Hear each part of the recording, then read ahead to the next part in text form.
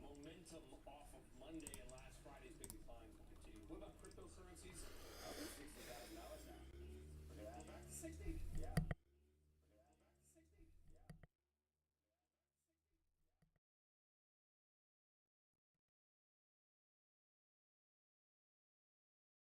Paris right now. U.S. women's basketball team set to take on Australia in the Olympic semifinals today. Ahead of that, I want to get back to Paris. Carl Kazania is there, and he joins us with another. I'm not sure why you guys can hear me. Sorry, I'm trying to look for my AirPods. Oh, they're right here in front of me. Sorry, I was trying to look for my AirPods. What's up, everybody? Good morning. Sorry for being behind.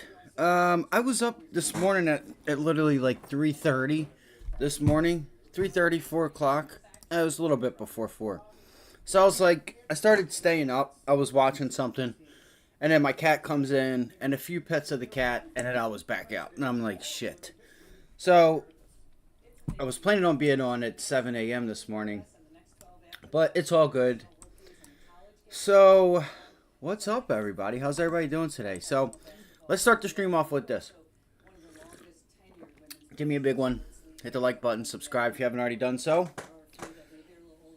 Donations, one-on-ones, all that stuff. Links in the description. If we help make you any money, you can give back to the stream. Again, I want to reiterate, it doesn't go to my pocket or for dinner. It goes to the stream. I still have 2 donations, I think, so far this whole time that we still have, and I'm wanting to get a few things here for to be able to try to. So I'm in a position right now where I'm like, do I continue to keep this free, or do I just start a Discord for a really low price where every day I can just go in and do lessons and really help you guys read charts. It's kind of it's not that it's a lot, but it is a lot. You know, it just sucks that YouTube doesn't have a way, or doesn't, you know, they kind of take advantage of their users. But, you know, it is what it is. Hit the like button for me. Subscribe if you haven't already done so. Share this with a friend or a random stranger. I don't care. But liking, subscribing, and sharing this would help others find us that would like to be here. So let's get into it. We're going to talk about the news. What do we have today? What's going on? That's the first thing. Where are the indexes? What's moving? Which index is moving, right? Which one do we want to be long? Which one do we want to be short? Let's get right into it. If you have any questions, throw them in the chat below. If you have any tickers you want to go over, throw them in the chat as well. We're going to get right into it because we only have a little bit of time. Today I'm going to tighten up a little bit. Yesterday I did not follow my plan. Yesterday's plan was there was a few different ones, but we never got the entries for those, and we'll check in on them. So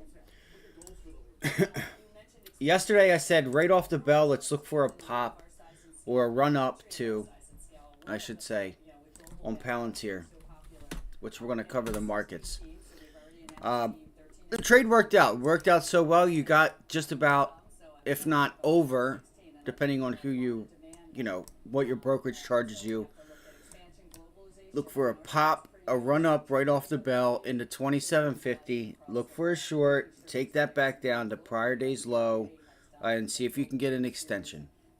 A lot of stocks did this, not yesterday, but the day before. If you guys notice, we rallied, we sold off at the end of the day. The overall market sold off Wednesday. And towards the end of the day, you had an opportunity to get a relief bounce. All right, so we got this relief bounce. But I didn't follow that plan. I missed the entry. I tried to take it again. Very small. So what this is leading me to really quickly is that if I call out a trade, please, I need you to get a hold of me somehow if you take my trades. I don't want any of you guys getting hurt. You don't know, am I packing on size? Am I, like, are you just joining me for the first time today and you don't know that Wednesday I've made my money for the week and I do not want to give that back? So these trades here, unless I feel very confident, how am I taking it, right? I don't want you guys to get hurt because I know that it's possible to make money in the markets consistently day after day. And I don't want to see anybody get hurt and just fall into this victimhood of thinking the market's a scam. All right, so there's that. So if you guys, again, are taking any positions that I call out, just let me tell you how I feel about the stock and not how I feel about my position. I could be on a winning streak and just be trying to force trades like I did last week. Towards the end of the week, I took a few small trades because I was just winner after winner after winner after winner, and I'm just like, damn, So there are these little hurdles that you'll notice that you'll go through with trading, where you're just like, at least for me, right? Where you have to really think about your decision making. So let's get right into it. The SPY right now still hanging out at the 100-day moving average. I need you guys to understand, in bear markets, we have big up days and big down days. All right, big up days and big down days. So just because we rallied our asses off does not mean we can't give it back. Just understand the environment that we are in right now. All right, so we're on a weekly chart. I really want to see where we end up today.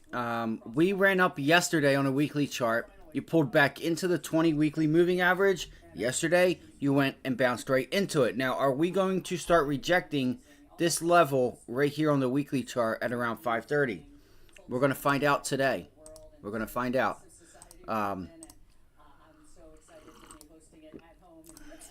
We have some data. Okay, we do have some data. I do not, or at 10 o'clock, we have some data today. We have Michigan consumer sentiment numbers. So this is what the level I'm going to be watching right now is the 100-day moving average from, it's like 530 to 528.50. Really, it's going to be that opening price, okay, from Wednesday. All right, Wednesday's opening price. You can see you opened up there around 528.33 area, 528.50. So that gray box is really what I'm watching. I'm watching the bottom end of the box and the top end of the box. That's the point of why I draw those boxes. It's not like, oh, let's see if it dances in the middle of it or anything. I want to hit the bottom of that box or hold the top of it or turn the top back into resistance.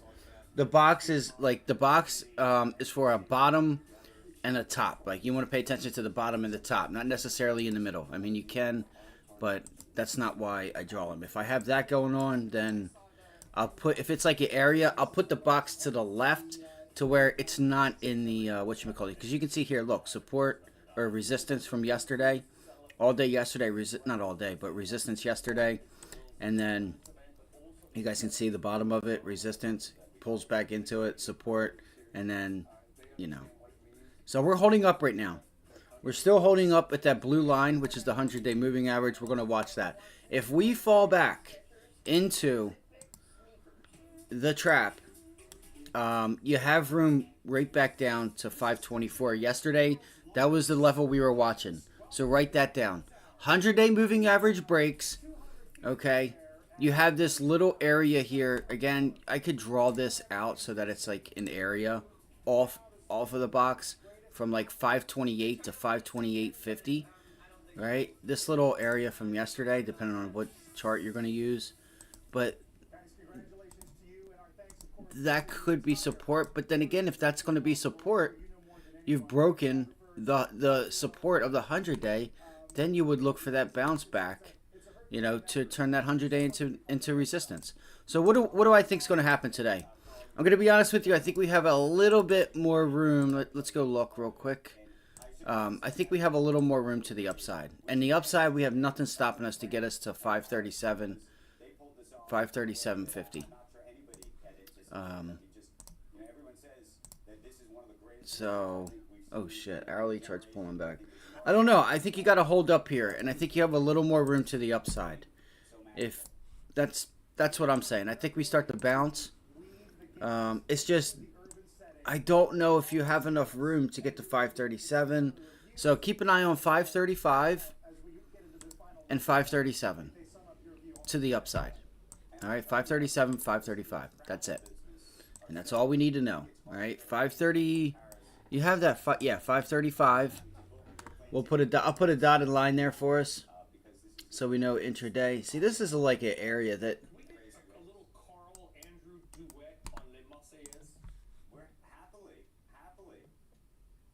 See, this doesn't look.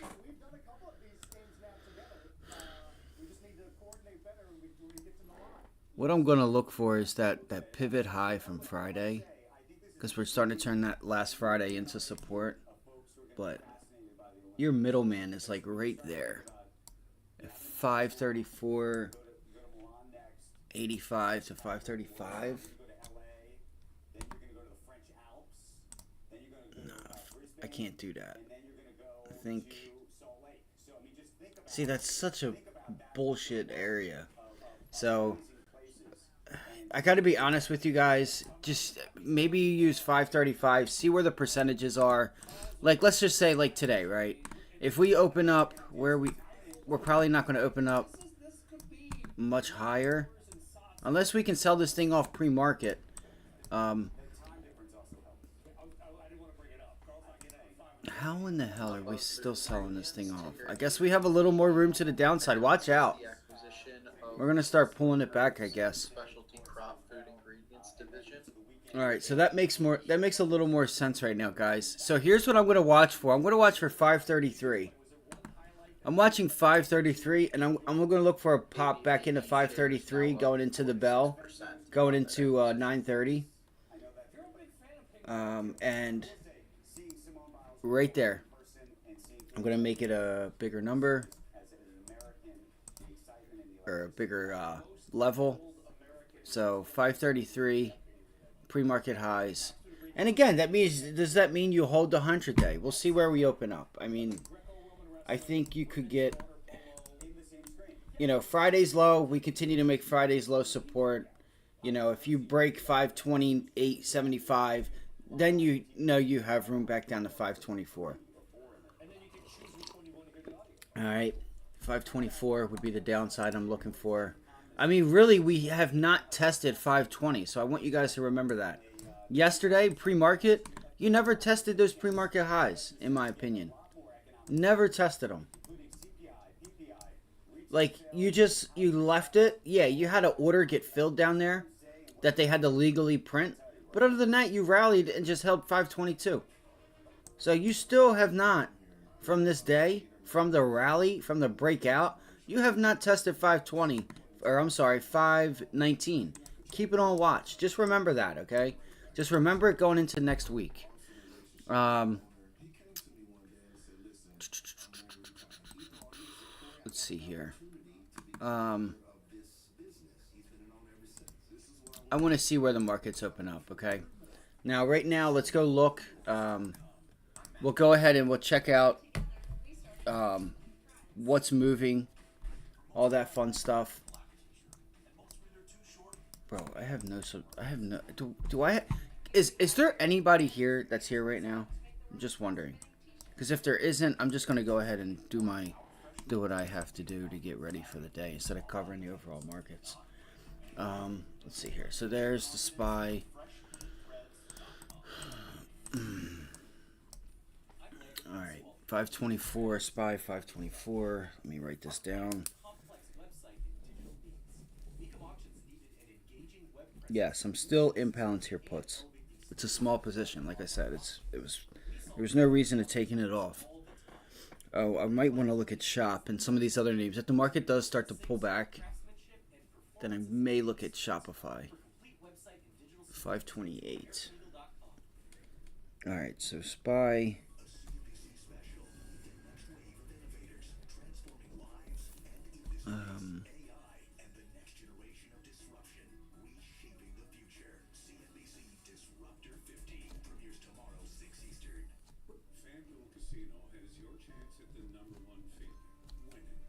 So here's what I'm doing, right? I'm writing 528, support number 1. Really, I would say support number 2. So S2, 524.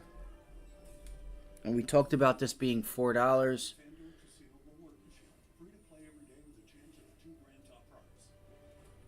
$522 to $519.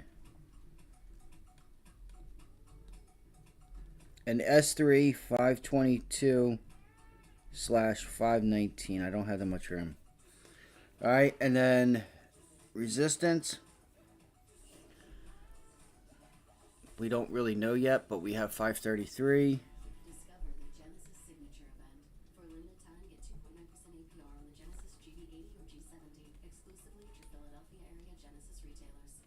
what's this going to do? This is going to help us so we know if we just keep pulling back, we know what levels we're looking for. So 528 holds, you're looking for 533, and then you have some room up to 536, 537. I'm personally going to go with, damn, there's a reason why I have this up there. I know there is. Or 533, and then damn, Friday's price action looks like garbage. It really does.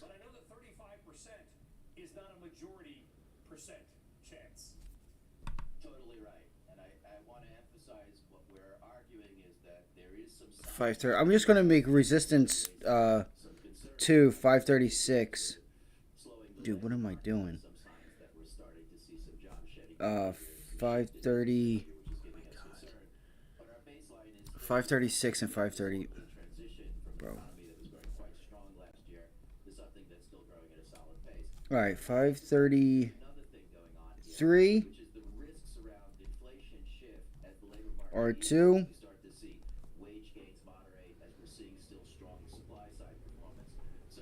536. You know what? I'm just going to do this, and we'll know. I'm not playing around with it. But 536, 537. I'm just going to put 537, 536. I'm going to do that. Edit properties. Bada bing, bada boom. And now we know we're good to go. Sorry about that. I know that took long. 536. I like to write it down, so. 536, 537. All right, good deal. All right, so if we can't get back above the 100-day moving average, we're sitting right now. We're pulling back. I think energy's pulling back or bouncing. I think they said there was a bounce. I don't think it's going to be enough. I just got to be honest. I don't think this energy bounce is going to be enough. Give me 1 second.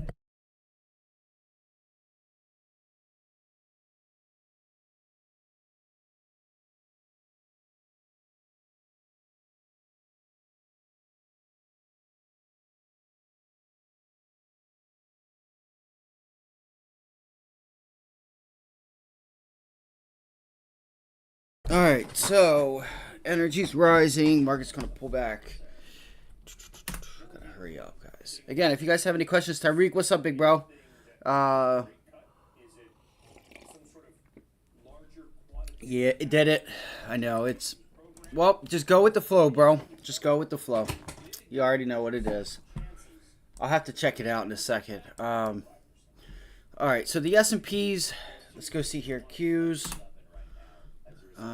Let's see here. Now I'm trying to go fast and it's not going to. So we are already pivot.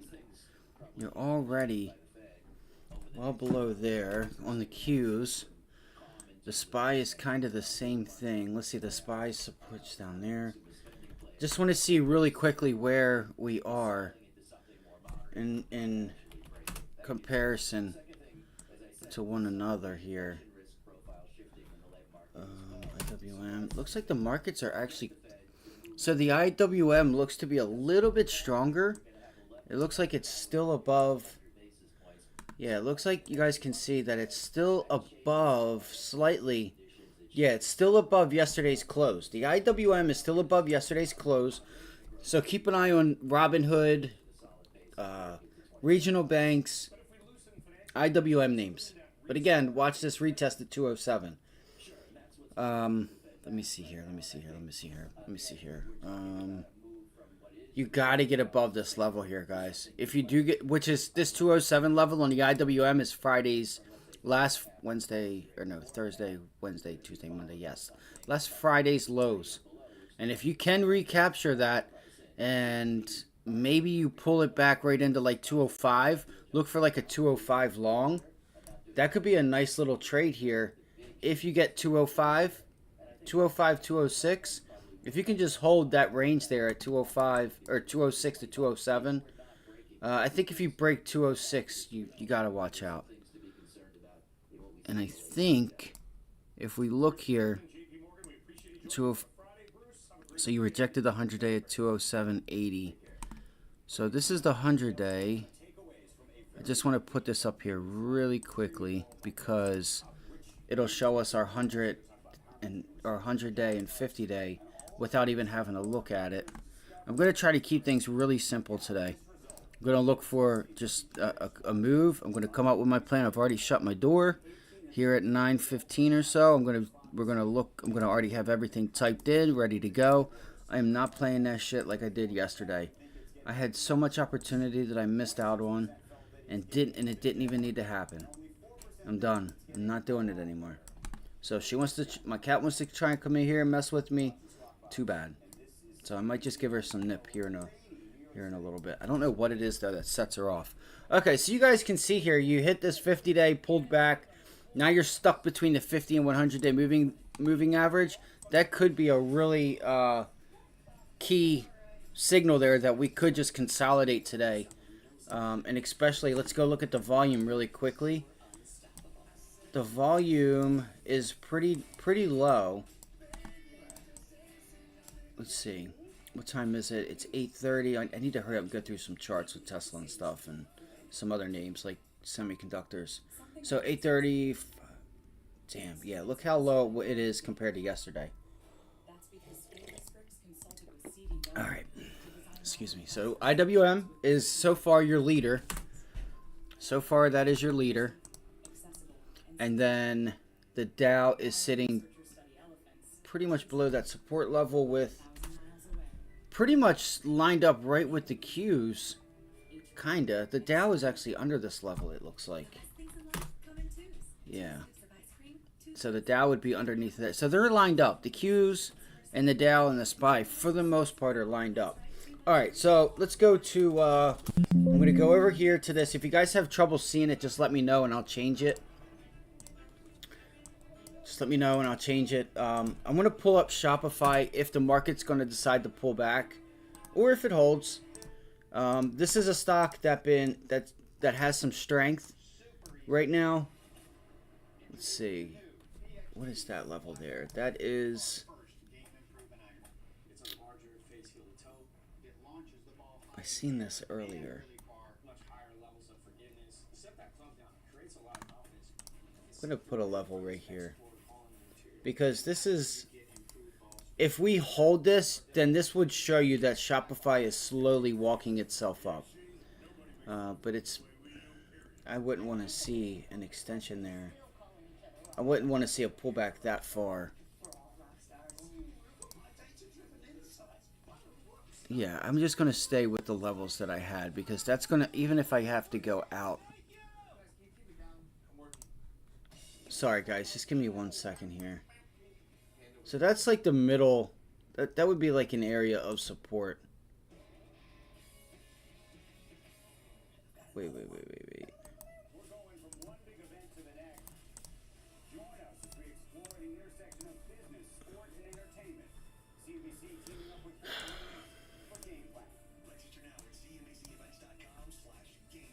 Alright, so $70. If you can break and hold above 70, then you have some room.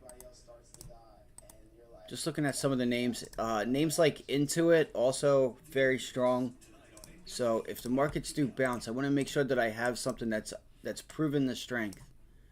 But this looks like it's getting ready to fall back down. Yeah, I would look for that level at 64.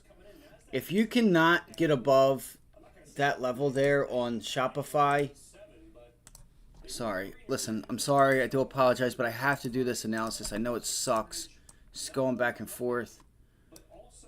So that's $70 there. Support, $69.96. $69.96. We haven't quite got there yet. Damn, that's a nice level on the 4 hour. Wait, so we put in a new high.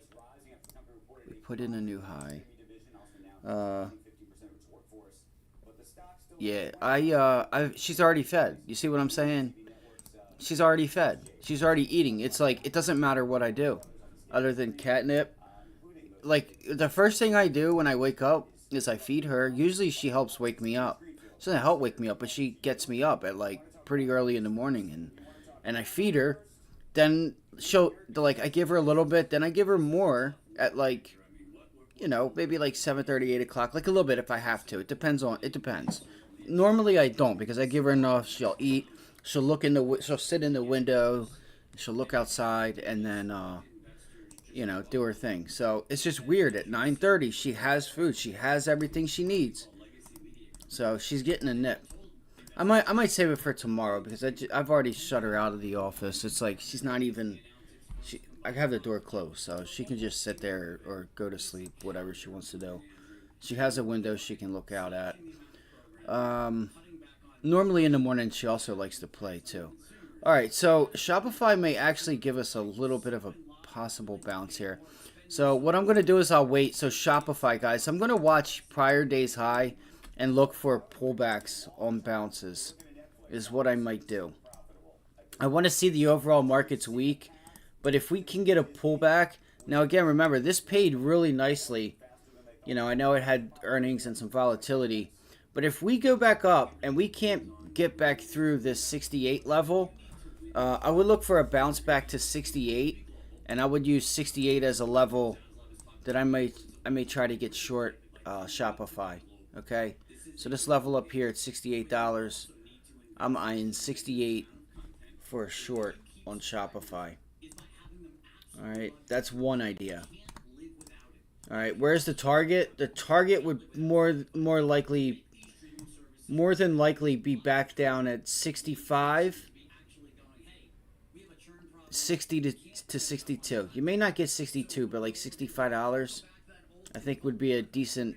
You know, you could get back down to prior day's close. We look for prior day's close. I mean, honestly, if we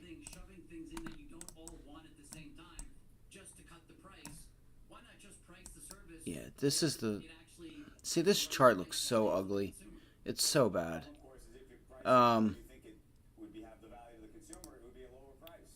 That is a nice double bottom from yesterday. You guys can see this little double bottom from Wednesday. Yeah, I would look for that because if you just start turning 68 into resistance, we'll sit here and watch it. If we start turning it into resistance, then I'm gonna have no problem. I'm gonna have no problem taking this thing short. No problem at all. All right, so that's Shopify. Let me make this a number 2. And I'm going to make a box here really quickly. Now I want to look at like large cap names too.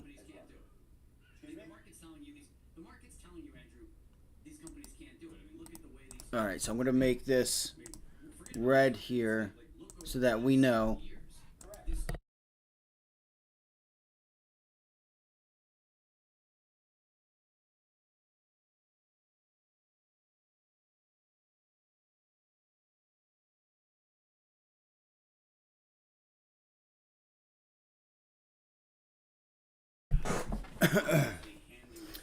All right, so there's that. All right, so that's Shopify. If we can't get up above 68, I'm looking for a move back down to 64. Hopefully it doesn't take it from us. Pre-market. 68 reject. 64 target. Or 65. 62.50. Yeah, 62.50. 68 rejection. So 65.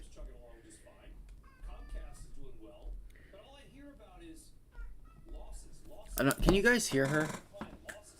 Come here. I don't know what. She's so spoiled. She gets tired of. Oh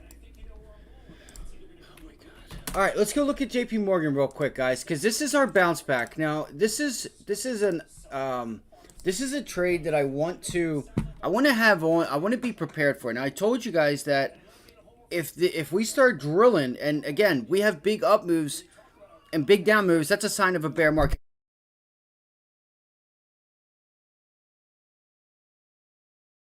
So I may try to put this on for a swing trade. I'm a little reluctant to go I want to tear into this. How about that? Let's put it that way.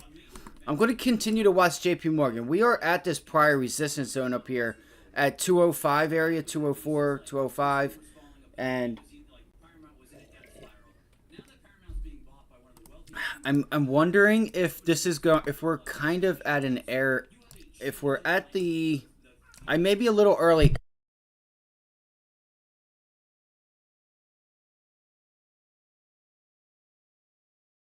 I feel so bad, but she's just really starting to piss me the fuck off. Watch 205, guys. All right, you guys can see here. We wicked up. We got above the 50-day yesterday, but more so that 205 area, we're still wicking at it. We cannot get up through there. And look at yesterday. Yesterday, the volume is dropping on the bounce higher. Volume's dropping on the bounce higher.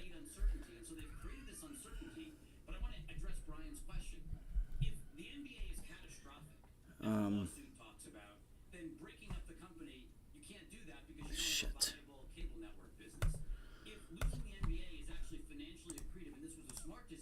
Let's see here.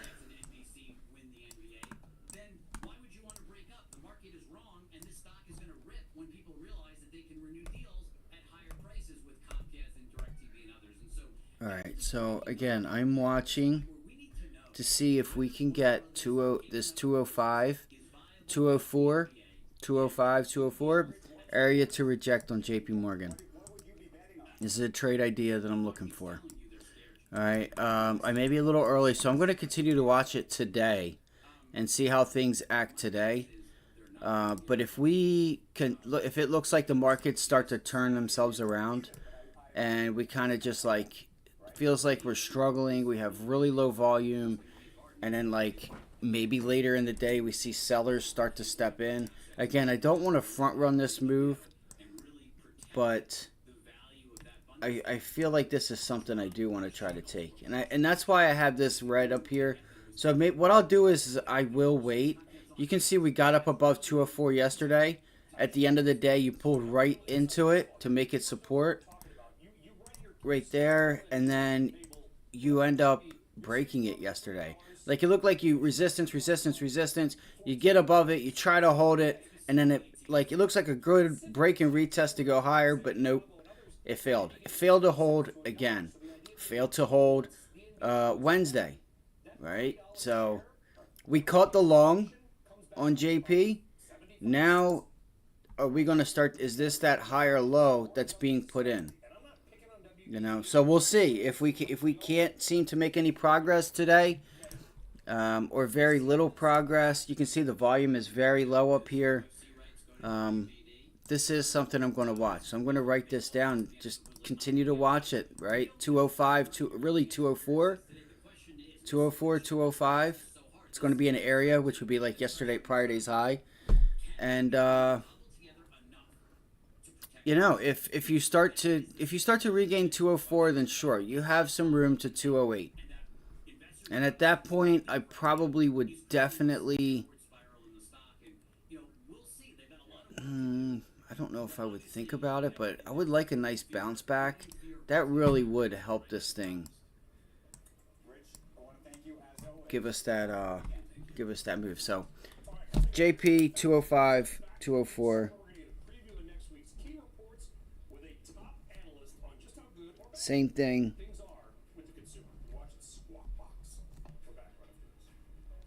I want to see if the banks start to be weak. All right.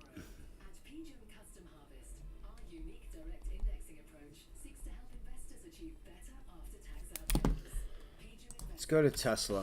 Tesla tried to make some progress yesterday. You guys will see here. Tesla still, and I told you guys, I said let's look for, you know, it rallied, it got above 200, it tried to hold it, it could not hold it, it broke it, it came down back to the 100-day. Now the 100-day acted as a bounce back. Now you bounce back into 200 to do what? To possibly just turn this thing into a rejection point. So Tesla in 200, if we can get this opportunity, I might think about it, and it's already doing it. It's already doing it. This is another bear flag, isn't it? Look at this. This is another bear flag. Another bear flag. Holy shit. It's another bear flag. Alright. I'm going to keep this trend line right here on watch. And we'll look for, if we get a bounce back, we'll look for pullbacks into that area there. So it looks like you're going to have some support helping you out at 195. Yeah, it looks like 195. It's going to be the 195 is the calling. So look for pullbacks. You know, the thing is, it sucks because it's just stuck in a range again. So it sucks. It is what it is. So if you want to look for a bounce back rejection up there at 200, you have a 5-point move back down to 195. Still really nothing there yet. Just take notice of this wedge that's forming there. Just take notice of that. I don't know if you know, again, I don't know if you guys want to just try to get short the bounces up here and go out to like next week. But it looks like things are about to get interesting here. It really does. It looks like things are about to get interesting. All right.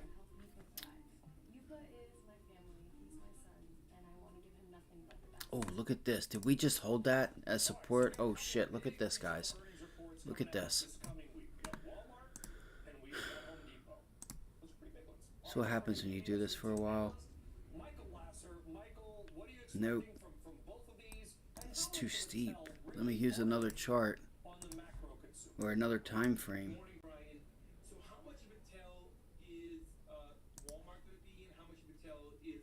Oh, shit. Yeah, look at that. Look at that. Let's see if it just held that. We'll see. I don't think that that's the case. But if that holds, watch out on Tesla. Look at that. You had some okay volume yesterday, but nothing crazy. So I don't believe that that's the case. I would like to believe that it's more so like this, right? Leading us into like whatever's going to happen next week.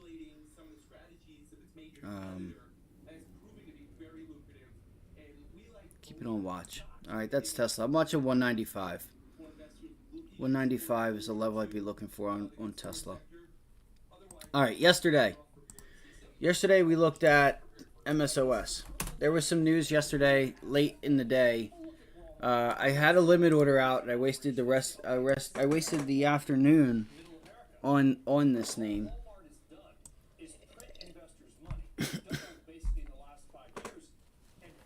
And just had a limit order sitting for about 45 minutes and never got filled.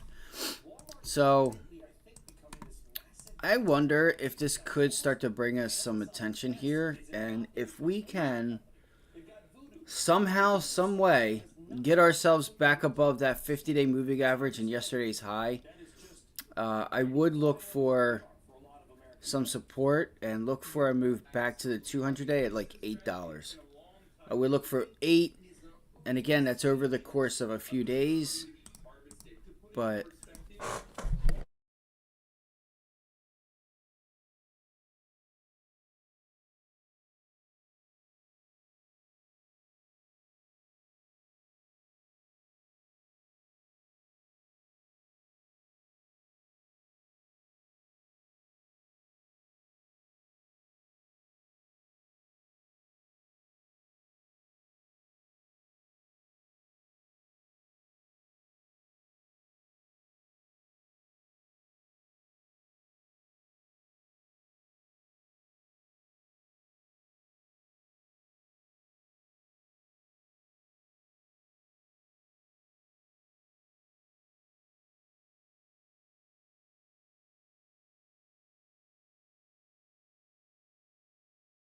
I'm here, guys.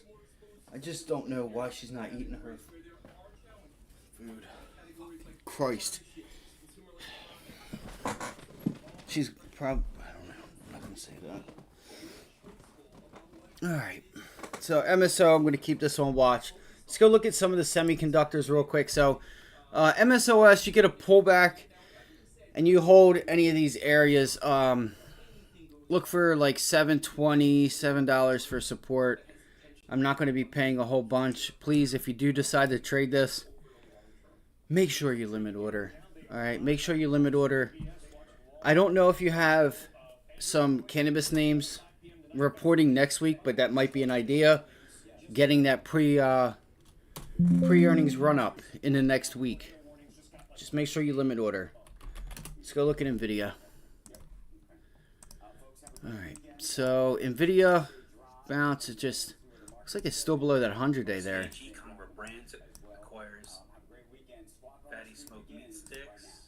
He said fatties.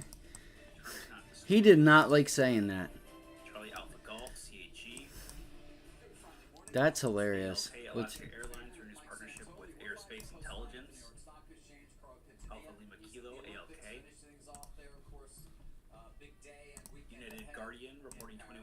Up from 10 cents year over year. All right, so here we go. NVIDIA. Sales up from 2.65 million. You're up above the 100-day. See if the 100-day holds. If the 100-day continues to hold, then I think you look for your bounce. And that bounce takes you to 108. Maybe you get 110. 108, 110. So you got to ask yourself, is it worth it? Is it worth it? There's no meat on the bone. You know, you really start. See, here's the thing.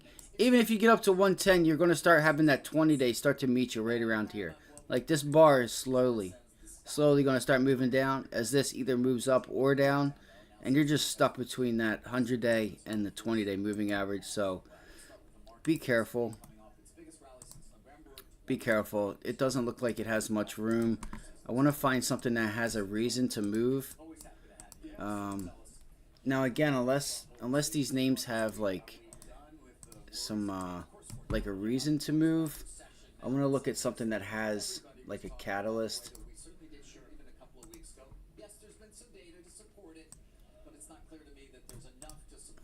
TSM. So TSM is making. Let's see here.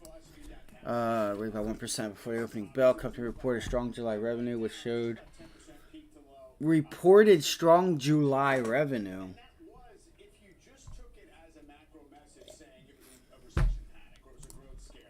Something's going on here. Hold on.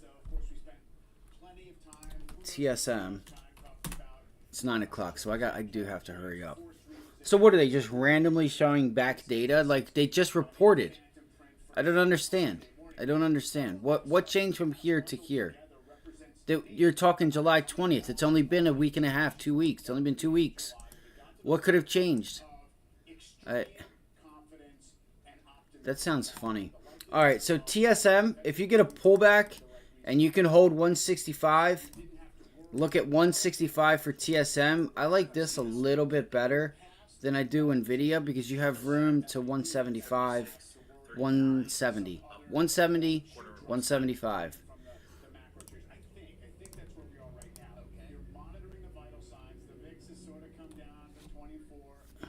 Yeah, that you got a range there you got a $5 range. That's what it looks like. Just want to make sure you don't have any. Yeah, look, you have the 20-day moving average right there. So flat top resistance. If you can't get through 165, then you got problems. You're going to start rejecting that area, which I think you could break through and fill the gap and, again, get to 175. But I would just be careful. Look for bounce back longs. That way you can take some profit off if it does fail. Or if it does fail and you buy correctly, unlike myself yesterday, you'll know fairly quickly that, you're wrong. All right, so I wouldn't recommend going long, but again, I could be wrong. I was wrong yesterday.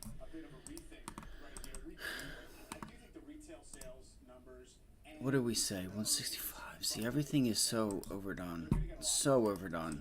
We're getting Walmart, right? Yeah. Home Depot. We're going to hear a little more tangibly about how the consumer has done this summer. That matters. Earnings in general, I think, are fine. They're kind of supporting the overall story. The problem is the S&P got to almost 22 times forward earnings at that moment of maximum confidence in a soft landing, and also at a time of extreme low volatility. So I think you had all these forces, this agreement on the soft landing, this agreement on where the Fed was going, that was suppressing volatility. You had the leadership of the Magnificent Seven, which had the effect of smothering. Yeah, I was wondering what was going to... My charts were screwing up. All right, so you got some support and resistance here. Look for pullbacks in, again, 165 TSM. I'm going to take a look at this myself. It is a bit overdone. 165 holds. Then you look for a run right back into high a day. 170. And if you're lucky, maybe you get a 175. But I don't know if you will. I can't say if you will. Maybe you do. Maybe you don't. I would be careful. Pullbacks. So we're above here. Oh, and you have the 50-day right there as well. So that 20-day moving average, and look for that 50-day at 168 as a possible resistance zone. Okay, that's TSM. All right, Intuit. All right, Intuit has been a stock that has been very, very strong. I want to look at this really quickly, guys. Hold on one second. NKLA, Nikola reporting. Oh, Nikola. Q2 results. Nikola. I would love shorting this thing. I love shorting Nikola. Let's see here. All right. But usually it's a strong finish to the election year, after the election, or at least when the market seems to have a fix on. Did it already report? Starts to just anticipate it being behind. Let me see. Mostly the market wants the election over, just like it just wants these macro prints to be over. Yesterday, It's already a bit overdone. This wouldn't be the best time to get short. I just had stuff in my head. Okay, into Upstart. I'm sorry, not into it. Upstart. All right, so again, Meta, Upstart. I'm teetering. A loss. Hold on. $2.67 versus the loss of $2.78 estimate, so that's a slight beat. So they had a slight beat here, which it looked like it was overdone. NKLA. That it could bounce on Nikola. It's not really moving. It's not really moving, guys. It's not really. I guess maybe they must have gave out earnings or something over here, because it looks like it's already moved. So, all right, UPST. All right, so if this market next week, today, if it finds a bounce, yesterday I missed this entry, but I said a pullback into $32, we would look for a long on this name. It still has a ton of volume with it. This thing, I feel like, could be an institution's like gold mine. This thing's on the lows. There's changes being made. They beat earnings. Like, this feels like something that there could be something there. We got to get through $36 first, $35.50 to $36. It's more so like 36. You get up above here, then you have really nothing stopping you up to 45. So let's look for these pullbacks. And listen, a consolidation up here would be okay. What's a consolidation going to do? It's going to start to bring your moving averages, start to yank them up to you. All right, this has a lot of room. Like, there's a lot of price action that's just sitting here from 20 to 30. There's a lot of price action. So that's why you're seeing the moving averages are literally like flat.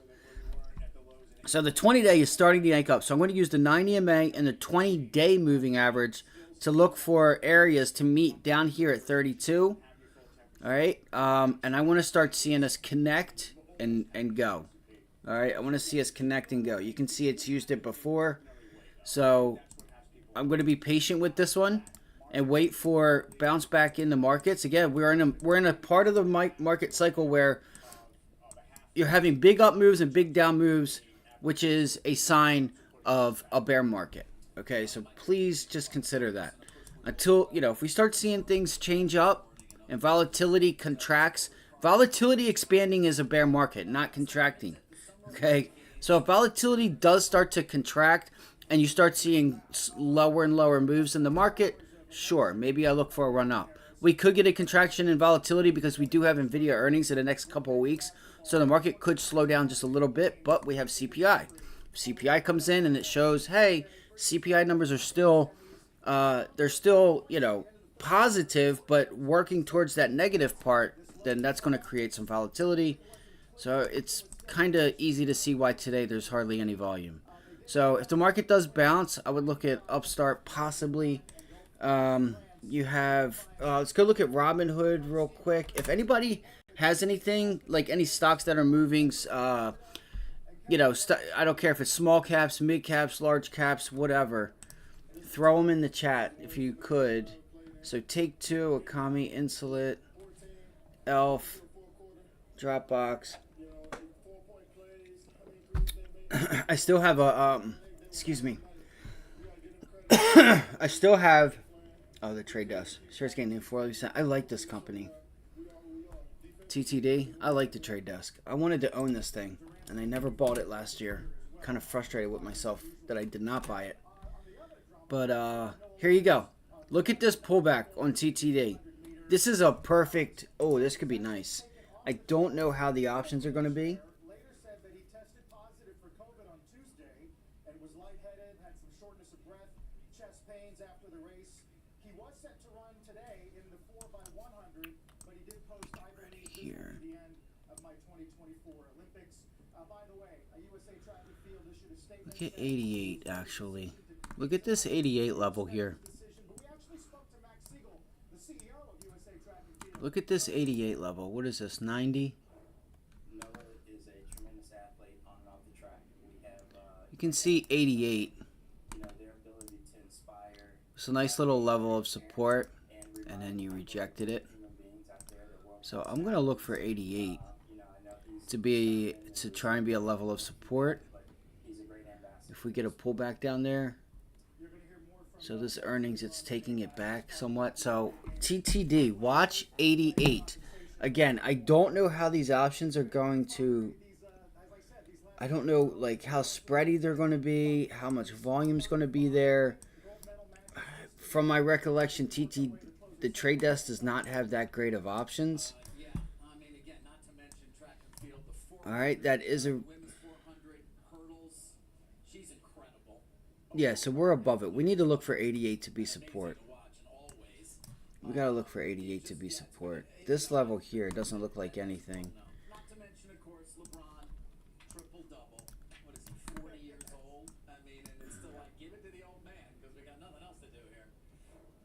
Oh, that is a nice little area there on the daily chart, but... Steph's Olympic debut, right? He's just a few years away from 40.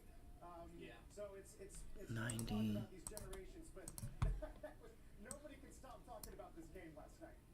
Yeah, I guess it basically... Nobody could stop talking about it. I didn't... Let's see here. In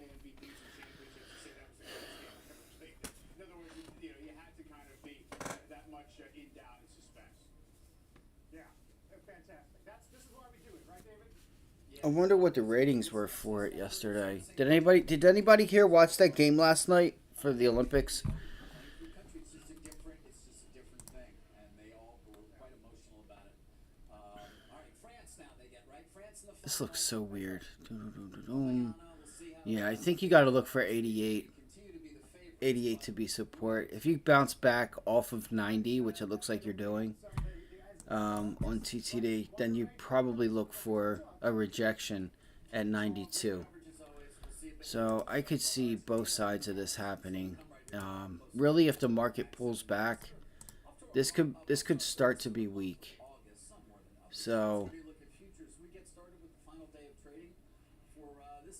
damn, this sucks. That chart sucks. This chart sucks. Like, you see there, you just turned that 92 into resistance, so I may not even worry about this damn thing. Let's go look at AMD and ARM. Let's go look at some stocks that we know and like, that we know we can make some money with. Okay, so look, AMD. So you have another rejection up there at 140. you're pulling into 135 right now, which was that that level we said to short Wednesday. I gave you 3 levels. One being 139.50 to 140, and then that circle there, you double top that at Wednesday. That was the short area. So let's see here if you get a bounce back into 136, 136 if semiconductors do try to pull back here. Palantir is holding up really nicely at 29. I would keep an eye on 29 for Palantir. Oh, man, this sucks, man. This sucks, guys. That's like the gap in my health insurance. Gap in your health insurance? It didn't cover everything when I got hurt. Good thing I had Aflac. So we'll see if we get this bounce back if it ends up rejecting.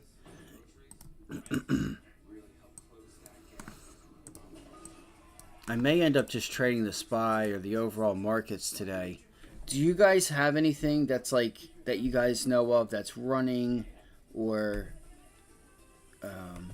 anything you guys want to cover? Let's look at ARM real quick. So ARM looks like it's at. Running for dear life, and it's just a matter of me versus the clock. Putting myself in the best position coming home to. Damn, so ARM is way above Friday's close here. Hold up. Things that I want to accomplish. I'm just excited for the world to be back together, celebrating the gift of sport. The Olympics tonight on NBC and Peacock. It's time to finally take the exit and discover Havre de Grace, Maryland. Culture meets small town charm in our welcome All right. waterfront community. So ARM has 200-day moving average now coming in. Attractions along the promenade. Whether you want to catch a live show, enjoy a peaceful hike, or hunt for antiques. Okay, so we can see here, this level, we broke below it on some volume. So here's what I'm going to do. Keep your eyes on this level here, especially if they start to pull back. All right, what I'm going to do, dude, why is it giving me all this stupid shit? I'm going to look for ARM, ARM, which you rejected there yesterday. So we only have just a couple minutes. Let me log in. So you guys can see we're underneath of that prior support level, right? You regained it, you rallied through it. Now you came all the way back down, and you're bouncing into 121.50 is what it looks like it is, 121.50. And I want to see, bro. I want to see here if you break above 120. Yeah, what is that? 120? Is that what that would be? Let's see here. 119.65. Let me throw up the 3-minute. So it looks like it might be 120, guys. Let me take that back. It might be 120. If you can pull back into 120. Nah, see, that doesn't look right either. It doesn't look right either. I like where I have it.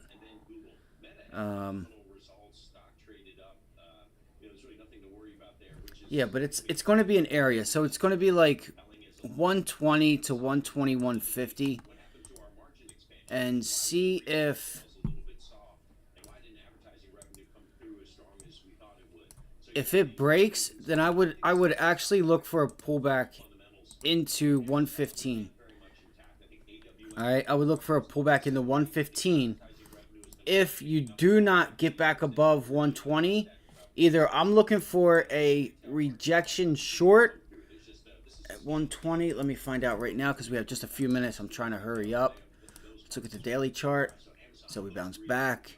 The overall markets, I also think, can bounce back to reject. Just keep your eyes on the cues is what we're going to have to do, guys.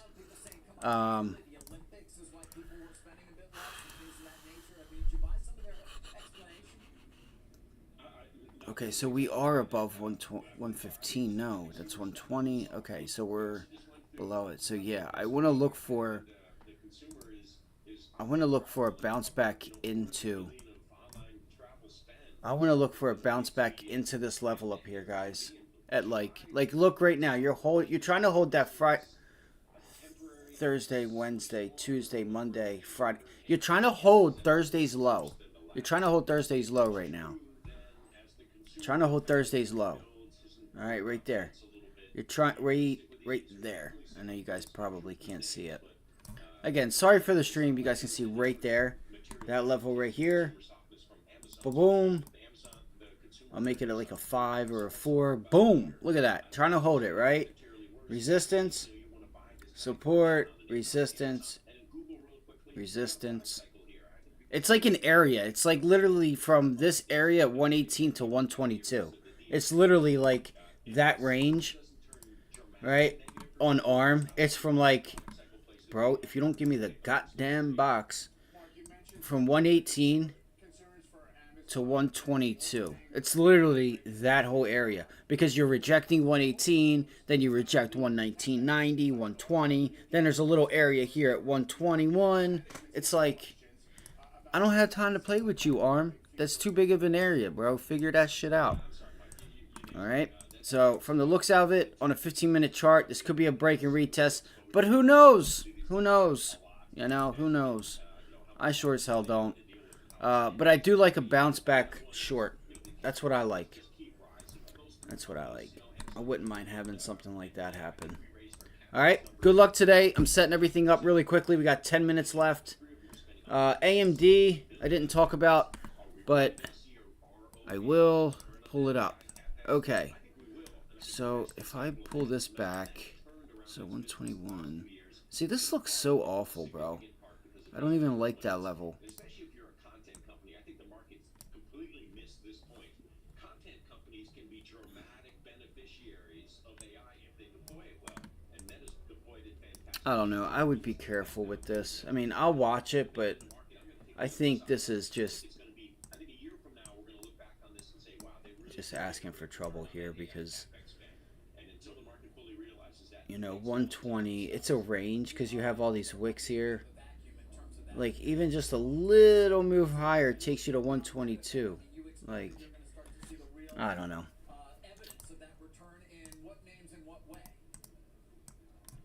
So, yeah, pullbacks into 115. So, where we are right now, I'm just wondering if we do get another bounce back into 120 and then we reject and pull it back into 115. Or if you get that pre-market high.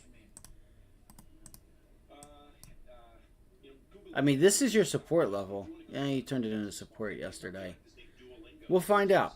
We'll find out. We'll see what happens here. So what I'm doing is I'm going to watch Wednesday's high on ARM. That would be Wednesday's high. And look to see if you can turn that into resistance. And you can't get back above it. Start turning 120 into resistance. And then you look for...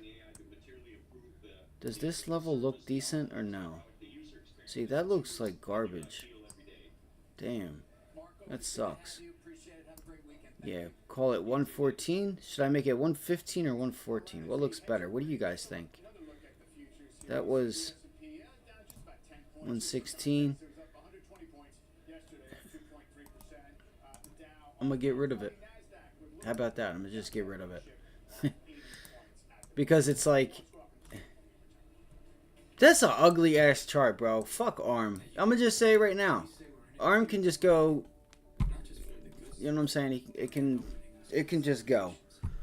ARM can go. I think this chart is so ugly. If you're gonna think about trading ARM today, good luck to you. God bless you. God bless your soul. God bless your family. God bless everything about you. I'm good. I mean, they could have some room. Don't get me wrong. Like it looks enticing because if it doesn't, hold on one second.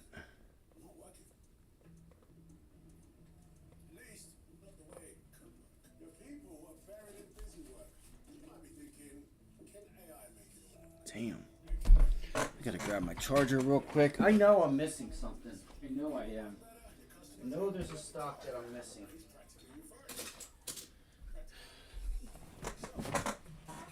I know there's something I'm missing.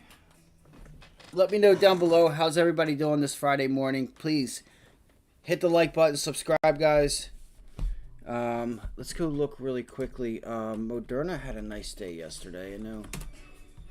I'm sure there's not a lot of people watching this name.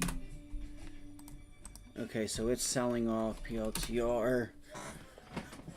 All right, what time is it? 9:24.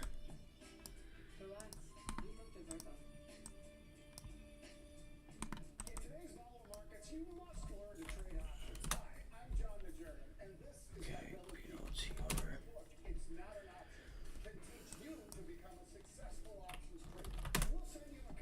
5 minutes, guys.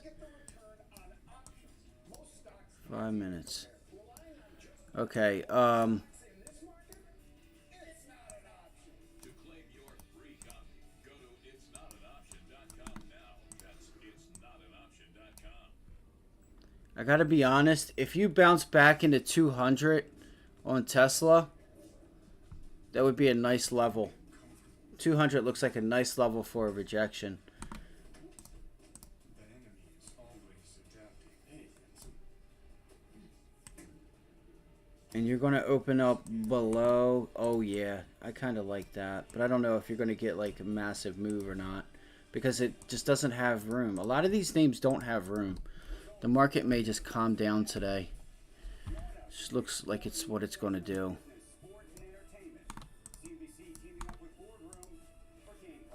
Register now at cnbcevents.com/gameplan. Take a look at the biggest laggards so far for the week on the S&P, led by Supermicro, of course, reporting earnings the other day. Warner Brothers Discovery, we've discussed a great deal over the last day as well. Charles River, an interesting story there in terms of pharmaceutical companies perhaps not spending quite as much on research and development, and that hitting Charles Okay, so AMD could have a move to 150. Look at that. Isn't that funny? I think she's doing it again right now. I want to know what it is that sets her off. Hold on.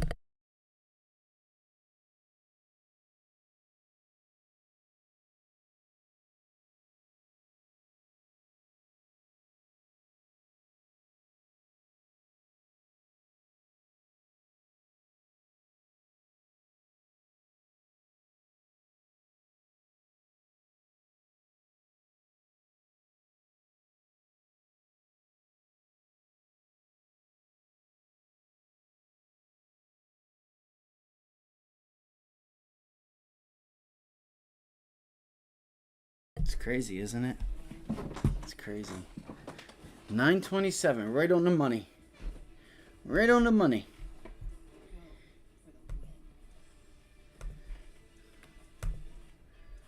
Alright, so good luck today, guys. Got a few names I'm going to watch today. I don't have, like, let me see here. What time is it? It is 9:27. All right. So, listen, remember, keep your expectations within par. If the market's bouncing, stay with what's strong. And look, you know, just understand that the bounce looks like it's going to take us into resistance. And it looks like some of the names, like NVIDIA, like, it looks like you're going to deal with chop. Like, it looks like as soon as you, like, start to get a move, you might want to think about taking your money unless you're going out to, like, next week. It just looks crowded from where we're at, right? If I pull up NVIDIA, you can see here, here on the 15-minute chart, you can see, okay, cool, we have rooms to the highs, and then we pull it back. It's like, okay, what, you have some resistance there, like 105 to 110. I mean, that's a $5 move. I guess that's a good range. You know, 107.50 to 105. It's not bad. But, you know, just if you guys take anything I take, please let me know if you're thinking about taking it, because I would like to let you guys know, and maybe I'll just go ahead and let you guys know exactly why I'm doing what it is that I'm doing, and how I'm doing it. I can tell you guys right now, today, I'm not going to be going crazy. I can already tell you that. I'm not going to be sizing up. I had a nice day Wednesday. Nothing crazy, but I made my money, did my job. Let's see here. Let's go here. So I'm good there. I'm good on this. Good. We got 27 seconds. There's just, you know, I don't know of anything that had earnings or anything that looks great. I really don't. It just looks like everything is crowded, in my opinion. Extending yesterday's gains following, of course, what was an earnings beat, certainly revenues, commentary as well. The SPY real quick. Davis on our air, the company's CEO. Okay, so the SPY is still underneath that 100-day moving average.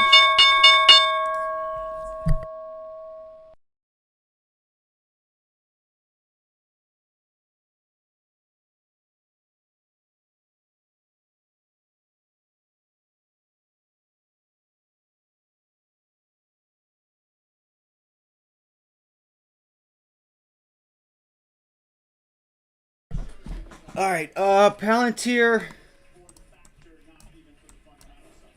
Watch this level here at 29.53. QQQ. Just sitting here in the range. Again, you have this little range here from 445 to 450 on the Qs.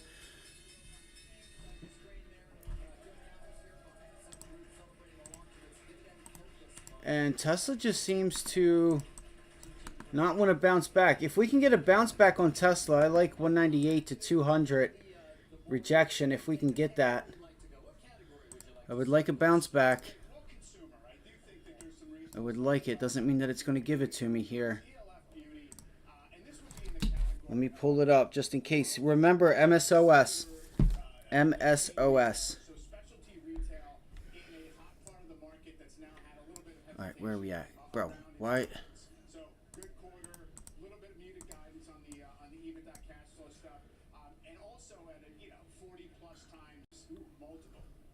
Could have, let's see, yes, Friday's VWAP is right there. There we go. Get that bounce. Get that bounce. We'll look for that rejection. And look at that rejection right there at prior day's VWAP at 197.47.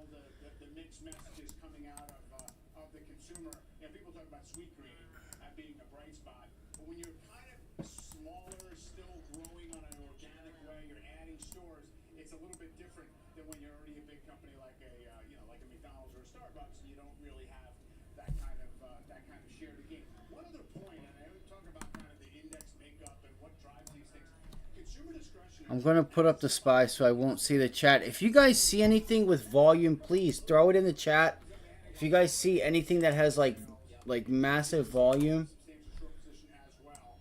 be nice to put it in the chat. Look at that $7 put. That's kind of tempting, guys. These puts, they're wanting 6 to 7 cents for those $7 puts on MSOS. That could be a nice trade there. Just keep an eye out on that 15-minute trade line down at $7.12. They should have canceled my order. Let's see here. Oh. So it just shows you that the market as a whole is not as consumer dependent as the U.S. economy is. Part of that is autos, huge, spending category, but trivial in terms of market. I don't know what's going on. Keep in mind when we say sort of thinking that the market goes the way of the consumer. Also, of course, Costco, Walmart, Target are the consumer staples, which is kind of just categorization stuff. We got another name, which is Capri, which is also down on earnings. A bit of a slowdown there as well in terms of. Okay, the SPY 531. Watch that high from yesterday, right above that, right above VWAP. Oh shit, I forgot about like Google, Microsoft, Apple. I forgot about them boys. I forgot about them.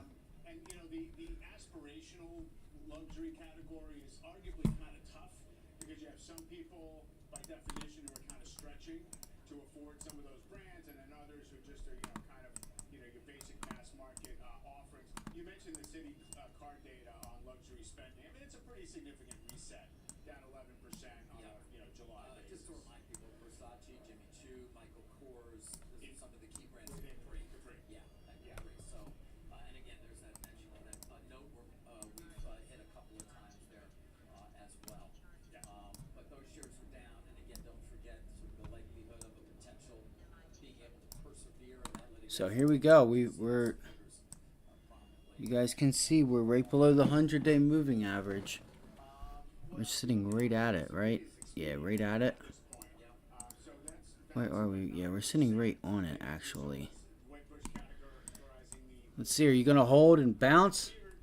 What are you going to do? You're going to sell off? I think, in my opinion, I think the SPY looks like it's trying to suck. Let's see. I was going to say, I think it looks like it's trying to suck some people in here. So what I'd be watching for right now is it holding up? I have so many things on this chart. Again, we said we could look for pullbacks into 528. Yeah, 528.50.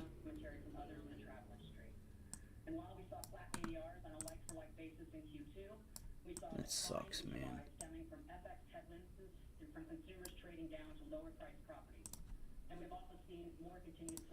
SPY is not going to move today. So far, it doesn't look like it's going to move. I mean, you know, it had been, I don't know, well off its high, so it's not as if it's coming off of a strong level, but, you know, echoing some of what we heard from Airbnb as well. Just more careful consumer, shorter stays, etc.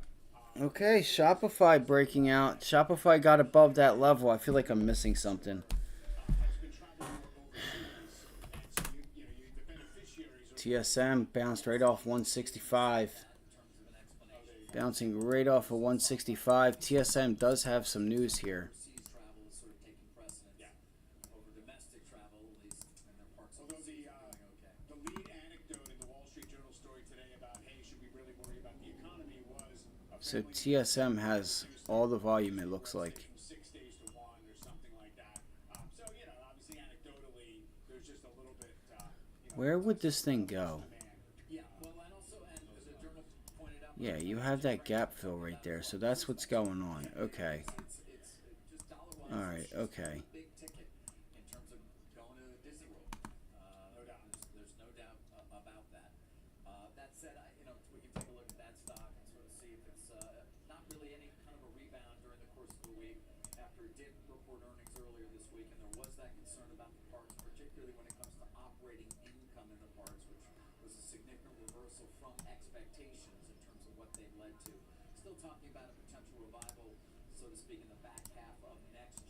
Here we go. It's pulling back right now.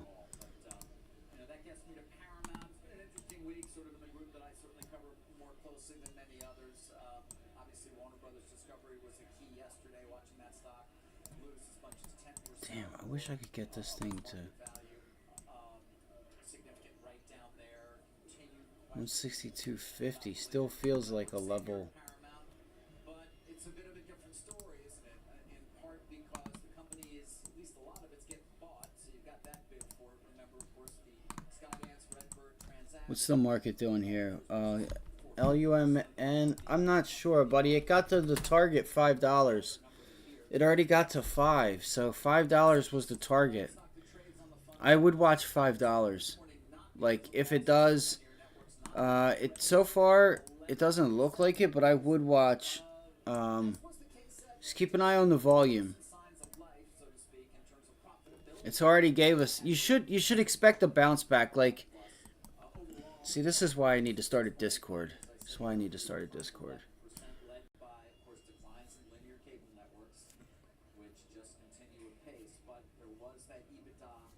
It very well could. Very well could. You sat on it all day yesterday, and you never got off of it. So expect a bounce off of it to try and fake some people out. Just keep an eye. Here's the thing. Watch level 2 in time and sales, and you'll get a real feel for the depth of the market and who's in control. All right. Tesla. So Tesla is bouncing into that level. Okay, let's watch this. Let's watch this level up here on Tesla if it gives it to us.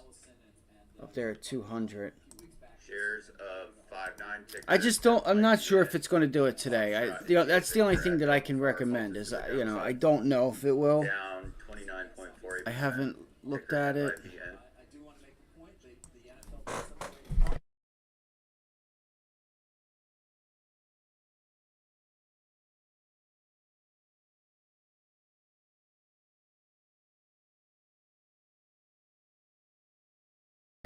All right.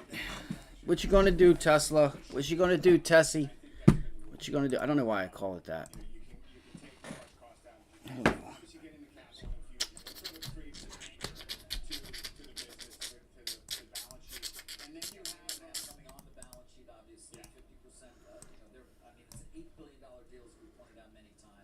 Ticker SKIN. Sandy Kilo India November. The beauty health company shares are halted to the upside. Currently at minus 12.4%. Ticker SKIN. All right. Look at JP. JP just doing what they do. Just taking motherfuckers' lunch money. Just taking everybody's lunch money. Holding the 50-day. Apple bumping into the 50-day again. So if the market's going to bounce today, let's go ahead and take a look at Meta. I'm not sure. I'm trying to get it up. Everything is being slow for some reason. All right, 5-minute chart. Let me refresh it. All right, so that's a nice pullback. That's a nice break and retest of 528. Nice job. So we located 528. All right, now we got to hold 530, and we look for a run. The resistance zone would be, I have 533, and then 536. All right, hold up. Hopefully it doesn't just sit here in between this level. So pre-market, it was pre-market, it bounced off 528. And now it looks like we just turned prior day's high into resistance. You got to watch this volume here on this rejection on the SPY.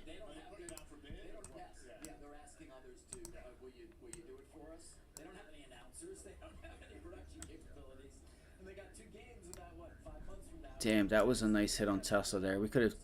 Wait, this is Microsoft. Shit. What am I doing?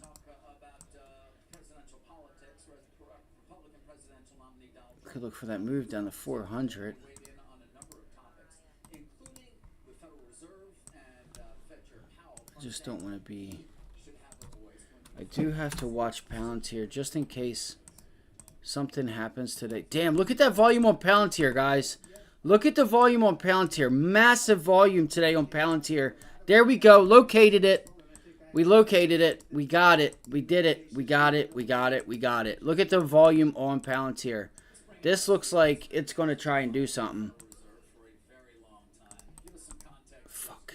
Sorry. Sorry for the language. All right, Palantir, guys. We need... It's already bounced off 29...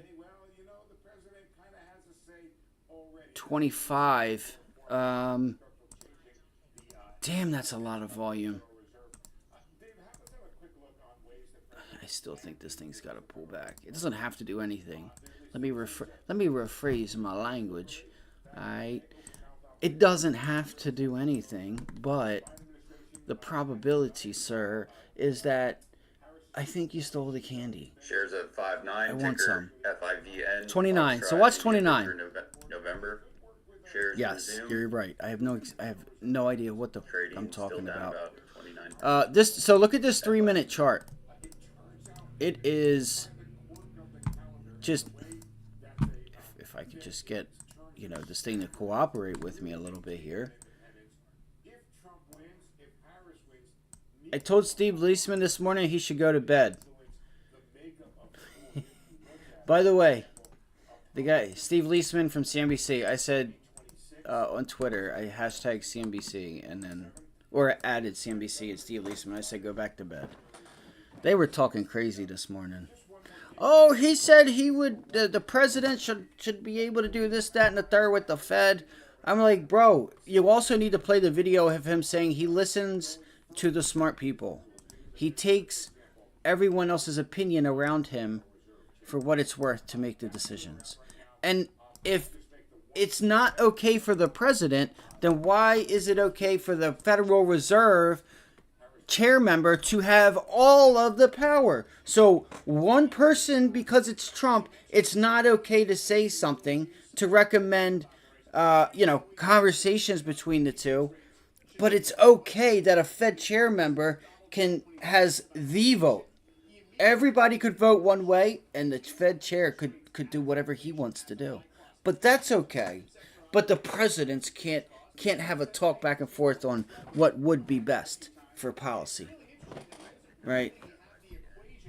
But and let's not also be a credible news station to also play the clip where he says, literally, he takes everyone's opinions and thoughts into consideration.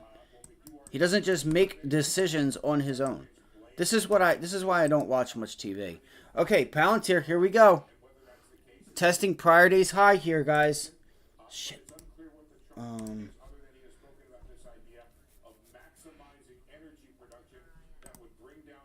Let's see here. That's a nice move.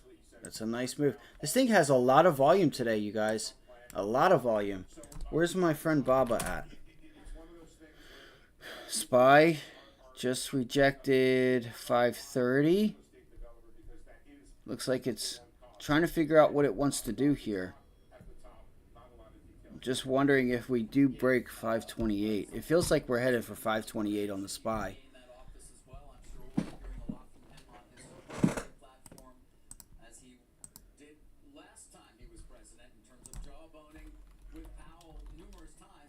Responded with basically saying, didn't he kind of call him the enemy, a worse enemy than China at one point, Steve? Worst enemy, yeah, he did. And one more thing, David. Trump has had some good instincts in business. He's had some bad instincts. So you don't quite know. Oh, that was the other thing. Guess what? He tried to use Atlantic City. I'm not sure yet. Let Palantir figure out what it wants to do. I don't know yet, buddy. I don't have that just yet. I'm not sure. Right? I'm still looking. I don't know. If I had an idea, I'd already be in it. All right? Right now, I'm coming up with reasons for both sides of this trade. See, sometimes, like now, you have to understand, is there a trade there?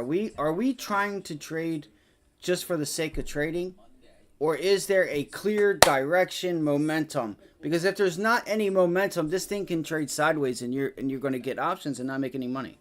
So that's the decision we also need to remember, is are we taking it upon ourselves to trade just because it's Friday and the market's open and we're just trying to place a trade?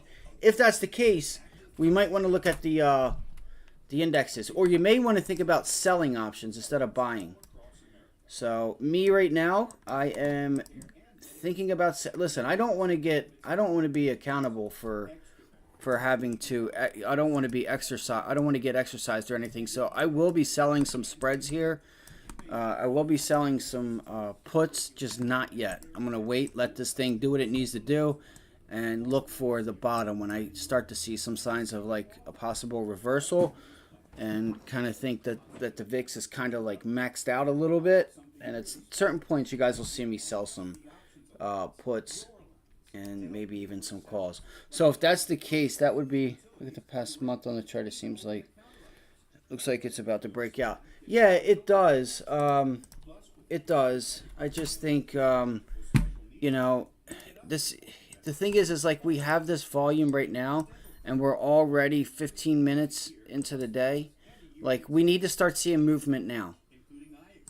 Like if you want to buy calls, I'd be careful. I got to be honest with you. I'd be careful. But if you do get calls, I would look to get time on them. If you want to do it now, sure. I would just be careful that if you get a test up here at $30, make sure you take some of it off and take that money back in your pocket. And if it looks like it's trying to go the other way, just take it off, right? And then if worst case, if it breaks and then you look for that hold at $30, then okay, you got to pay up a little bit, but you got the clarification that it's going to break out. I still think that it's not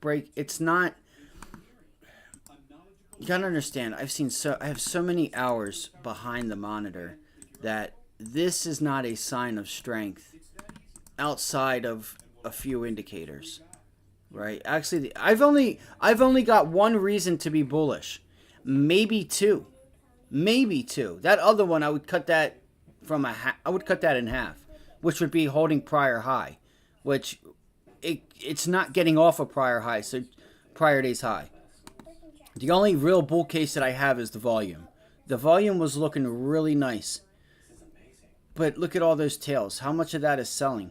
Ticker SKI. You know what I'm saying? Sandy Kilo So in November, the Beauty I would Health Company I would shares be resume careful. continuing to It needs spike, and it's not giving me down around the 9%. setup Ticker that SKI. screams or that's telling me that there's an institution behind this, because once again, I've showed you guys. Go look at a chart of, like, let's just say UPST, right? You want to see something, you want to see a chart that shows you momentum right there. There was another one I said, put this on your wall. Right here. You see this? There's a lot here that I could go over. I'm not going to right this minute. But Palantir is not giving us that just yet. It's figuring out what it wants to do. We still have to figure out, what's the overall market doing? You know what I'm saying? Is the IWM pulling back or is it breaking out? Because if the overall markets are going to pull back, it's going to be a little hard for Palantir to separate itself unless it has some real news. Teaming up with Microsoft is not real news. Like, I still have yet to hear how much Microsoft and or someone else is going to be paying them. They may not be paying them anything. They're just teaming up. Like, Palantir does have a lot of bullish things. They're doing a lot with airlines. They're doing a lot with the military. Like, there's a lot of videos and things that I've watched from behind the scenes from the company Palantir. If you guys don't know and want to get some insight, this is for anybody that wants some insight. All right, just go to Palantir's YouTube channel, and they show you guys a lot of stuff. I'm just going to pull it up really quickly. I'm going to go right back to the charts. PAL in tier, even though I spelled it way wrong. Way wrong. What's going on here? Whoa, whoa, whoa, whoa. No, Palantir. Palantir. I still spelled it wrong.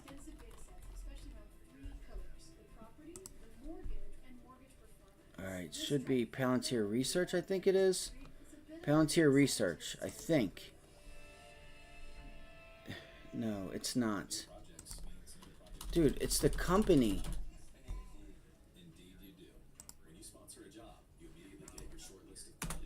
So the company has their own channel. And for some reason, it's not giving it to me. I don't know why. So there it is, right here. Alright, just go to Palantir itself, and you'll see they go over a lot of stuff. Underwriting, like there's a lot, from airlines to military to computer science. Like, there's a lot. Underwriting, what could they possibly do with underwriting to probably speed up the process, right? Underwriting for real estate or deals. All right, here we go. So the SPY's trying to make an attempt back to VWAP. So right now we have SPY below prior day's high, below VWAP, below the 9 EMA. So far, let's see here. So I don't have the chat up. Oh wait, I thought Palantir already reported. Hold on. There's no really, no way. No, there's no way that they're going to report on a Friday. There's no way that they report on a Friday. No. There's not. Nobody really, like, anybody that's anybody is not going to report on a Friday afternoon, at least. Remember, you guys, we had Unity, TTD, the trade desk, which we could look at real quick. Which is something I want to look at because it had a nice setup. Look at TTD. Now there you go. There, if you want to look at a stock that's got some momentum, hang it up on your wall. There we go, baby. Let's go. Let's do this. All right. Well, you already broke through that. So we said 70. No, 98? Damn it, I missed it! Fuck! That sucks, man. Sitting here dicking around and I fucking missed it. Fudging missed it. Sorry for the language. God damn it. Alright, look for pullback entries here. Low volume pullbacks. It's still early. You're up 8% right now. Look at pre-market highs. I might start watch level 2 here, guys. Watch time and sales on level 2. Look at those 2,000 orders coming in. Oh, so 3 minute. Here we go. All right, cool. Here's what I'm gonna do. Here's prior day's low, and we have 23 fib lining up right there. Let me remove that. Let's see here.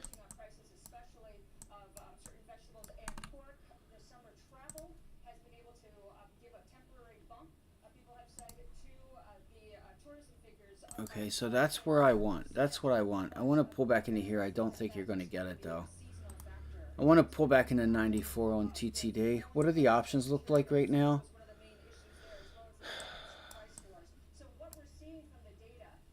And what's the target? So we are above the 100-day now. We have a gap all the way to 99. MMAT, Michael. Damn, bro. That thing already took off. Fuck. Trading down still about 73%.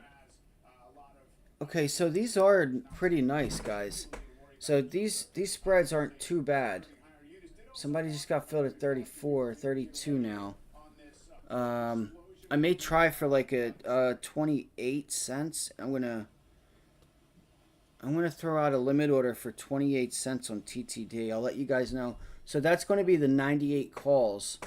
Just hold on, because the market needs to do something here. That's the other thing I don't want to try to get in. I don't want to get in a fight with is the overall markets. Okay, so 98. So look, the bids dropped to 28, 98. Do not throw your whole account at this.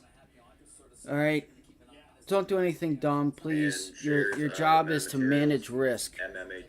All right, because if the market pulls back, it's gonna just do all this for nothing. You just bounced into the 50-day moving average. All right, so if you guys can't see that, I'll put a little box. Look, I should have tried it right there. 32, 15, 19. Damn, look at those. 27, 98. So the 98 calls. How much? Let's see here. Can I get like a 15 cent? That wouldn't be bad, right? I can go for 15 cents. What about this rotation we all spoke so much about in the markets? It seemed like it was a fleeting moment. No, not At least for it to be 18. Fuck, they all moved up. I couldn't even get it in. Damn it. Have some fun with it. We'll award medals to various companies. Nice. A little medal ceremony. I think we're gonna try that. It's for today too, guys. I think I got filled. They filled me. Hold on. Wait, no, that's Palantir? No, what happened? Palantir. Wait, hold on. No, I didn't get filled. So, oh my god, I got so scared. That's the Palantir from yesterday. Ah, shit. Alright, I got, yeah, I did get filled. God, damn, I got some orders going here.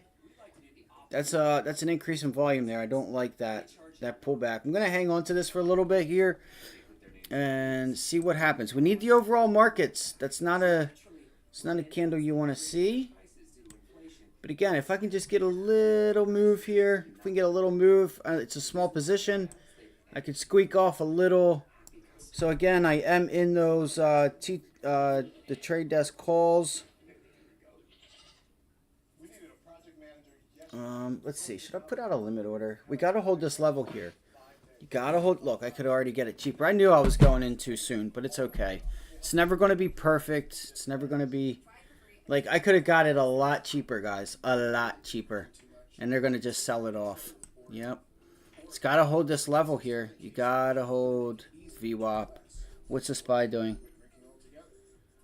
Yes, I'm looking at calls. I am in calls. We need the market to bounce, though. Remember, the market's stuck right now. The market's got... At least the SPY has some 5-minute volume. That doesn't look good. The trade desk is already up 6%. So, again, this is a small... Look, you can already get it like half as cheap as I got it. You could get this for 7 cents, or not 7, like 10 cents. You could get it 50% cheaper than what I got it for. So, this is why I would ask you guys to be careful. Shares of Eli Lilly, ticker... Damn, that's a low volume bounce. Let's see here. I'm going to try to get out of this for like 23. Good for the day. 23. Damn. Let's see if somebody takes it. See if somebody takes it. I got a limit order out for 23 cents to sell. I got 2 orders there. Shit, I feel like I should try to raise it. I should raise it. I got to raise it. I got to raise it. I got to raise it. Just be careful because you got to worry about the volume and liquidity here too. I want you guys to understand that.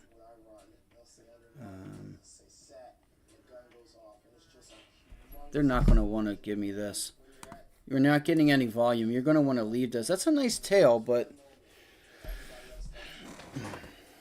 where was the last person to get filled at? Let's see if we consolidate up here.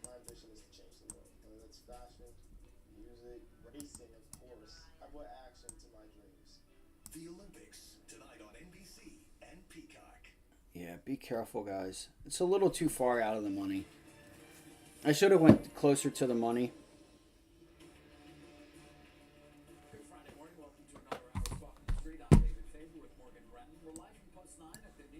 That's going to be the problem with this is that, look, they all underbidded me. Look at that, 22, 21. Assholes. They're trying to get out.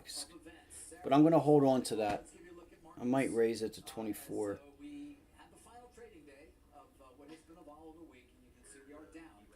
We can get something going, right? Shit, they're really fudging me, bro. Look at all these orders at 23 now. They all just... You fucking assholes. Like, look, guys, you guys see that? I should be one of the first ones to get filled. Look at this thing ripping. Let's go, baby. I should be getting filled. Let's go. Come on. Let's go. They're all up to 28.30. Damn, I knew I should have fucking raised it. Yo, they do not want me to get filled. Look, they're hiding so many orders on Thinkorswim. If anybody says that Thinkorswim's level 2 is cool, the thing is garbage. Bro. Yo, they're really trying to dick me. What assholes? Come on, man. Now my shit's frozen? You gotta be kidding me, bro. You gotta be kidding me. You gotta be kidding me.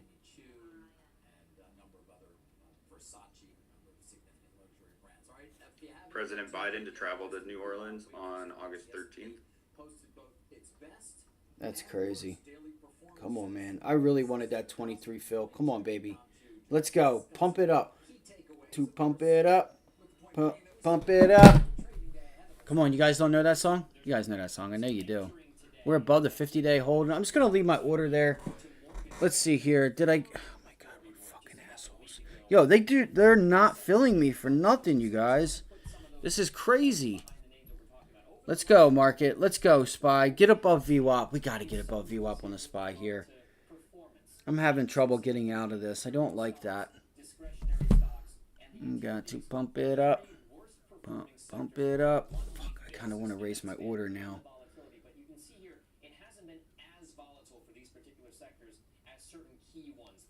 Yo, they do not want to fill me, bro. Look at that. That's crazy.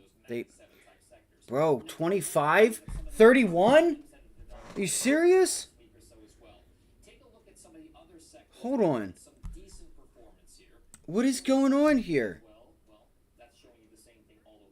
Hold up. Hold the phone, bro. I'm just going to sell this outright market order. No, market order. Market order. Come on. No, that's you. No, I didn't put out a limit order. Oh my God, it was for US. Bro, fuck my phone, bro. Fuck this phone, bro. Fuck this phone. All right, I'm out at 25. Guess what? I'm sorry.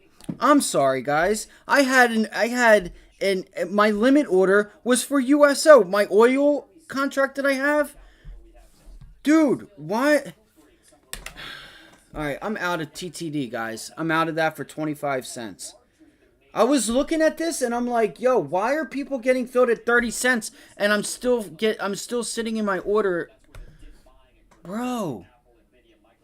Yeah, I'm out of TTD. I'm out of TTD. That's a nice breakout, nice volume break, pull back to initial morning high at that level. You break back to make new highs. Nice trade, man. That's a nice trade. Really nice trade. I could have probably did a lot better, but I could have did a lot better on this. But if I waited a little bit longer, but I was scared that I wasn't going to be able to. I wasn't scared, but I didn't know if I was going to be able to get. And just like that, Palantir's paid for, by the way, plus profits. So I wasn't sure how far it was going to give us. So I was just trying my best to put out a limit order. And if I had to drop it. But I ended up getting filled as soon as I placed it. And again, so let me cancel this USO order. Let me see here. Hold on. I cannot believe I didn't see that. Bro, I'm getting a new phone anyway, but I'm just waiting for the new iPhone to come out. Part of me is like wanting to like wait till next year, but look at that. That's crazy, bro. You gotta be kidding me. So, sometimes I feel like it's a bit unclear what trades you enter. It might be who is just paying good enough attention. You call out the dude, look at the screen. I have it highlighted. I told you guys 98 calls. I tell you what limit order I'm setting. I told you guys I'm putting my limit order at 15 cents. What do you mean? I don't know how to be any more clear. I mean, listen, that's why I'm debating on whether or not having a paid service so I can directly send you an alert. Like, I'm not going to spend my own money to give out to other people. Do you know what I'm saying? So this is part of the thing that I'm battling with.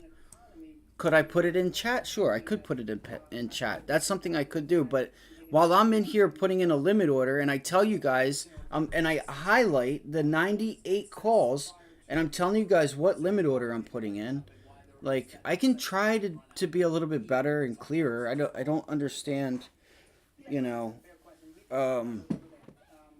like, again, you got to understand that I'm working here, putting in my order, trying to see where I'm reading level 2. So I don't, you know, like I said, I told you guys 98 calls, 15 cents was where I was going to put my limit order to have an order out there. And then I was going to adjust it, but it got filled. And then you guys got it cheaper. You know, you guys got it 50% cheaper. You could have got, the bid ask was 8 to 10 cents. So, I'm so glad that so listen, here's what happened. It may have been unclear because I started to see here where it says last on the bottom left of the screen. I started seeing 32 cents, right? Like you see 22. It's showing you the last person that's getting filled, 22 cents. And I see 32 and I'm like, wait, why am I still not getting filled at 23 cents? Oh, you know why? Because the fucking order isn't even out. I don't have a limit order to exit. Because I have USO contracts, not the trade desk. No, I get it, you know. But again, here's the thing too, is like, you know, yeah. So anyway, I don't know. So you guys saw me looking at the 95s, 15 cent limit order. I don't know how to be much clearer outside of that. But that was a nice trade. That was nice. Told you guys that we were looking for a pullback here with the 9 EMA. I'll try to be clear. You have to understand, I have ADHD horribly too. And I'm also, it's not even really the ADHD, it's this, when I'm looking at this and I'm seeing this low volume, I'm watching for these low volume pullbacks into this level, and I'm watching level 2 and time and sales to see the depth, right? Is there somebody that's selling 12,000, 8,000, 5,000 shares at a certain level, and I'm not getting enough buyers to come in, and there's an underlying story there that if you're not watching it, you're not going to see it. So again, I'm watching the chart. I'm watching level 2. Listen, I'm watching level 2 on the stock and time and sales on the stock, and I'm watching level 2 on the options. So I have an idea from high to low, like where things are at, where can I place my limit order, where can I exit. And again, I can always, help people out with that, doing a one-on-one, or even just giving back to the stream. We can always do a session or whatever. But, I'll try to do my best here again. So did you guys hear how I was getting a little feeling there? How I was like, wait, there might be a little liquidity issue that I'm having trouble getting out. Well, that's because, like you can see here, like look at the bid ask right now, 21 cents to 44 cents ask. That's a 100% bid ask spread, right? That's a pretty wide spread. So sometimes, like if you're in at a decent price that can help you to get out, you could say, okay, maybe I'll set it at 33 cents. You see here, 39. Somebody's dropping they're dropping quick to try to get out on this extension here. See how it's extending, and you see the option ask price should go to 36, I'm sure, if not 35. Let's see, they're trying to hold it up because they're trying to catch. They're not, look, 37. See, they're still holding tight because this thing has volume, and they're trying to get whoever is going to just jump in this randomly. They're trying to screw them. Look, 35, 33, there they go. Yeah, they're trying to get out of it. So I thought that there was like some liquidity problems, but I wasn't in the right contract. So anyway, let's keep moving on. Let's move on here. So nice job, guys. If you guys could hit the like button, subscribe. It helps the stream. It helps others find us. Let's see here. All right, let's move on. So what do we have here? So TTD right now, I think you guys have to watch for, use the daily chart. You are above the 50-day. You pulled back and held the 50-day, right? That was the pullback hold that we just took a long off of. Now it's really starting to extend. And the thing is now you're also getting the SPY to bounce. Now it's really starting to bounce because you have the SPY bouncing. All right, that was my one worry with this, was that if the SPY started to sell off, this level and VWAP and 90 MA was not going to hold. And that relative strength would have just left. But, so you guys can see right there, look at that, bounce right into the 50-day moving average, held it as support. And we have a lot of other things, too, for this reason. So this was a nice little trade. Didn't take much, man. That might have been almost 100%. Why do I still have an order out? Oh, because the oil contract is still sitting out there.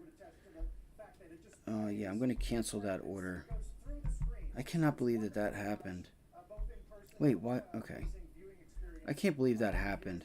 All right, so we got an entry. Obviously, compared to Tokyo, where there's nobody in the stands, it's night and day. So it's just, and that was our last. That's so crazy that happened.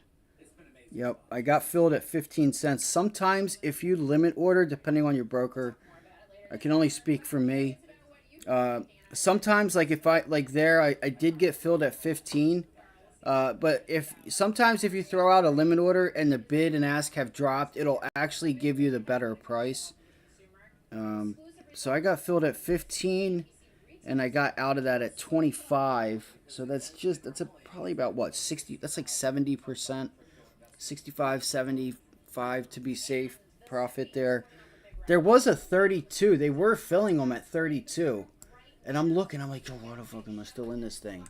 All right, let's go take a look. Let's go look at Palantir. Look at the SPY breaking out. So 528, that whole area. Remember this morning we talked about 528 holding. Now, if Palantir cannot break to a new high, but yet the SPY is, there's a problem there. There's a problem with Palantir. The SPY is going to start breaking out, and Palantir needs to participate in that. If it doesn't, it kind of shows you what's going on with it. Like there's some weakness there. All right. So Shopify pulled back. What is this level for? What do I have that up there for? I ran the numbers on Quicken. It's totally in my budget. Bad, Mr. Sparkles. Now it's birthday money investments. Quicken tracks all my income and spending, and even built me a personalized budget, so it's easier to save more. Yeah, so again, I will I can see now that you were asking which one. I'm sorry that I wasn't looking at the chat. I'll have to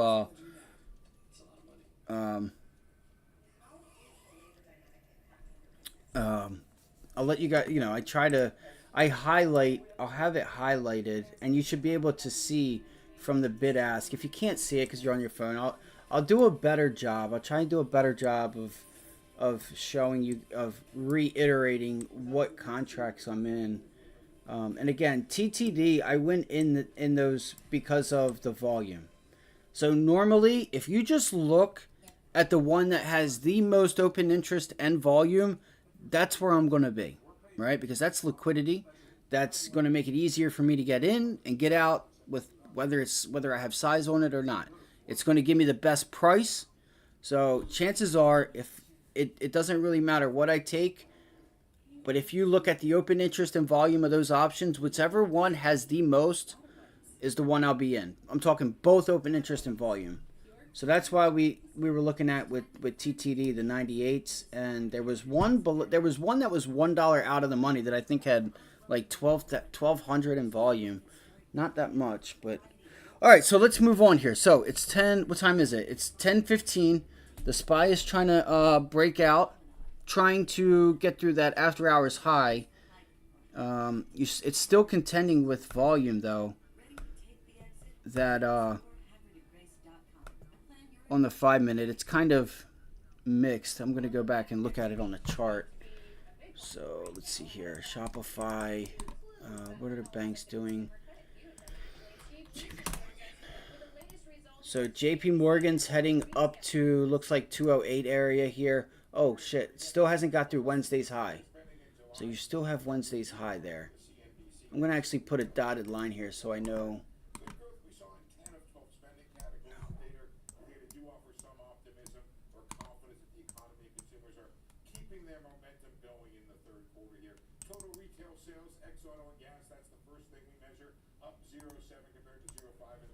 This is just so bank. This is up 0.5% here. It's not really moving. Let me see here. Sorry guys, I'm looking at the news and the squawk. Okay, so the SPY. So if we look here, look at the volume on the SPY. Take a good look at this volume. What do you guys notice? What do you guys notice? Some people right now are like, holy shit, look at the cup and handle. Holy shit. Oh my God, the SPY's got a cup and handle, guys.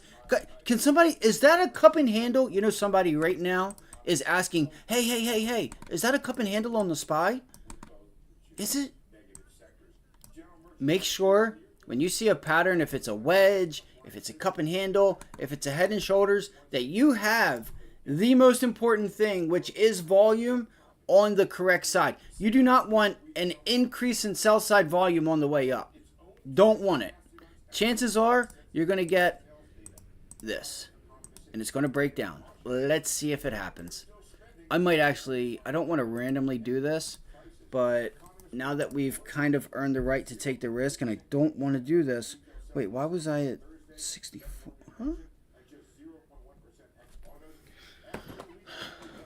I might try to grab some puts here. Fuck. Because the SPY might trade sideways today. It may not even move. So, dude, they want way too much. Today's the 9th. I know volatility's picked up. We are flat right now. We are literally flat for the first time this week. You guys notice that? For the first time this week, we're damn near flat at the open. What have we done here? So 528, 531. I'll call it 532. So 29, 30, 31, 32. So we've moved $3. We've had wild swings in this data, right? Everybody bought goods during the pandemic because they couldn't go get any services. And then you have what Let's they see call here. revenge spending in the wake of the pandemic, and now we're looking for things to normalize. Just don't know, guys. I don't know if it's worth looking at the overall markets to look at those TTD weeklies, guys. They're up to 50 cents, 40 cents. Good job, guys. If anybody's still in those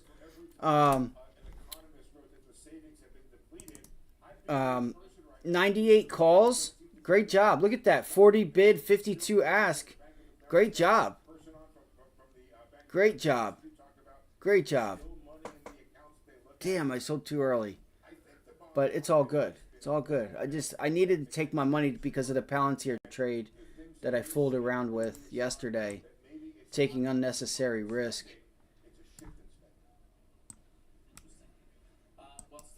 Nice job. Nice job, guys. And the thing is I was prepared until things got a little sketchy. And this is what I talk about.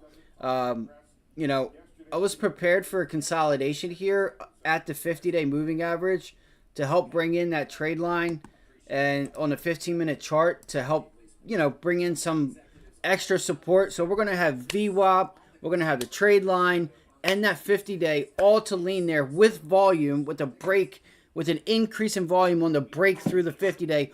All that should line up as an area of support.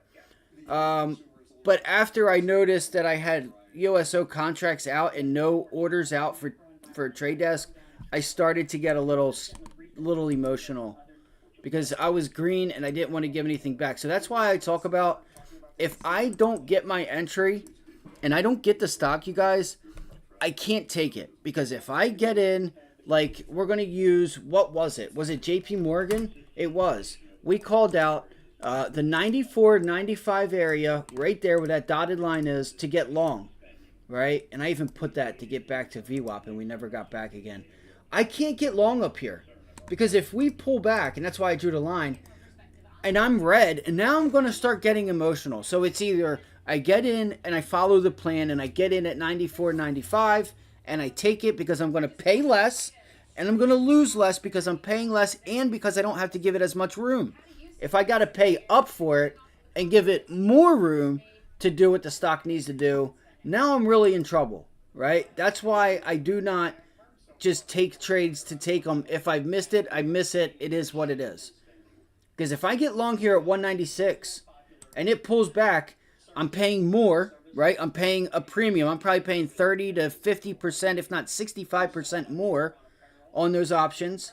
Now I'm going to be down more because I got to give it to 94. Technically, the stock is still strong if it pulls back to 94. And now I got to give it, instead of like 50 cents to $1, I got to give it $2 and I'm paying more for it. So that's why it's important if you come up with a plan or you do something and you miss the entry, all right? Unless you know, you guys are different, you guys know yourself. That's how I put myself on tilt. What's that? WBD. So again, you know, that's why sometimes you guys will see me not take trades if I missed it.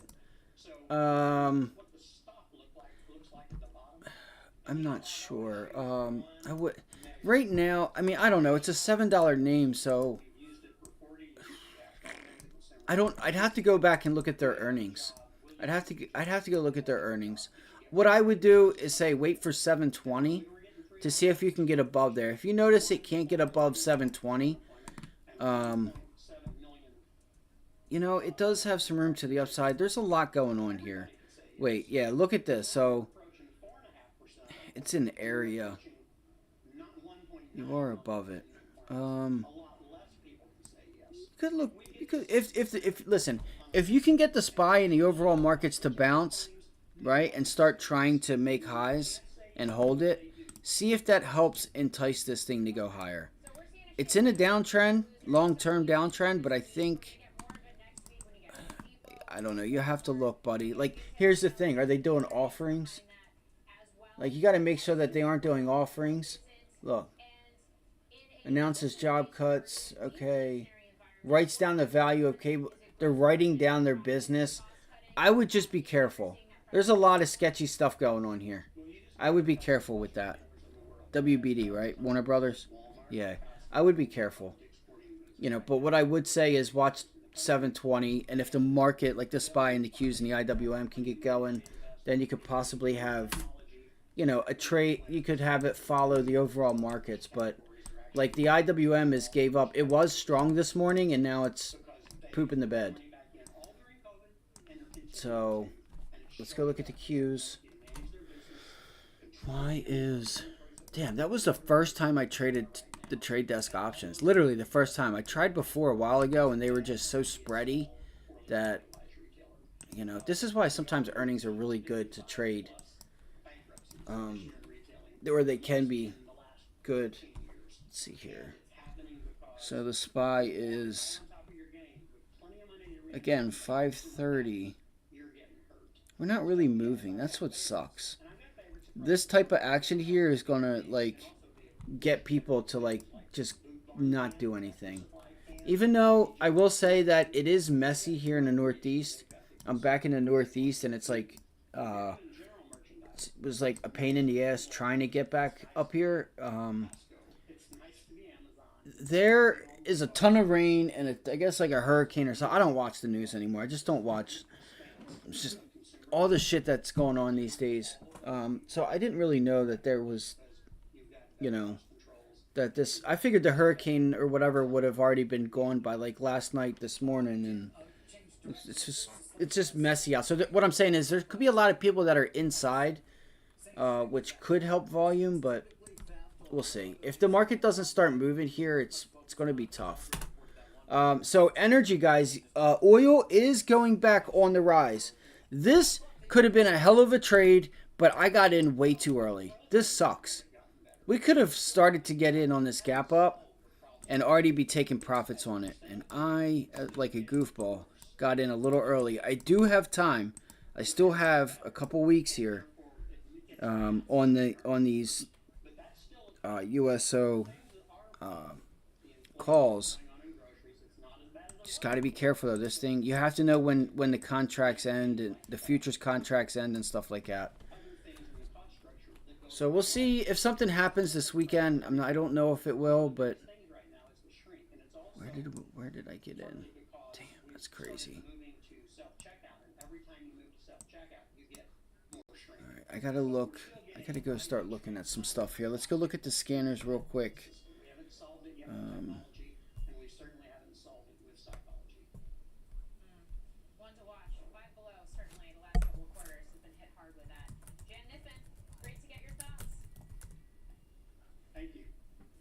Let's see here.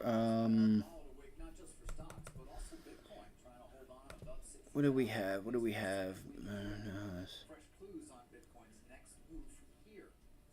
Wait, why is... Let's go look right here. And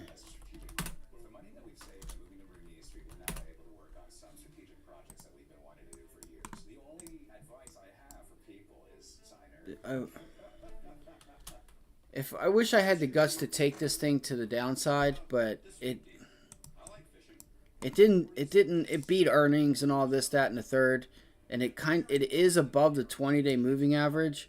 So you are going to find out soon if NKLA is a short. I think it's a shit company. I don't think that this thing will be a company much longer, but I feel like if it was going to sell off, it may have already done it, or it might wait until tomorrow. Let's go look at LUMN. So it did hold 5. It did hold $5. That's the target we were looking for. We got short up here. Would have been a really nice trade. You'd be in the money. So that was the target, $5. It's a nice trade. Let's go look at some large caps real quick. If you guys have any ideas of any names, throw them in the chat. Let's go look at, oh look, JP Morgan's making new highs now, isn't it? Of course it is. Meta had a nice break and retest there. There you go. So here's JP Morgan. I still feel like it has some room. Doesn't have a lot of volume, but it has some pretty nice, it has volume to back it up. What's it up? 0.7 right now? Okay. So here's the problem that I face. What do you guys want to do? Do you guys think we should try to take this? Let's go look at the Dow because we still have a few dollars left. Here's the thing. If the markets start to turn around, which they very well could very soon, we want to watch the Dow here.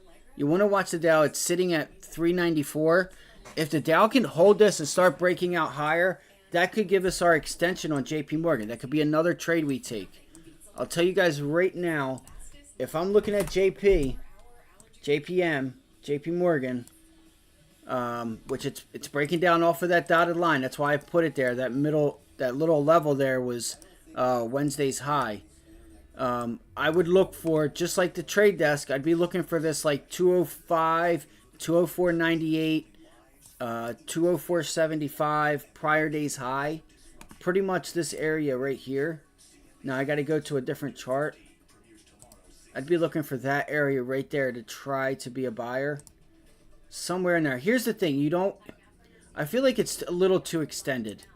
I feel like it's a bit too extended because if you break the trade line, what does that mean? You start breaking the trade line, you're going to bounce in it. Now it's above you. Now you're stuck between it and VWAP, and then chances are it's going to act as resistance, and then it breaks down. Oh, shit. Right? See, what you guys don't see is that, right? And then that, right? See what I'm saying? Where your moving average is going to be as the stock moves. Look at it, right? See how it's getting volatile right now?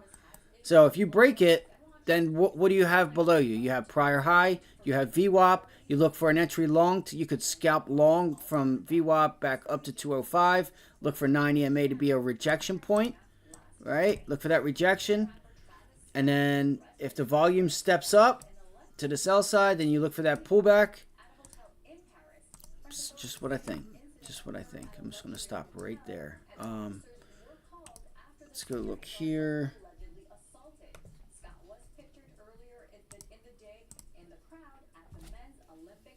Travis Scott arrested in Paris. Oh my God. For what? Drinking lean, getting high. It's so fucking stupid. This war on drugs and shit's so stupid. It really is.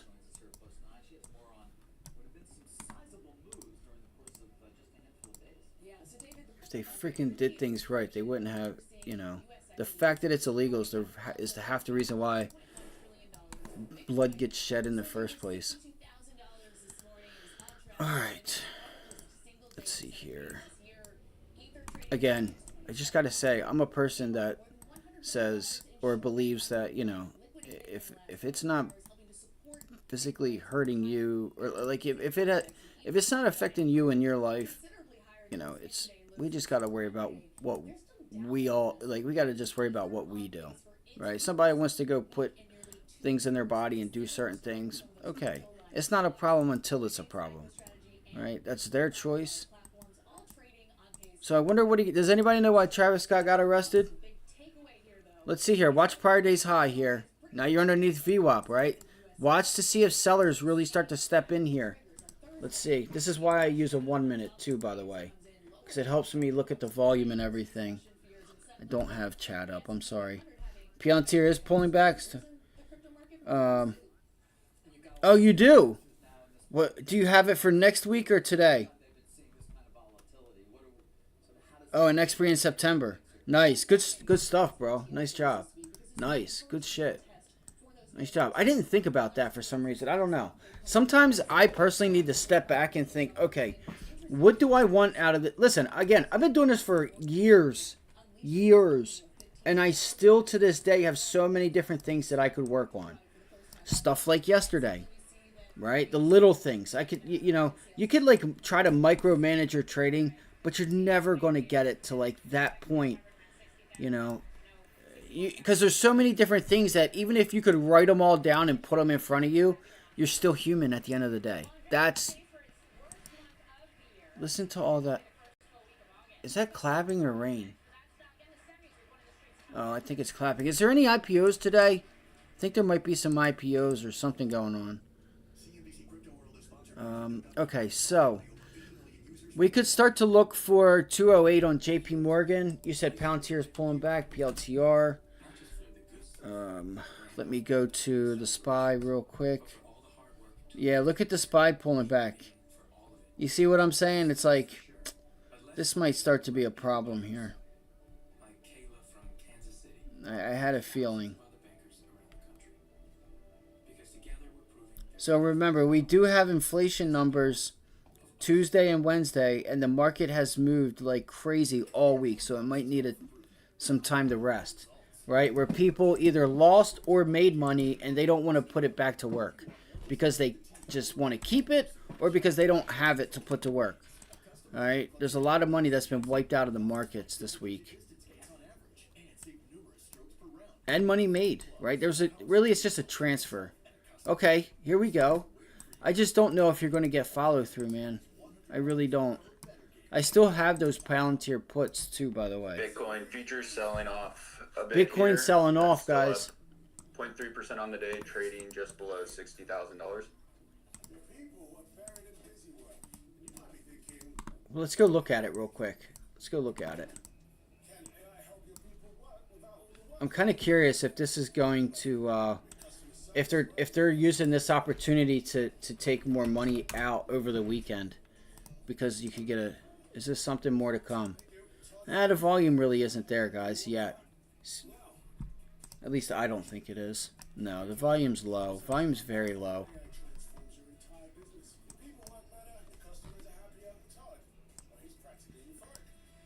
Alright. So you have room to 58,000. If you get a bounce back, look for the rejection. So if that's going to pull back to 58,000, we could look for Coinbase. Damn, that's it. Look, you're at low a day on Palantir. Let's see. Do you reject 2940? Does this level reject?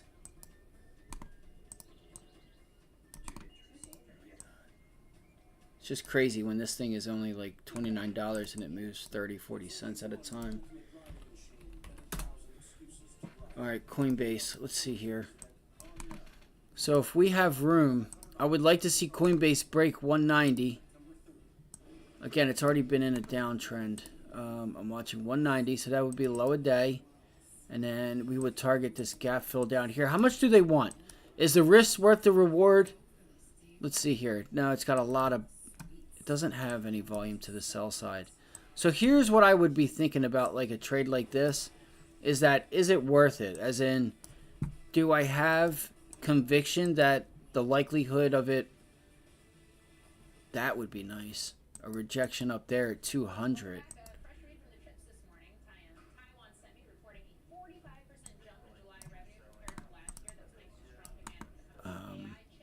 So like, let's just say like Coinbase, right? Like even on a daily, like if Coinbase, let's say we're looking for a pullback on Bitcoin, and we could get like a cheap daily where we still have time. Let's see, 180. Let's see what 185s are at. Like 185. Okay, so they want 25 cents for a 185. Think about this. They want 25 cents for a 185. And you are up 0.6%. Bitcoin's pulling back. Is it worth it? Should we do it? Or do we wait for a possible high a day test? Let me go look. So again, I'm looking at 185 puts on Coinbase, but I'm not saying that that's what you should do. All right, let's see here.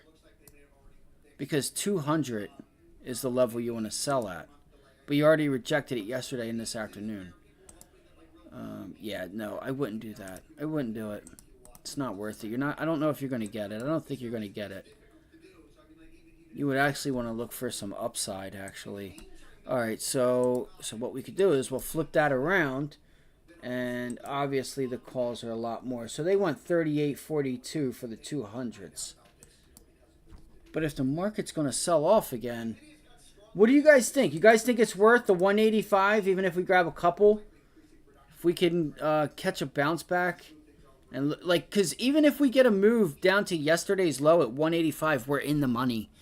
Is it worth it to spend 28, 30 cents for a couple contracts that could be in the money? Could possibly be in the money if we get bounces? And we break that low a day?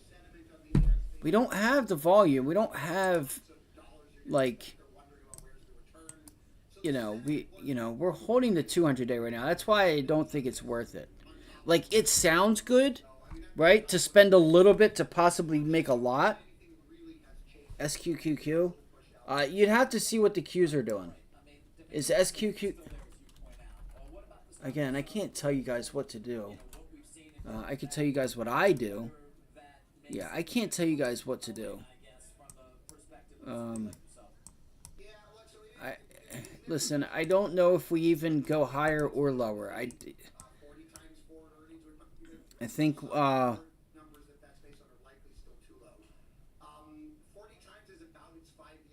mean, is this which one is this? So the Qs go lower, this goes higher, right? Yes, that's what it is. That's for short. Okay. I would just looking at that, I would go short, but what was I looking at? Coin. Just I wouldn't do anything just yet. Fuck. Like, this would be really nice, and that's why they are so cheap. Because Coinbase is probably going to go higher.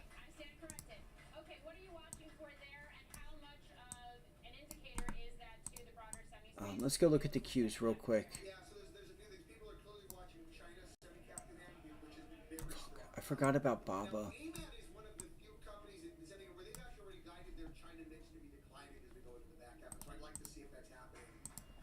Let me see here. So 195. 195. Alright, so I'm going to watch 195 on Coinbase here. Doesn't look like it's going to move much. Let's go look at QQQ. Baba's giving us our pullback. I should have taken this Wednesday afternoon. This 77.50. Guys, we would have crushed it. And I mentioned this. If you go to the live stream from Wednesday, which they should be up. Some of them got taken down for copyright, but I fixed it. I edited it out. So anytime they should be back up. I really thought about this double bottom down here at that 20-day to get that second leg, that next leg higher. I thought there was a lot of momentum, and look at the volume Baba had that day, the day after, I should say. It was just like this day was a low volume pullback. Like, look at that. Look at all that low volume compared to the prior day where you have plenty of candles that are at 105,000.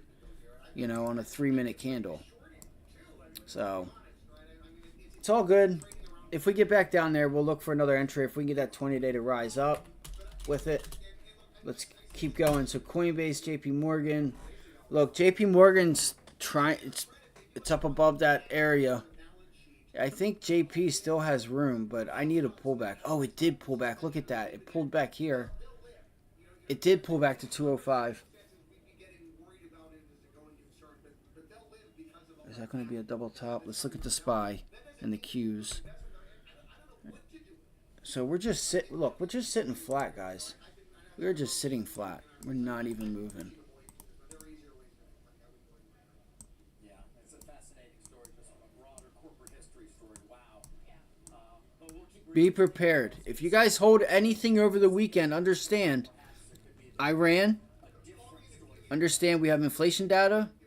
Understand the yen. All right. And understand that we're moving 2-3% every day because I'm just saying that's a bear market at the end of the day. If you open up the hood, you're going to see underneath there, a 72 trim bear market turbo on that thing. All right. Maybe a 56. So I want to see here, does the volatility kind of collapse? And start to bring volatility down a little bit, but I don't think it's going to. I think you have the charts speaking volumes here. I think the IWM and the SPY and the Qs, well, really the SPY, QQQ, and the Dow are way too far away from the IWM, and we need that match, right? We need them to pull back, and they all need to match back up together to have that even keel, for the most part, even keel market. So, and you'll notice every 15, 10, 15, 5, 8, like 8 to 15 years, they rebalance to like they match back up. Over time, they get away from each other, then they match back up. All right. Let's see. Are we going to hold this on JP? Look, Palantir is not moving, so thank God none of you guys took that. Thank goodness you guys didn't take that. TT, the trade desk, no, that's a little bit of a different story. It's got a reason to go. Let's look at Shopify. Watch this level on the Qs at 445 if it breaks. If you break and turn it into resistance, you have some room down to 440. Like it doesn't really have much to stop it. All right, Shopify also not moving, unfortunately. Let's look at Square. Square's got a nice little bounce today. It's actually been bouncing the past few days. UPST.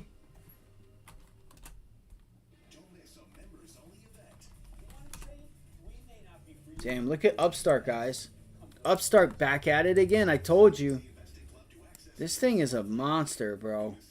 It's already up 3%. Look at that consistency. Damn. Damn, you're probably going to get to 36 by the end of the day. It's got to get there. I know it can. Let's see. So what's the delta on that versus JP Morgan? So if I were to look at like a 205 call, 205 and or 207.50, what's the delta? 17, 16 versus 69. Damn, that's a big difference in delta. So I would stay with the 205s. So that's 70 cents on $1.25, 77.47. Let's see, 8, 9, 10, 10, 20. So that is 50 cents. Hold on one second, guys. I'm trying to do the percentage here.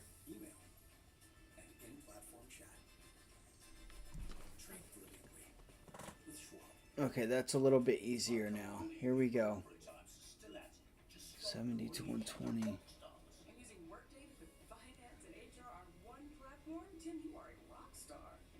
So that's what, like 80. That's like 80%, 75%. Right, for every dollar. So you're making, right? So if I'm looking at the deltas, I'm going to make or lose 70 cents for the most part every dollar, for pretty much every dollar. Obviously, depending on what I pay, how fast it does or does not get there, it's obviously, but for the most part, I can use that. So I'm going to be losing. Damn, I don't. So what I'm doing is, does it make sense to spend a lot less to get farther out and have a smaller position size to make more, or to pay up and possibly lose more? Like, you're going to like, that's why it would be best to go out to next week. I would look for next week options if you're going to look at that. Let me look at UPST real quick, because I'm trying to see which one gives me. I'm sure UPST is going to be the obvious winner here. And that's not even safe. Holy shit. This one isn't even safe either. It's 1048.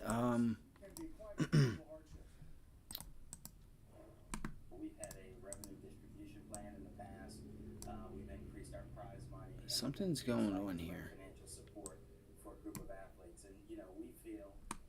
Okay, so you did get above 35. Alright, so you're going to 36. Alright, guys, look at 36. Watch this failed breakout here. See if it pulls back. Let me look at this chart here. Nope, it's actually got some volume with it right now. I don't know. I'm mixed on this. I got to be honest with you guys. Look at all those tails. The volume. Everything is just a little concerning here.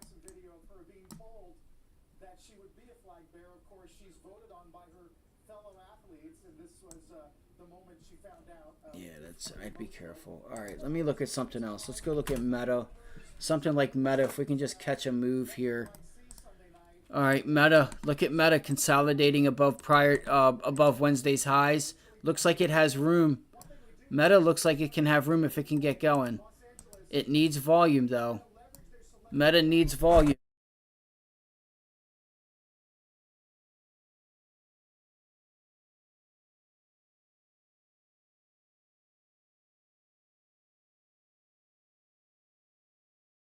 What's crazy is I didn't even have 2 cups of coffee. I didn't even have 2 cups of coffee today.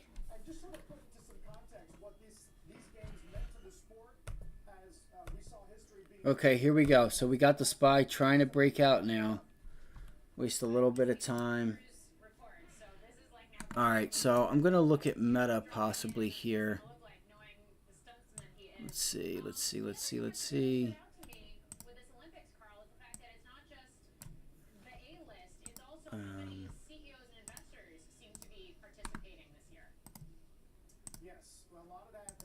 Yep, let's look for it. Let's do it. Alright, guys, I'm going to look for Meta. I'm looking at Meta right now. We don't have any moving averages to stop us. Alright, I'm going to look for a move back to 520. I'm looking for a move back to 520 on Meta. Come on, baby. You can do it. Come on, you can do it. Hey, listen, if I were you guys, I would look to go out to next week. Please keep an eye on the SPY, because if the Qs and the SPY does not give us the continuation, we could be in trouble here. It's a nice consolidation. I want to see this thing kind of break out a little bit here. Man, 520s. They want a lot for this, man. You could lose a lot quick, guys. I just want you guys to know that.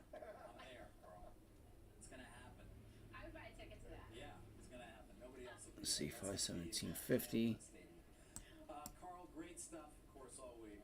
517.50. So this is where all the volume and open interest is down there at 520. All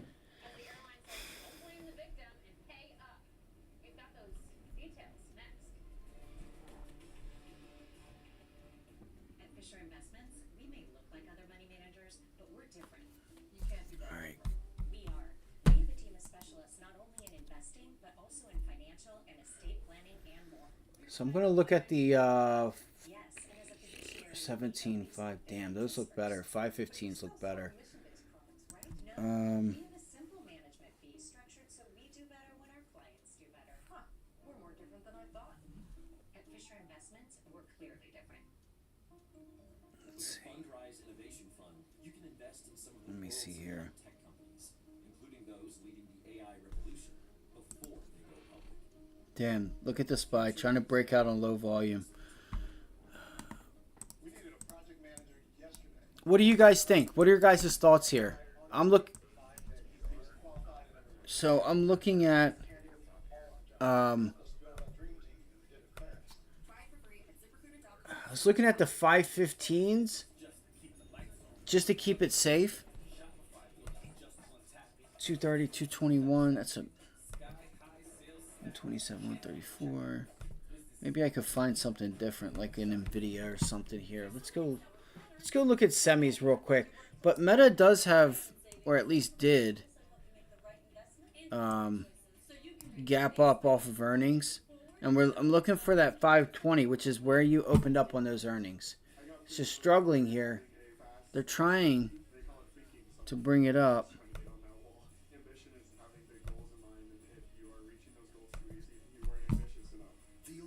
It's going to go. Let's see. 219, 229.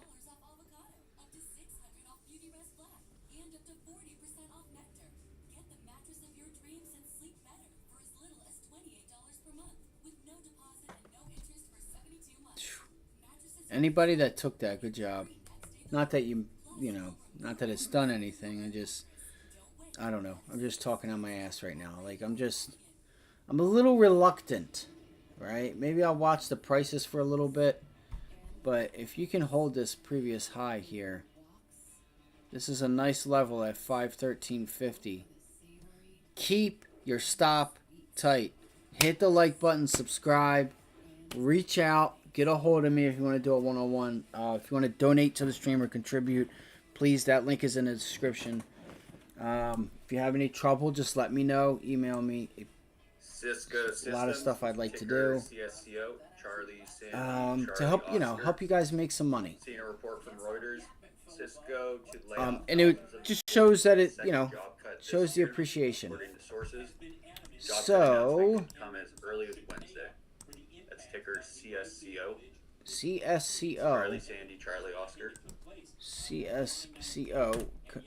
ConocoPhillips? No, Cisco. Okay, so Cisco is going to start laying off here.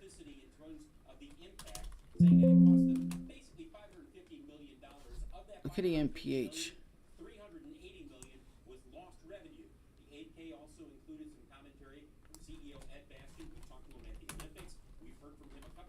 Look at Apple climbing. Apple's climbing right up into that level. Really thinking about a short up there. I'm really thinking about a short up there. Right up in here. I'm thinking about it. I gotta be honest with you guys. I am seriously thinking about it. May not be the best decision, but I'm not gonna force my opinion on it. Oh shit, CrowdStrike. Why did I forget about CrowdStrike? So we talked about I don't know, were you guys here when we brought up the lawyer for CrowdStrike? Or for Delta Airlines, I'm sorry. He's actually somebody who's actually done a lot of shit. He's kind of like, you know, the Neil Armstrong of lawyers. Swear to God. Like, you think of, like, any event, Delta's getting that guy for this CrowdStrike Delta Airlines stuff. He's literally been in, like, everything. And I was like, damn, why haven't they made a movie about this guy? I think they did. I think Netflix did do something on him. I think. But I was like, damn, that's kind of like what I would like to be. You know what I'm saying? The shit. Not necessarily the shit, but like that trigger. You just, you know what I'm saying? It's just that guy. You know what I'm talking about. Like, this guy did Theranos. He was everything from Theranos with what's-her-face. I think he was a little bit with FTX and Jeffrey Epstein, and back in the 80s and 90s, like, not Jeffrey Epstein, but he was a defense, not a defense attorney, but, you know, I guess a state, I don't know if it was a state prosecutor or if he helped the state's prosecutor with the NBA coach, or the movie maker, not the NBA coach, the movie maker. Anyway, he's been in like anything that was news or anything that was anything in the past 20, 30 years. He was involved. And I'm like, holy shit. Like, okay, so why is CrowdStrike not coming up? Okay, CrowdStrike is sideways. Okay. Congratulations on everybody that did take LUMN short yesterday and you know, Tuesday. Great job. That was a sick trade. I should have stayed in it myself, but again, I don't like to put myself on tilt because things can go bad and it's hard to get out of it. Not really. It is hard to get out of it, but it's not hard to get out of it. It just makes for me to like second guess myself on things, and I need to be like, I don't know, because there's like a fine line between being right all the time and then just being like, oh, it doesn't, like, every decision I make I'm right, like, and you don't think like, hey, you know, you've been right 10 times here, you might want to be prepared that this decision might be wrong, or you're forcing it or something. And I think that happened to me last week, where I was just like on everything, and then I went and traded something stupid in the wrong direction. I should have never did it, because I'm human. And that's why they all got fired, and they use computers.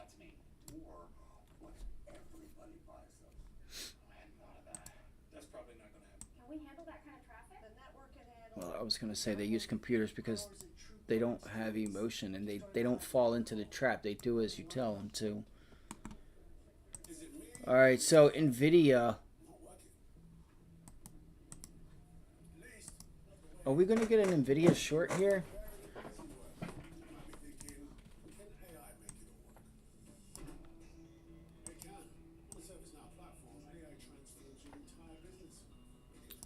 What did ARM do? Do you guys know? You guys know what ARM did today? Did it bounce and recover a bit? Or damn, look at that bear flag on NVIDIA. That's pretty nerve-wracking. Look at that. That is clear as day. Watch out. Holy cow. I would watch out.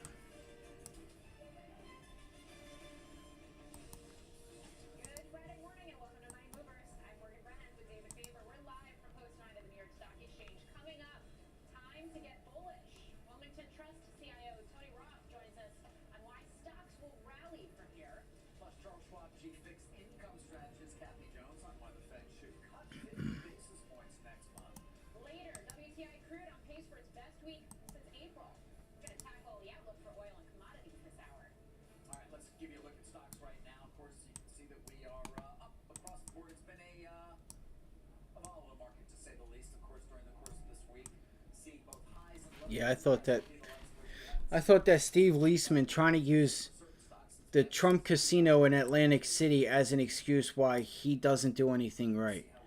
Bro, Atlantic City itself has been demolished. It ain't had nothing to do with Trump or any of the other companies that were there.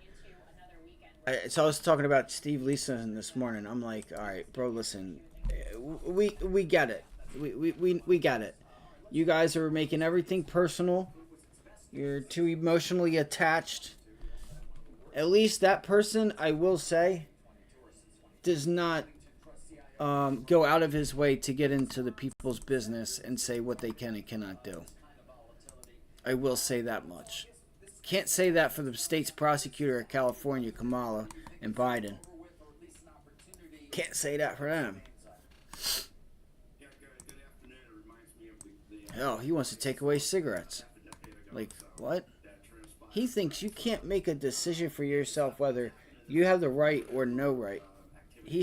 Just the fact that he thinks he has a say whether you can or cannot have a cigarette. And choose whether or not it's menthol or non-menthol. You gotta be kidding me. It's just those little signs of big government that the second term, oh, it's lethal. They don't do those things because they want to get a second term. God forbid if you want to vape or have chew or dip or just do anything, right? Not saying I do it. But to think that somebody else thinks that they are above everyone else just because of a position they hold, that they can tell you what you can and cannot have, which is just fucking crazy. It's just crazy. In my opinion, it's just crazy. The same people who use a shooting excuse for the masses of the 99% who have respect for weapons and their Second Amendment. But now we got to use some kids off the street, and we got to use the people that made a living off of violence and gang and drugs, and now want to cry to the state's prosecutor. Fucking Quavo lost all my respect, bro. Talking about honcho this, honcho that, mob, man, bro. You are the fakest motherfucker I ever seen, and Chris Brown bodied your ass. And I kind of felt bad. I was like, damn, Chris definitely hurt him. Chris definitely got him on this. So now I see why Chris went after him in the first place. I see it. I see it now. The honcho going to the state prosecutor, telling on everybody. Talking about, yeah, we got to get some, you know, we don't have no respect for guns out here in the street. So we got to take your guns and make y'all go through a bunch of shit because we dumbasses. Fucking crazy. Talking about Bigfoot getting shot in the foot. Now she want to hang out with Kamala, talk about gun control and this, that, and the third.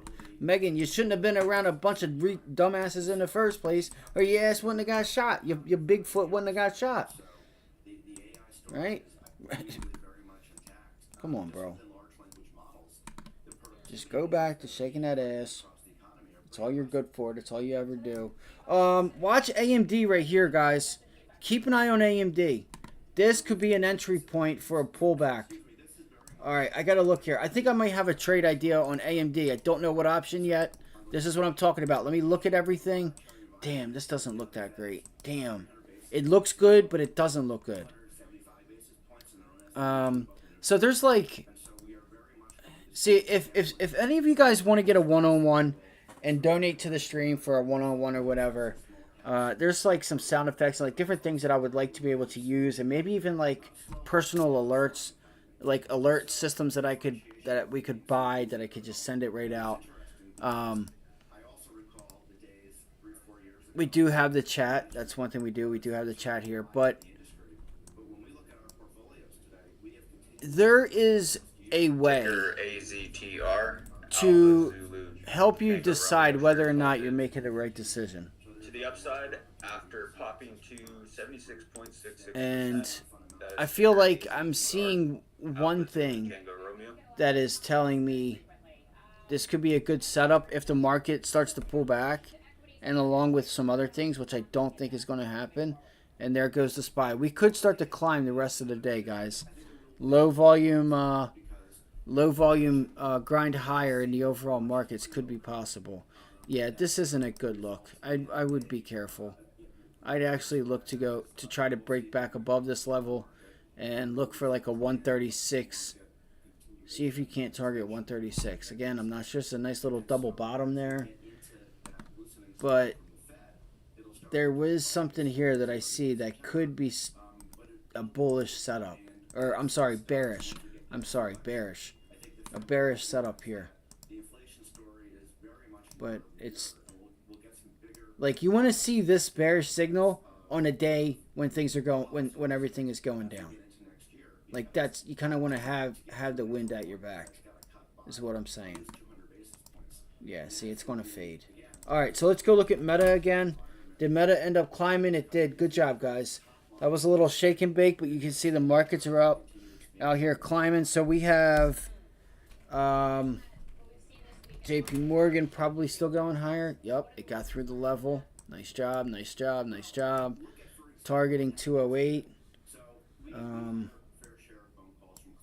Wait for pullbacks. Again, you got to wait for the pullbacks before you get long. Let me see here. Fortinet. Palo Alto PNW. Damn, look at Palo Alto, guys. Damn, that worked. Did anybody take that trade yesterday? Look at this. Holy shit. So yesterday morning, really quickly, I gave you guys this idea here where we pulled into 305, and I said, guys, look for a pullback into that 305 area and look for the long. Holy smokes. And this thing is off to the races. Off to the races. 341.50. 330. You're almost at 330 now. Damn. Tony, appreciate it. Thank you. My pleasure. All right. That sucks. Some news on Cisco involving layoffs. I'm fairly certain. Been kind of hearing rumors of that, but let's get over to Dom. Oh my God, I do not have it on live. Come on now. Holy cow. Saying that Cisco could announce another round of job cuts, and that announcement could come as early as. All right, Palo Alto's at the target of 330. Let's go look at Palantir. That's Palo Alto, PNW, PL. TR. Damn, it's really picking up. All right, here we go. We got a nice breakout on Palantir. I'm not sure what to take of this, what to think of this. I gotta get something to eat or get some more coffee. My throat's dry.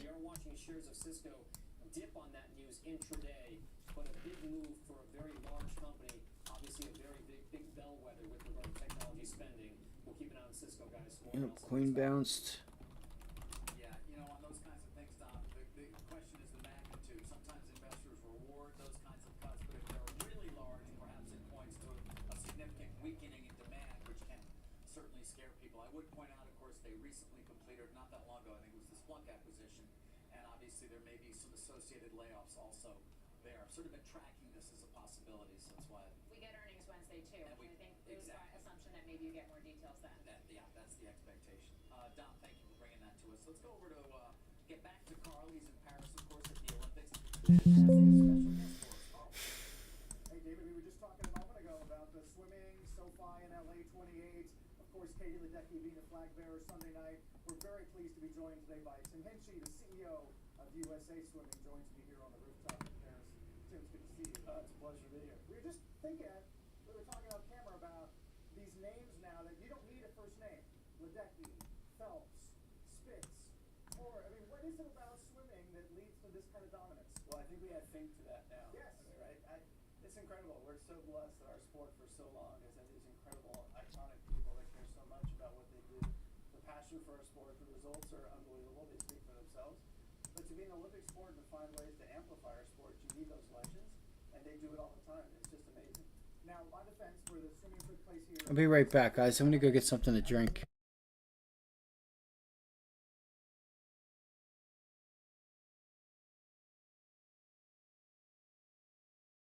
All right, keep an eye on this level up there. You have you might have some struggle. You might have a struggle up here. Let's see, support.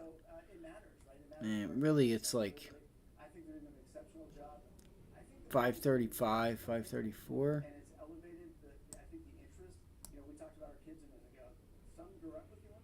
Yeah, 534.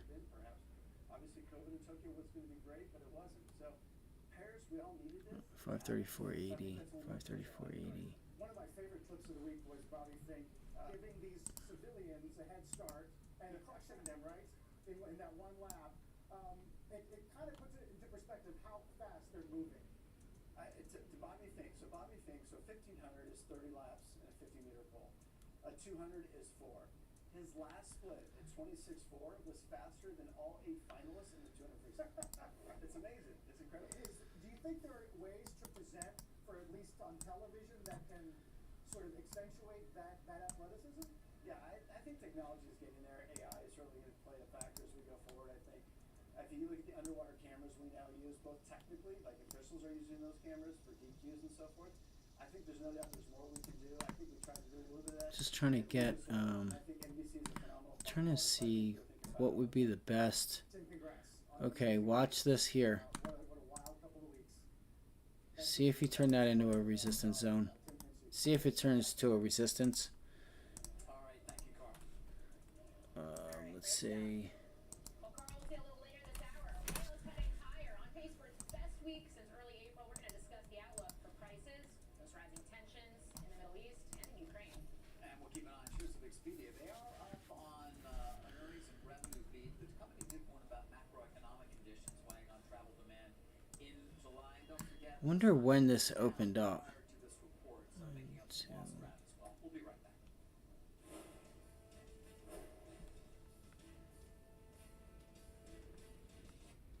There have been no new treatments for osteosarcoma in 40 years.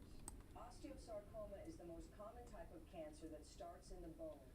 If not treated early, this cancer can be deadly. Now, OS Therapies, OSTX on the NYSE American, is expecting phase 2 data in the second half of 24. Additionally, OS Therapies has several early potential revenue streams. OS Therapies, stock symbol OSTX. You founded your kayak company because you love the ocean, not spreadsheets. You need to hire. I need Indeed. Indeed you do.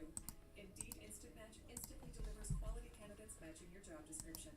Visit Indeed.com/hire. Shopify's point-of-sale system helps you sell at every stage of your business.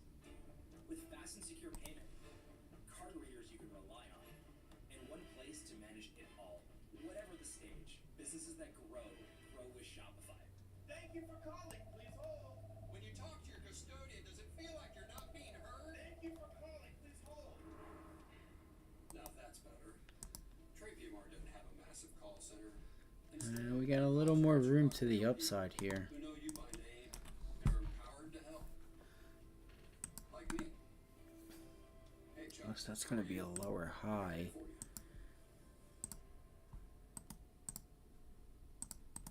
Alright guys, I'm going to grab something to drink here. Keep your eyes on the SPY if it struggles to break through that pre-market high. I'll be right back. Holy shit, guys, look at UPST. Look at Upstart. Look at Upstart. Look at this. Look at it. It's breaking out to new highs. Told you. You want to go where the relative strength is, especially when the market's bouncing. Oh my gosh, I'm just going to be scared to look at the trade desk. Alright, so it's still consolidating above the 50-day, which is what I thought it would do, which allows it to go higher. Holy... See, I told you guys, this could be an institution's dream, guys. Alright, I have no choice now to go long this thing again.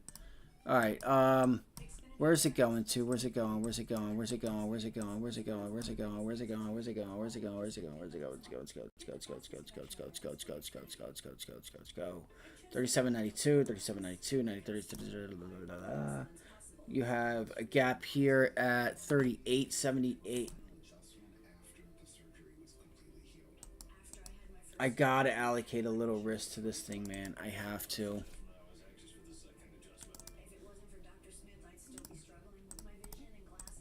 I got to. Fuck! I got to, man. I know I should just get pullbacks, but I need a pullback. Damn it.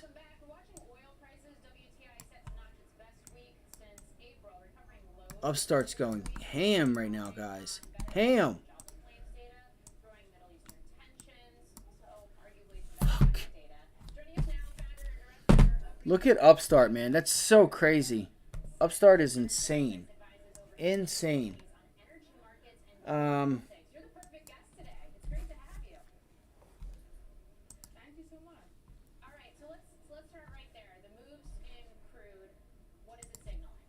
don't know what to do. I need a pullback. I know that.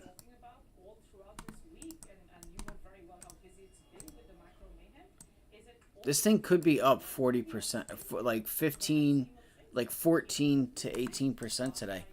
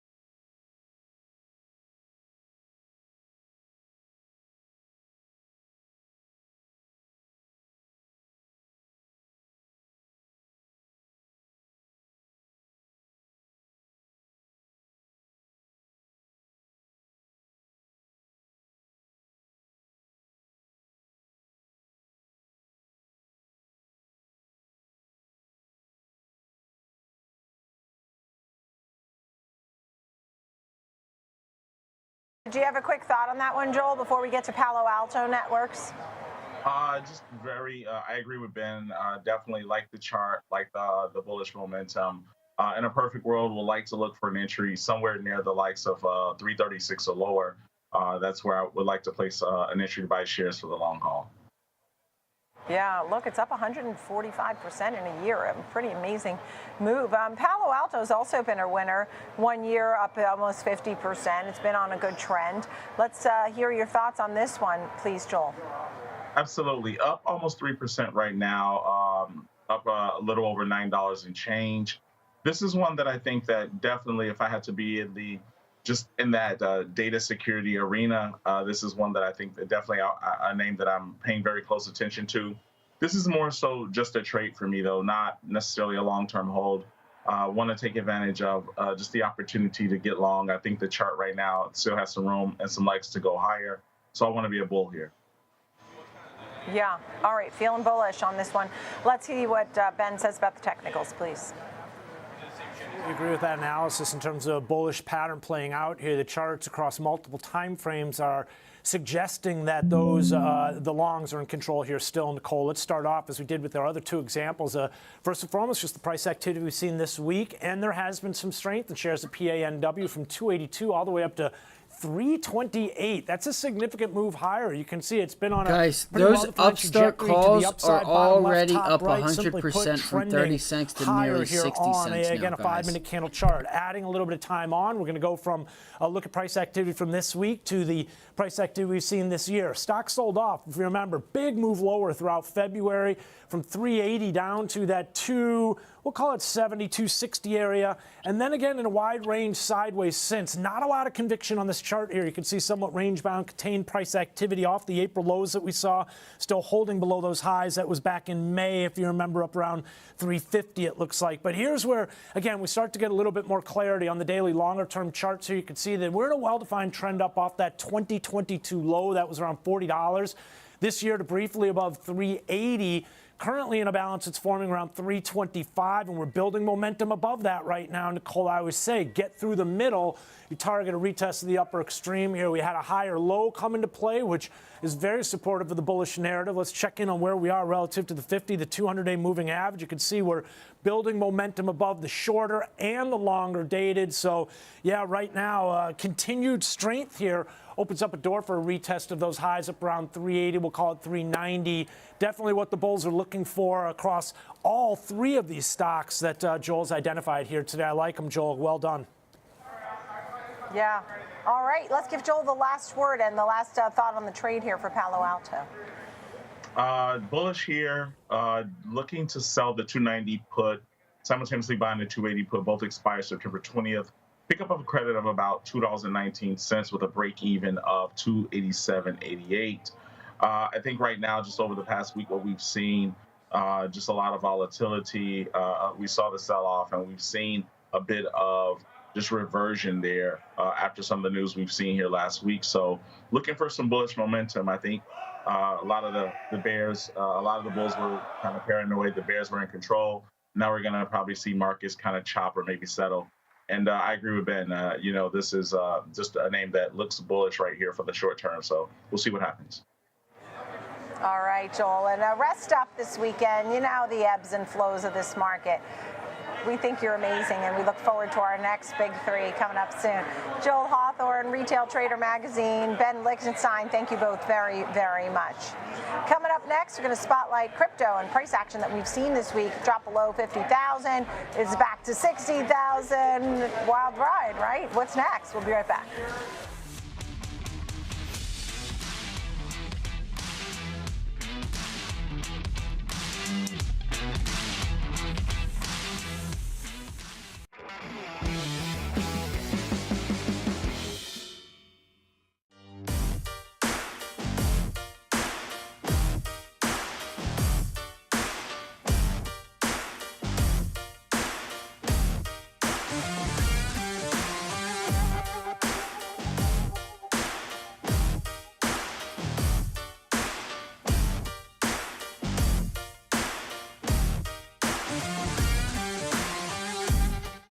Ameritrade is now part of Schwab.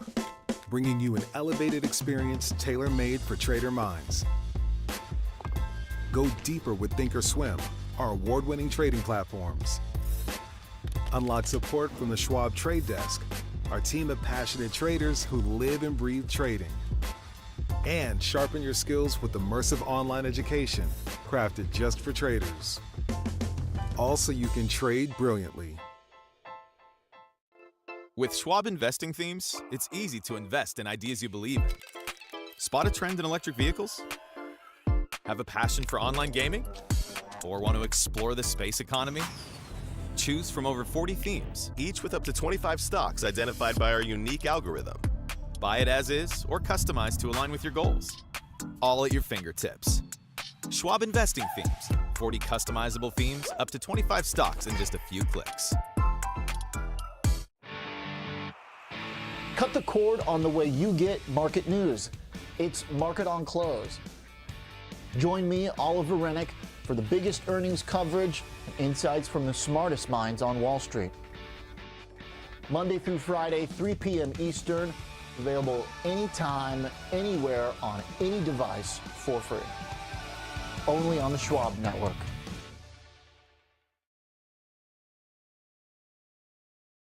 Trading at Schwab is powered by Ameritrade, bringing you futures and Forex for round-the-clock market access, even when equities markets are closed. All on our award-winning thinkorswim platforms. So no matter what or when you want to trade, Schwab has cutting-edge tools, curated education and insights, and trading specialists ready to help, however complex the strategy. With a wider range of opportunities, you can trade brilliantly with Schwab. With Schwab investing themes, it's easy to invest in ideas you believe in. Spot a trend in electric vehicles? Have a passion for online gaming? Or want to explore the space economy? Choose from over 40 themes, each with up to 25 stocks identified by our unique algorithm. Buy it as is or customize to align with your goals. All at your fingertips. Schwab investing themes, 40 customizable themes, up to 25 stocks in just a few clicks.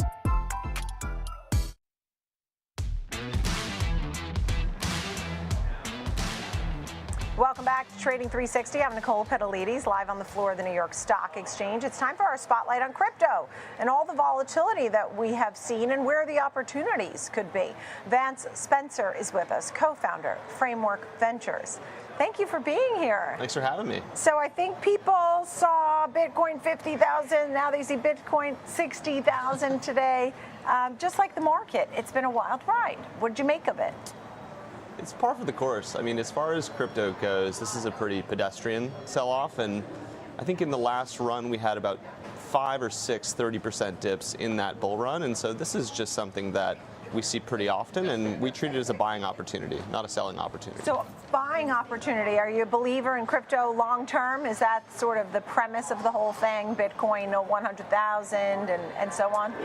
I mean, 100,000 is probably conservative over the fullness of time, but we own about 1.5 billion of crypto across our funds, and we are long-term believers in Bitcoin and ETH and the startup ecosystem forming around it. There's a ton of work that's happened and a ton of value that's been gained by the ecosystem, and we expect to have a bipartisan legislative framework, and that will be the next leg up in our view. 100,000's conservative. We'll see. What's your bull case? I think my compliance officer would get mad if I shared that. But it'd be more than that. Probably. And what time period? I mean, where do you see it headed and why? Like, what will be the catalyst to get it to the 100,000 and maybe above that? I mean, if you think about gold, which is about 20 trillion today, what should Bitcoin be worth? It's more popular with young people. It's more popular with people, overseas. And so having Bitcoin be worth 1/20th of what gold is probably the wrong ratio. And if you see a sustained bid in gold and you see a sustained gain from Bitcoin to the gold ratio, that's just a ton of upside that could happen. So the catalyst, would it be more positive regulatory environment? I mean, we've seen, and I want to get it to the ETFs and the inflows and everything, but we've seen getting the thumbs up for, it was in January for the Bitcoin, just now for Ethereum ETFs. Is that going to be the catalyst going forward? What's going to make it go higher and higher? Because, we talk about these halving events, etc. I mean, the ETF the ETFs for Bitcoin and ETH have been amongst the most successful ETFs of all time. Bitcoin and ETH had their ETFs launched this year, and as of today, I believe the Bitcoin ETFs have about 50 billion in them, and the Ethereum ETFs have about 10 to 15. And so these are huge, huge products that have had huge amounts of demand. And it's only been 6 months in the case of Bitcoin and a month in the case of Ethereum. If these flows continue for another year, 2 years, 3 years, those are the catalysts. You really need nothing else other than those flows. And crypto started as a retail asset class and is now introduced to institutions, and that's basically the opposite of how it mostly happens for most assets. For those who feel skeptical, or we've had some really prominent guests come on and still sort of express caution and concern about Bitcoin, and that it's used by the bad guys, or, they refer to the days where people went on sites and they lost 600,000 and couldn't get back into their password. Do you remember that? Yeah. I mean, there still seems to be a little bit of a cautionary environment for some investors. Maybe, you talked about a younger set, and I definitely think it's more popular. My first question was going to be, how old were these people that said prominent, this? Yes, prominent, very people. prominent, very well off, but not jumping into crypto. That's okay. I mean, look, it's a demographic trend. It's more popular with young people, and it's more popular with people overseas. And, it doesn't mean that the traditional assets can't continue to do well, but there's just a mismatch in the supply and demand of these crypto assets, especially the major ones, due to the institutions now just starting to engage and starting to climb that wall of worry. So we view it as a positive. Yeah, look, we always talk about the U.S. dollar being the reserve currency. Bitcoin, where does that fit in the global footprint of being a very popular currency, maybe not the reserve currency, but... I mean, first thing to realize is that there's about 150 billion of stablecoins on chain. And so crypto is exporting the dollar to emerging economies, to people who don't have access to dollars. We are spreading the dollar's reserve status. And so crypto is net positive for the dollar. And if you thought about, stablecoin purchasers as a country, they would be the largest, or the 27th largest country in the world in terms of buying treasury bills from banks. So this is a huge boon to both spreading the dollar and also sustaining the dollar in terms of putting a bid in treasuries. You just reminded me, they were actually trying to get some regulation on that. Yeah. Right? To move that forward, because that would bring in so much money, right? So much money. If they allow us to do this, we will dollarize every economy. If they allow us to, just be more clarity for us. So right now, banks cannot interact on chain. The OCC has put a framework that basically disallows them for actually using stablecoins for payments, for medium of exchange, things like that. If we have a framework that allows non-banks to become stablecoin issuers, like a Circle, like a Tether, these things become legitimized and we can spread their influence even further. Again, there's no regulatory framework. It's an outright hostile environment, but there's still 150 billion of stablecoins can put on chain. What does that look like if there's a positive environment? Probably trillions, and that's just positive for the US dollar. Right, that's what I was about to say. That would be good for the USA if we do it first. Oh, yeah. Right? Isn't that the whole thing before other countries do it? Exactly. We don't want the Chinese renminbi to be the currency on chain that people are settling in, because it's a choice. People are using dollars right now, but they're starting to drift towards renminbi on chain, and that is really worrying. Crypto is a good news story for the US, for the startup ecosystem, and there's $2 trillion of wealth that's been created in market cap. This is not something that the US should be against. Yeah. So, you really also wanted to focus on how the inflows that have been going in. You talked about some of the values that we've been seeing, but the fact that these big banks have now given the okay, you have big companies that used to sort of push it aside, now they all have crypto desks, right? One of the questions our LPs used to ask us is, what's the chance we just ban this? It gets outlawed. And the ETFs really represent a taking of that possibility off of the table. And now the banks are starting to engage, and still the big wirehouses and the big banks don't offer a lot of these crypto products, but they're in the early stages of greenlighting them, and it's just going to continue the supply and demand mismatch that we see in inflows versus relative coins. So I was on the subway, and people were talking about Bitcoin. And I'm talking, regular people on the subway with me. They didn't look like they were, running JP Morgan. And they were talking about Solana and then meme coins. What do you think of that? It's your hairstylist, it's your Uber driver, it's your guy at the gym. These are the people who like crypto, and what are they not talking about? They're not talking about buying, utility stocks or home builders. Like, this is in many ways a new type of stock market for the average retail investor. So it's just extremely positive to see people talking about it. there's good and bad. The meme coins, who knows if they'll stand the fullness of time, but we're moving towards an ecosystem that people are engaging with, and that's a net positive. Yeah, but overall you feel pretty positive. What about when we have a recession? How do you expect, you know, if we were to have a recession? I was thinking when we have a sell-off is what I was really thinking, but then I moved it to recession in my mind. If we were to have a recession, we've had a sell-off just now recently, we've had volatility. How do you expect Bitcoin and Ethereum to behave? Probably some initial turbulence as we go into whatever that recessionary scenario is, but rates are still at 5.5%. You know, QT is still going on. There's a ton of cushion for them to provide the market, and you know, in the last recession, which was COVID, crypto did extremely, extremely well. I would expect some replay of that scenario. All right, Vance Spencer, co-founder at Framework Ventures, thank you so much for being here today. Appreciate it. Coming up next, the disruptors. Kevin Green will take a look at Akamai. Higher earnings. He'll give us the numbers and an example trade as well. We'll be right back.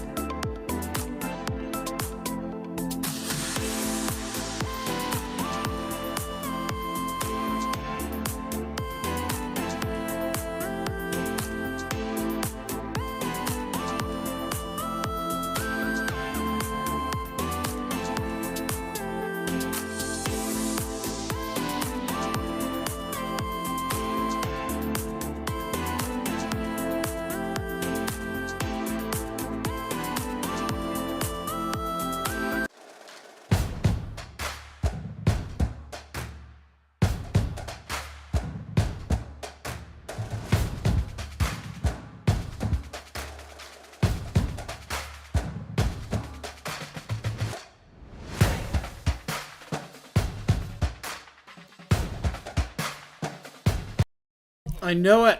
I knew it. I knew it. I knew it.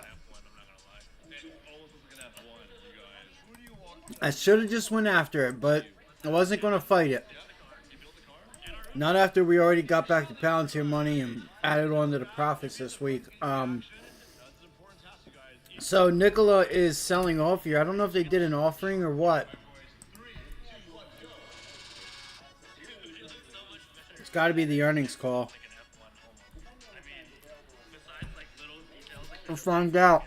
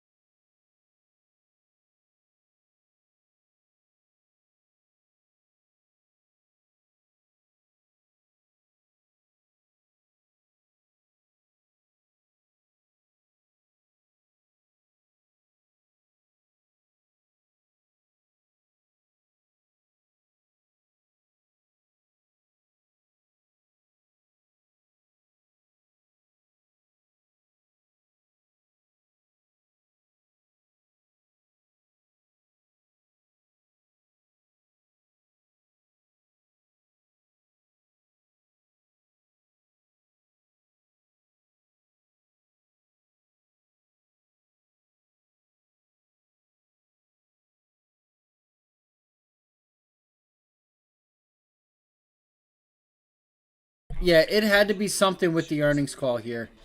It had to be.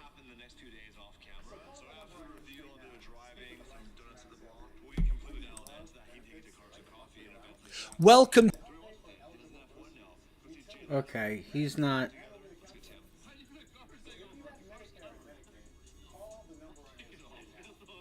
I don't know what's going on here.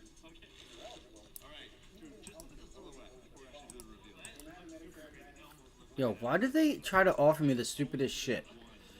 Like, the most wanted car thief in America. What do I want to watch that for?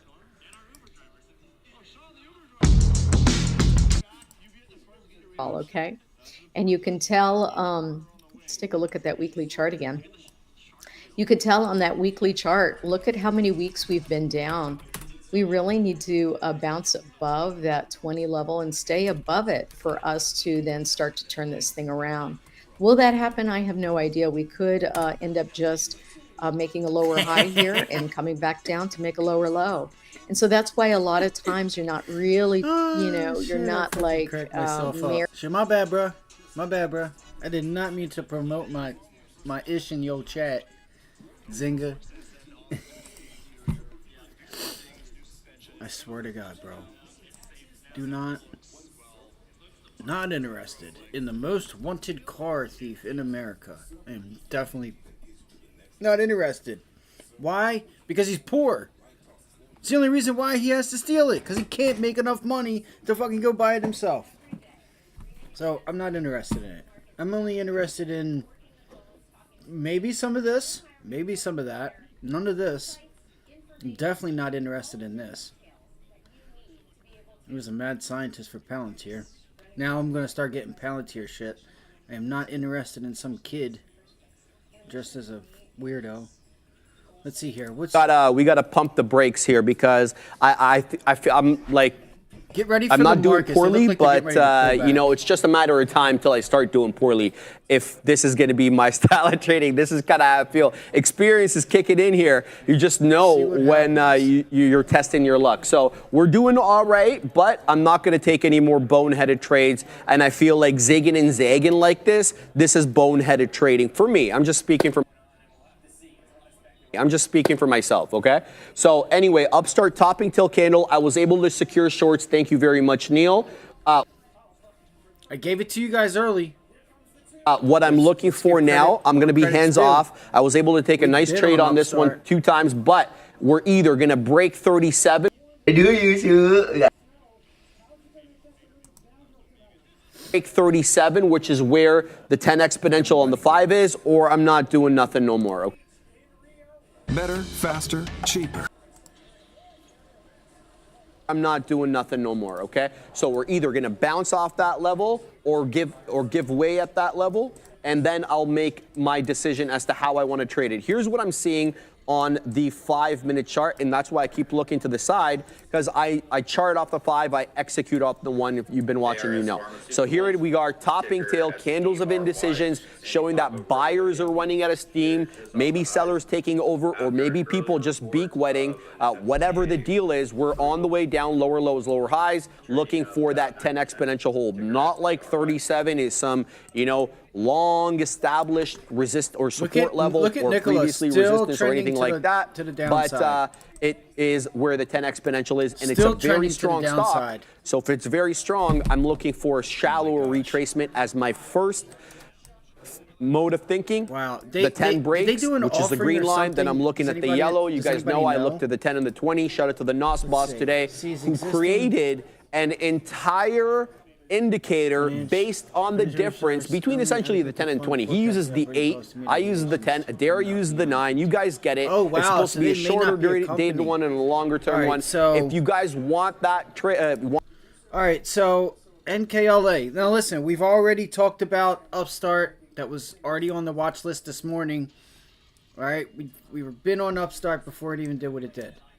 And even when it started to do what it did. But look, Nicola, I said that I wanted to short this thing, but I was not going to fight the consolidation and just randomly short this.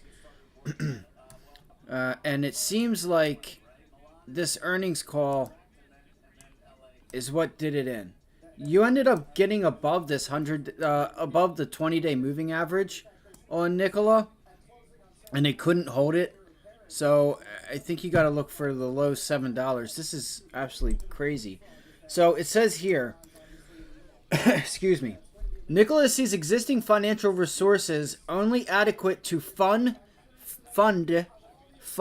like you're funding a project, forecasted operation cost, and meet obligations into but not beyond Q4 2024.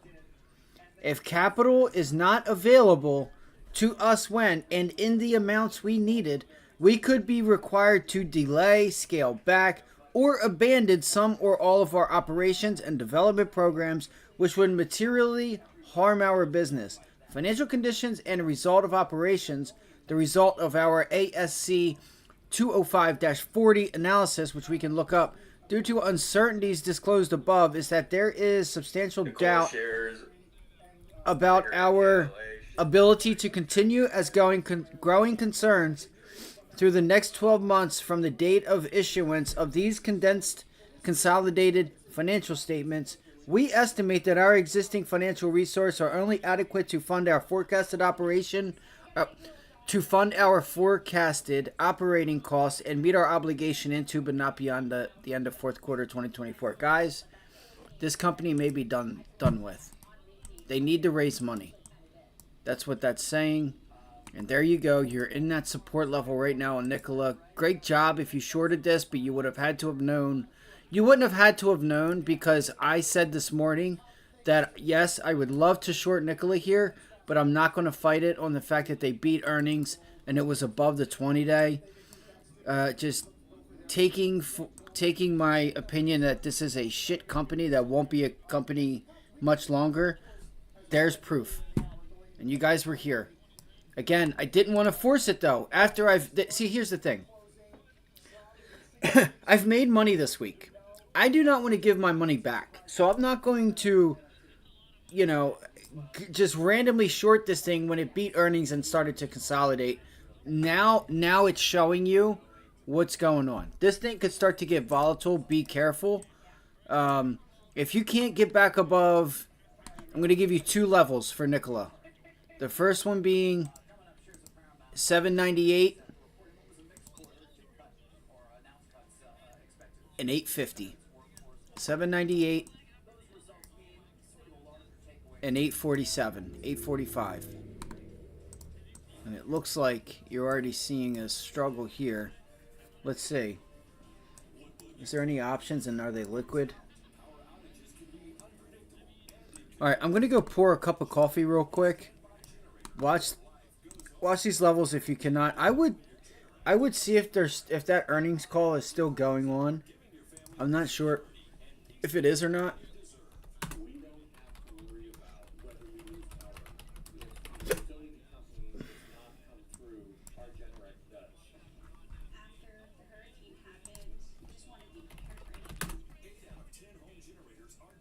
Okay, that was a month ago. 3 months ago. I didn't think to look there. Yeah, nobody has it today. They're waiting.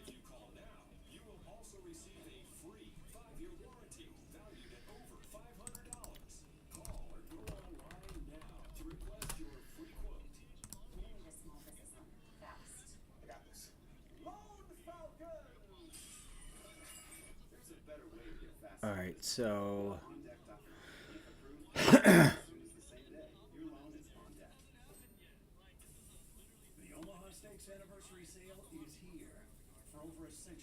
yeah. All right, so that's that. Cool. All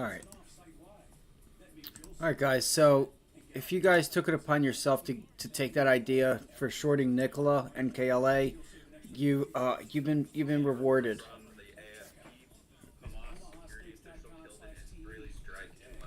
All right, another Hamas leader killed on an Israel strike. All right. All right, let me go pour a cup of coffee really quickly, and I'll be right back with you guys. There's a lot of names out here that are still strong. Okay, there's a lot of names that are strong here. We identified this one early.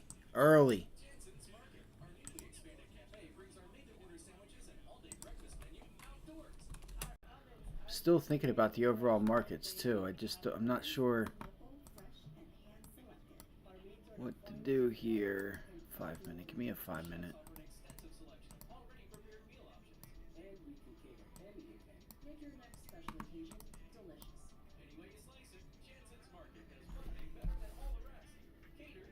I'll be right back, guys.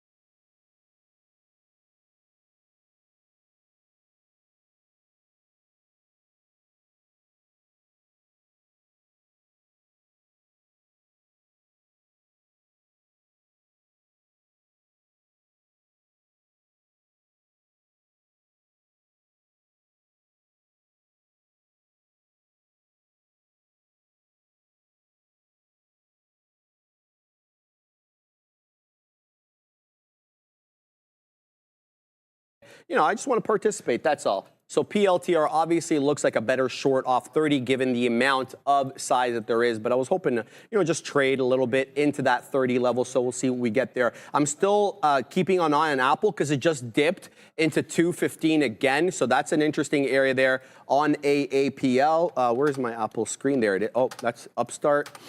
There's the Apple screen, 215, but it's putting in incrementally lower lows and lower highs off that 215.74 touch. So I'm anticipating something along the lines of maybe a 214.5 or 214.75, something breaching that 215 level. If we can get something like that, we shall see. There's a hidden seller here at 95, and there it goes. So we just printed on Palantir. Let's see if we can break 30. 98's coming again. I really doubt it we break now, but we'll participate in this because it's exciting, right? So we'll see. Yeah, because this is a show too. As much as we are trading, we are doing a show. So we got to, let's see here. Here come 98s. All right. Now we're able to see the big boy size, and I do see Upstart is tanking. I do have shorts, I see that, but I have to look at this one right now. So we'll look to see if we can weasel our way into that 30 area, and if we can squeeze past 30, even better. There is the look on Upstart. It's a 38.5 top. We just broke aggressively down into 36.80. Where is that? On the 5-minute look. Okay, so we've just breached the 10 exponential on the 5 for the first time on the day. It's actually the first time we even touch it since essentially 10:10 a.m. when we went red to green. So once we cleared the 10 exponential, we really hadn't touched it till around this candle over here, 11:45. This 11:50 candle breaching it for the first time. Oh, baby. Could we get a 36.25 bounce over here at the volume weighted average price? It looks like it is breaching 37. This is the operative candle right here, that topping tail 11:30 candle. So we'll see if we can get continuity through that level. Let's zig and zag back into Palantir. We still haven't even come into that 30 level yet. We de-risked a little bit over here to see if we could weasel our way through 30. It's an elusive target. I don't anticipate clearing it, right away. Guys, people were talking about this $30 level on Palantir prior to earnings. Before that gnarly tank that we had on Monday, we had Palantir. When did they report? Tuesday or Wednesday? They reported Monday after the close. They reported? They did report yet. They did report Monday after the close. Yes. Thank you. So when we had that tank Monday morning, everybody was saying, oh, that $30 level could come in after earnings. We could break that key area of technical resistance. And then it tanked like a lot. I think it dropped $10 or something like that. And then it worked its way back up. But I don't think if we get that huge sell-off on Monday, we're even talking about this $30 level because I think it would have reached it at the time. CL, Trader CL, longs look so good today. Agree.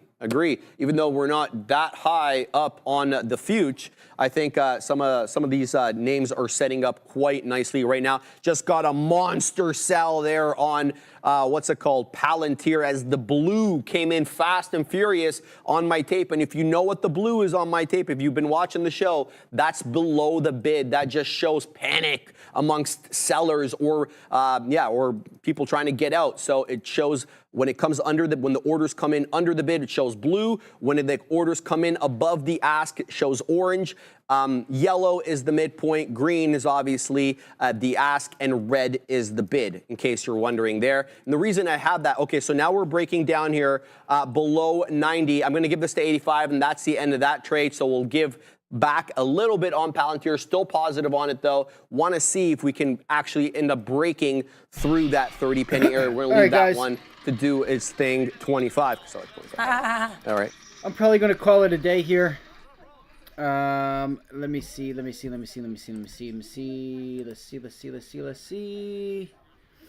right. Yeah, nobody's here. All right. So I want to say thank you guys. I'll take some of the things we talked about today with some of the plays and stuff.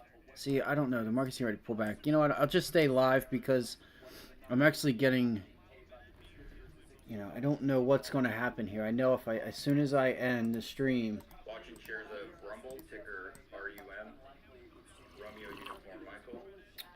A tweet from the CEO, Chris McLaughlin, says, I must say I never realized that people wanted Rumble Premium so badly, but we finally delivered it.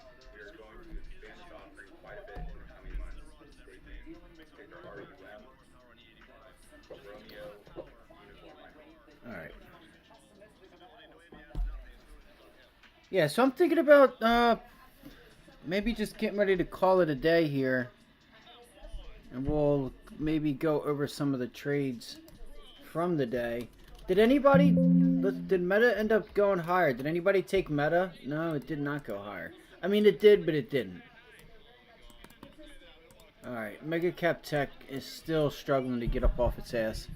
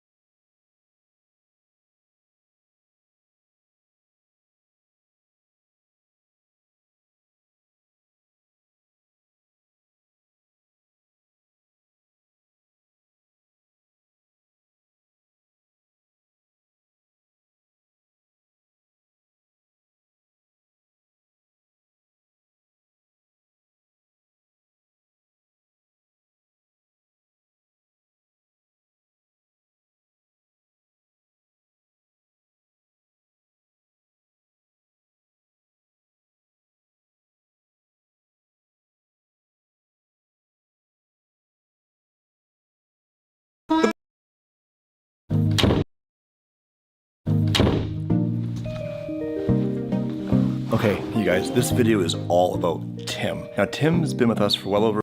And our Uber driver. Oh, Sean, the Uber driver, okay. You home, do what he wants with it. He has an F1 now. Go see Jay Leno, they can compare them together. Let's get Tim. How do you feel? Shane. So people at home have spent $2 million now to cover the cost of that. What? Yeah. Yeah, okay. If they don't, that's $2 million. That's how that works. Maybe we should like a GoFundMe. All right, Nate, I'm stealing you. All right. We have our camera car now, the Uber, and it's time to reveal Tim's Grulin. By the way, he didn't pay for that chain. Yeah. Really? Yeah. Right. Oh, Tim! I'm excited. Don't look at it. You can't look at it. You can't look at it. We put a car cover on it. Stay in the car. Sean, don't let him leave. Okay. We're gonna go cover the car up. We'll grab Tim for the reveal. If he leaves, break one of his legs. I got you. Left or right, that's your choice, Sean. Got it. But one has to break. Okay, I'll stay. Watch Friday's close. Got the car cover on. It looks Hit the like so button, mean subscribe. like this. Look Watch at the Friday's profile, close you on the guys. cues. How much work was this in the end? It wasn't too bad. No? 3 weeks. Just like we That's said. pretty fast. And you had to do a few things a few times because the fiberglass was pretty shoddy, right? It's pretty shoddy, but But you got it done. it's all good. Took care of it. How big was Tim's bill? It's probably more than he can afford. Well, we're happy jewelers before this, and his car was declined for $320,000 of the jewelry. He'd be covered with that. You've got a D plate we can use, so he can drive this back to the shop. I do. I will go with Tim in the car, and it runs now, but it's not perfect. So this could be. Interesting. Do you have a tow truck? We can call one. Okay, we'll see how it goes. It is gonna go up to Sacramento to get completely rewired. That'll happen in the next few days off camera. So after the reveal, a bit of driving, some donuts at the block, we'll get completely dialed in so that he can take it to Cars and Coffee and events like that, drive it home, do what he wants with it. He has an F1 now. Go see Jay Leno, they can compare them together. Let's get Tim. Why you put a garbage bag over him? The car's covered. What do you need? Take it off. Take it off, you don't need that, Tim. Okay. All right, dude, just look at the silhouette before we actually do the reveal. That looks super crazy. It almost looks like an F1, I'm not gonna lie. It almost looks like an F1, you guys. Who do you want to unveil the car? Who's important to you? Let's have Evan, since he built the car. He built the car? And our Uber driver, since he's here. Oh, Sean, the Uber driver, okay. You guys go to the back, you be at the front to get your reaction. Now, this is an important task, you guys. Each corner on the wing. It looks crazy already. Look at the shark gills. All right, boys, 3, 2, 1, go. Dude, it looks so much better. What the heck? It looks like an F1 almost. I mean, besides like little details like the headlights, it's like straight up. It looks amazing.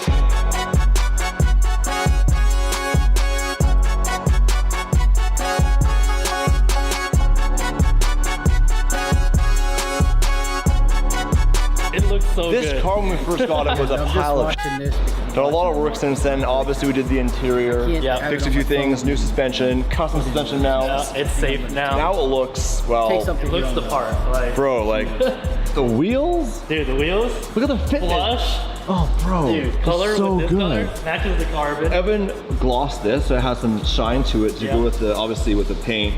And it really brings out the carbon to not look so awkward, but now part of the overall design and flow. Right, it might be Roof time. scoop. It actually looks more like complete like this. I think it's way better being black. I never noticed some of these details, like this actual inlet right here, out of carbon. Yeah, it looks so much better now that's, again, like you said, redone. Because before it kind of just looked gross and like rotted and tacky. Obviously the carbon in the rear. And he also made you new end plates that are actually these look so much better solid, than not the flexible ones that plastic are like broken. a clipboard. Dude, these are sick. And then we have the wheel fitment in the back as well. We have some pretty aggressive spacers. Now the company that made them actually put our logo on them. Yeah, it says DDE on them. This is DDE. It does. They engraved it. Bronson in California hit us up and basically we're like, hey, we watched the channel and we really want to help you out with the Grulin. So they made those just for you. Yeah. You need some spacers, you hit up Bronson and they're here in California. We're on the back of the car, Tim. This thing's so wide. Oh yeah, they're on. Dude, that's sick. Got them all wired up. I love it. Got the lights hooked up, got the exhaust, I have a D plate.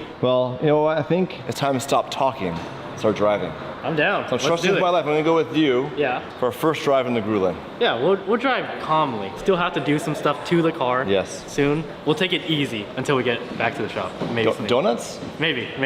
No, there's no maybes around here, baby. We're supposed to get wild with those brand new tires. We wanna hear this thing, we wanna hear a cold start, buddy. Okay.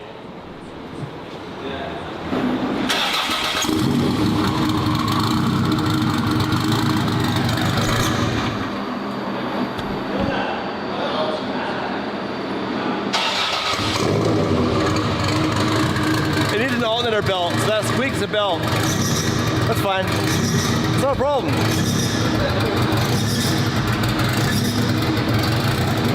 We're good. Pump, bro? I'm pumped. The seatbelts work, right? Yes. Promise? I put them in just for you. Dude, the sparkles look bad in here. Dude, they fit the car now, especially since the car's black. I don't hate a little bit of red back there. No, I don't either. It actually looks okay. Tim isn't super extroverted on his emotions. The fact he's talking a mile a minute means he's really pumped right now. And he doesn't even know that later in the video I explained to him that I found a company that's going to offer to finance that MP412C. Now it's up to him to fill the application, but he has really good credit, he has no debt, shouldn't be an issue, and they specialize just in that. So don't go anywhere. In the meantime, let's drive the Grulin, head the block, go make some smoke. I'm really impressed. This car is tuned as a fully built motor, has pistons and rods and everything, makes about 550 wheel horsepower on E85, which is a ton of power for that light car with no traction control, no stability, no ABS, nothing. It's literally just on him. In the sun? Come on! Bro! so good. Is there AC in here? No. Oh, come on. This is like the 599. Oh my God. Well, don't say that. We don't want to curse it. You hit the door. You're guiding me. You hit the door. I can't see out of Where did he hit it? Over here on the door? Oh, Tim. Tim, you scratched the Gruen. I was supposed to be getting guided. No. You see what you did? Yeah. Somebody wasn't guiding me properly. Blame game, hey? Yeah, I can't see out of the car. Oh, okay, we'll get it fixed. I know a guy. Let's not let that ruin it. Even if it won't. Well, what do you have to say for yourself, Tim? I was supposed to be getting guided. Nobody guided me. Somebody else's fault. No accountability to the youth today. Zero. Hey, look at the flake in the paint though. That's cool. This is the actual paint code from the McLaren F1, so it has obviously some metallic in it. It looks great in the sun. Now we're gonna repaint that panel, no big deal.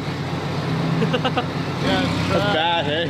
Yeah, we just paid 20 grand for that door, too. No, it's good, it's good. Close the door. No, it won't close. No, it'll close. It's stuck open. It's stuck. You broke the door. It's good, it's good. It's an expensive day for you, Tim. It's a lot of money today. The test drive goes better. Oh, Christ. All right, Tim. Yeah? I'm with you. I'll get the interior shots. Nate with Mr. Uber over here. Sean's gonna get the rollers. Okay. All right, Evan's gonna follow because it's his D plate. Has to make sure that Tim doesn't break all the laws. Oh, weird place for a door handle. Look at it. Oh, is that all the door goes up? That's it. Oh my goodness, this thing is tiny. One leg after the other. Oh my goodness. Why is there so much? Do these seats fit your hip? No. Oh. Why am I in here? I thought I picked them out for normal people, not just me. Why is it so small in here? I mean, it's a kit car. What do you expect? Tailor-made to the driver. My name is not Taylor. Am I that big? Oh, do you want me to loosen it for you? You should probably have it tight. Safer, right? I think that's how it works. I can't believe you crashed this thing already. No, I mean... Why are you lying down? It's like an F1 car, you're lying down. Because this is the closest I can Watch get. that goddamn gate. No, we're good, we're good. Oh, the front lip, you scraped it. No, we're good, we're good. Which way am I going? I don't know, Tim. The first time ever, I'm joking, Tim scratched it, we'll get it fixed. The very first drive ever, and he's getting pulled over. No, we're good. Tim's first drive, public streets in the Gruen. Now, hold on, do the brakes work? Have you tested the brakes? Okay. Yeah, they work. Bro, this is dope. We're here, head towards the PCH in Long Beach, in the Gruen with the new brand new sparkle steering wheel, the new seats, the new paint. I got palm trees. Yeah, it looks good. This is sick. How's it feel?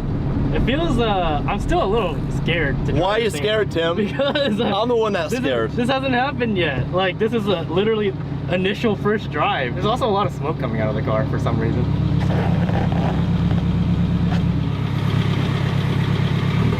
Keep your eyes on that. By the way,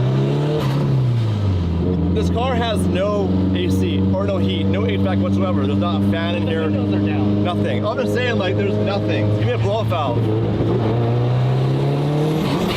Oh! Tim's a badass Gruen. I can't breathe right now, so I'm wearing a girdle. It's definitely not running 100%, but it's running. He won't stop speeding. No, I told him not to speed. I don't think it can speed. He doesn't care. He also scratched the paint right away. He just got in the car, he scratched it. Beautiful. You like it? What kind of car do you think it is? Lamborghini. Pretty close. It's a McLaren F1. No, it's not. He's lying. Dude, the reactions are crazy. People love this thing.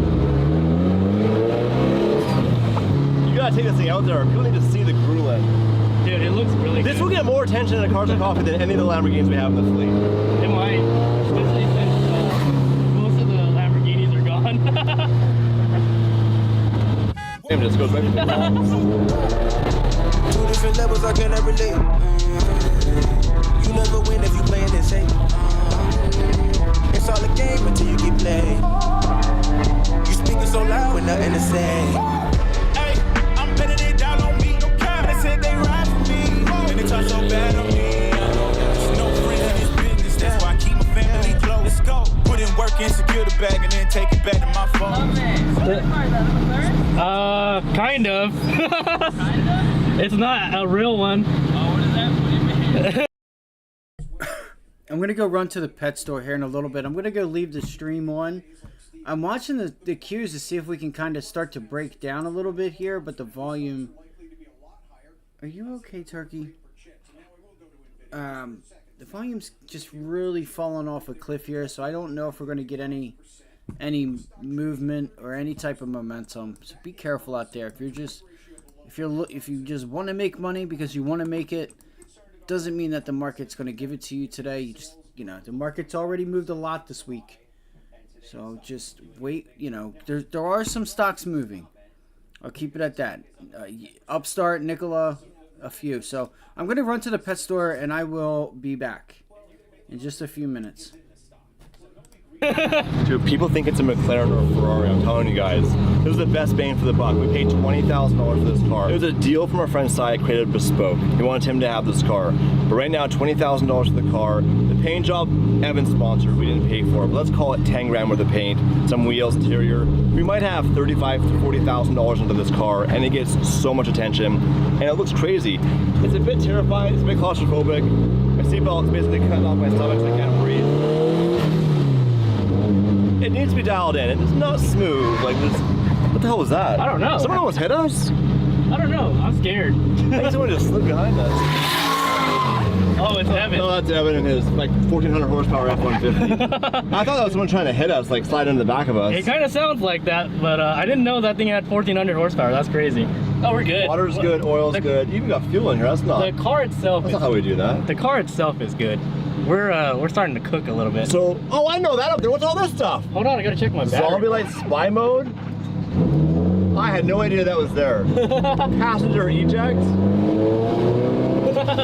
It's definitely a firm suspension. I feel like we are. Oh! It sounds great though. Yeah, it sounds good under load. And I like the suspension. It's like being in a big go-kart. Yeah. It kind of feels like a go-kart. Does it really? It has no power steering. I have to muscle it when it's slow.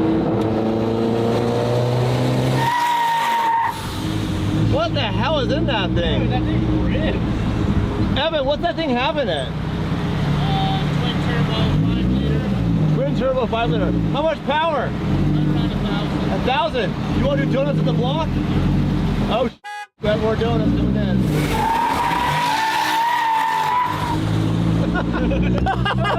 That thing's terrifying. 1,000 horsepower, a single cab short box F-150. Good sign. Temps are holding up pretty good. We've had about an hour drive in traffic. So far, how's the drive? Not too bad actually. It definitely needs to get dialed in, but overall, I'm surprised. It's actually running fairly good.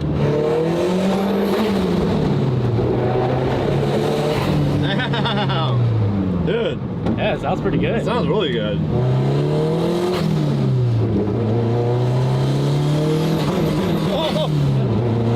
We'll get that fixed. Yeah, definitely not running properly. Not very happy. It's got electrical issues. Get it dialed in, don't worry about it. It bucks like a freaking Cobra. It bucks like a Bronco in here.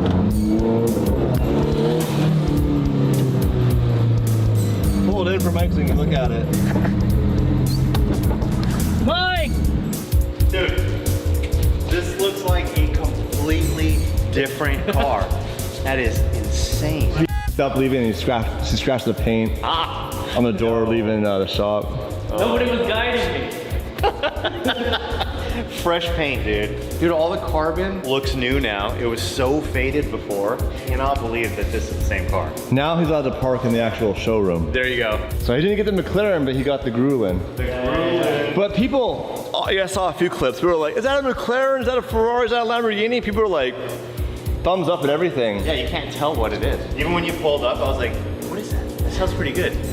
It's the Grulin. It's the Grulin. It's not running great. It's running, but it needs to go up to Northern California and get a little bit of love. It's bucking a little bit and has some fuel issues, but look at it. Dude. The girth. Damon picked the black from the F1. It was the absolute right color for this car. Two reasons. It looks great the way it is, but when Tim wants to do a livery on it, black is the easiest to wrap. We have to wait about a month for the paint to off gas and all that crap before we can wrap it. Show what he did. Yeah, he found it. Alright. The first thing I saw was like, what is that, some polishing compound down there? Nope, that's just Tim. It's just him doesn't respect anything. He's like, well, I didn't pay for it, so what do I care? That's what he said off camera. No, that's not how it works. Now Tim's gonna do some donuts for us. Going for a ride? I'll take the driver for a ride. All right. Sean's trolleyed you around all day, so. He's part of this now. Man, how much is his Uber bill gonna be when he's done? I don't know, it's piling up. Oh, man. Unfortunately, his credit card didn't work earlier, so you're probably on your own. Yeah, I might be good. Turn your headlights on. Hey! In the sun, bro? I mean, hey, it looks good. Actually looks really good.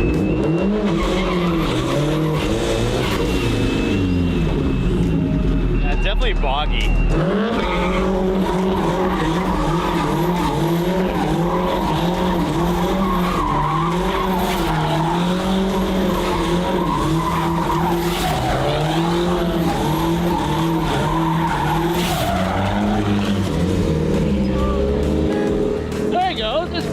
Stay in it. Dude, Tim's flossing. He popped the door open in the middle. He's like coffee.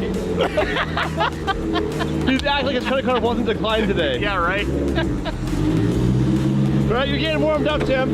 How was that, Sean? All right, go again.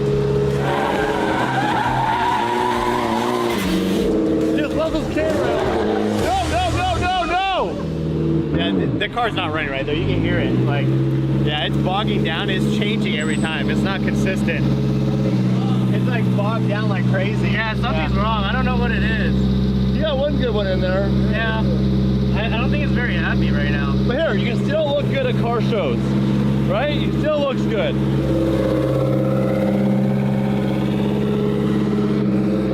Evan, can you please make him look bad now? We can try. Oh, now you're all f***ed up.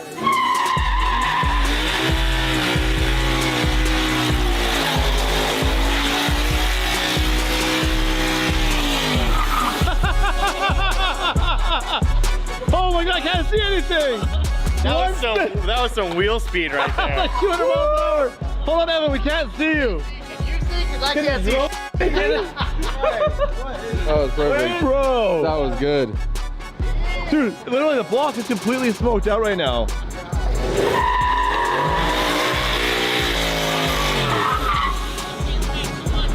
What you say? You don't say. He said it has too much juice.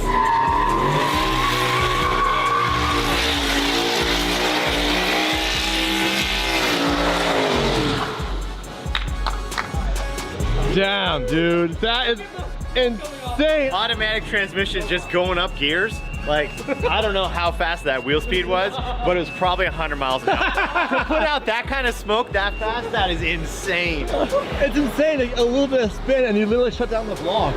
There's no way to modulate it. What was your wheel speed? Oh, who knows? It was pinned at 120. All right, how's your temps? Oh, this thing doesn't control. You got room for one more? Any tires left? You got lots of meat left. All right, we got one more, guys. One more smoking on the block, and we'll park it for now.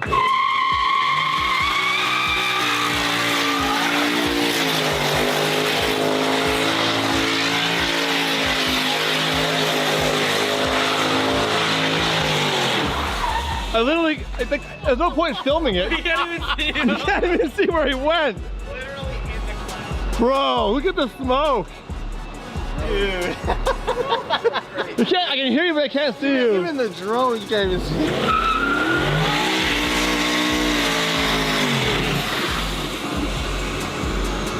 I'm not going near that thing. That's scary. Look at that. It's just starting to creep through the smoke. This is the best truck I've ever seen in my life. That is nuts. Yeah, it's insane. Yeah. So is it fully built motor and everything? No, just the oil pump gears. What? Yeah. Twin 67s, triple Hellcat pumps, 1300s. How much power does it make? Well, right now on the boost control, there's probably like 850-ish.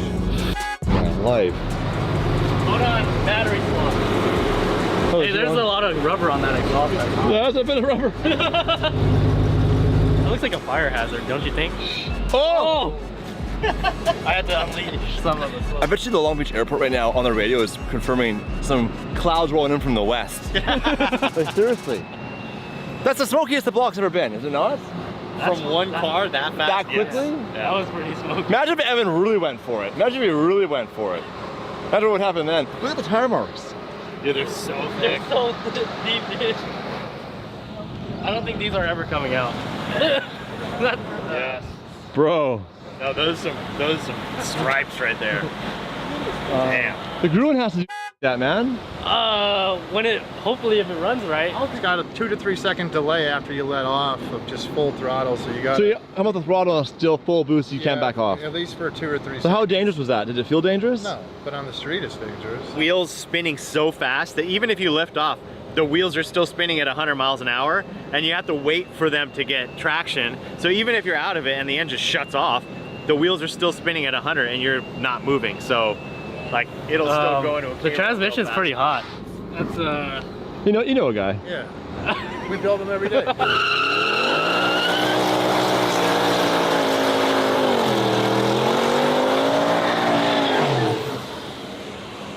I'm just waiting for a big thunk because you can't see anything. Yeah. I'm waiting for the transmission to melt. Well, he built the transmission, I'm sure. So he knows what he's doing to it. Broke your car. Oh yeah, it's eating a little bit. Is that oil? Yeah. That's a lot of oil. It's a lot of oil. It's all over the back here too. Well, it's a good thing it's leaving to get fixed. Yeah, we'll get it all dialed in. Or we won't. We also used the fire extinguisher we had on the block on that Corvette. So not all of it. I don't think that's how it works. Yeah, yeah, it's got to get refilled because it'll keep like dropping down in pressure, and you go to use it and it won't have anything. We'll send that to Bill then. Yeah, that's like 10 G's. And he left his wheel here too for us to take care of. Well, yeah, he's like, by the way, here's a souvenir for you guys. This is when he hit the K-rail in a vlog like last week. Take it home to your parents as a gift. I don't think they'd want that. They wouldn't want that? Yeah, I have plenty of those already. Oh, fair.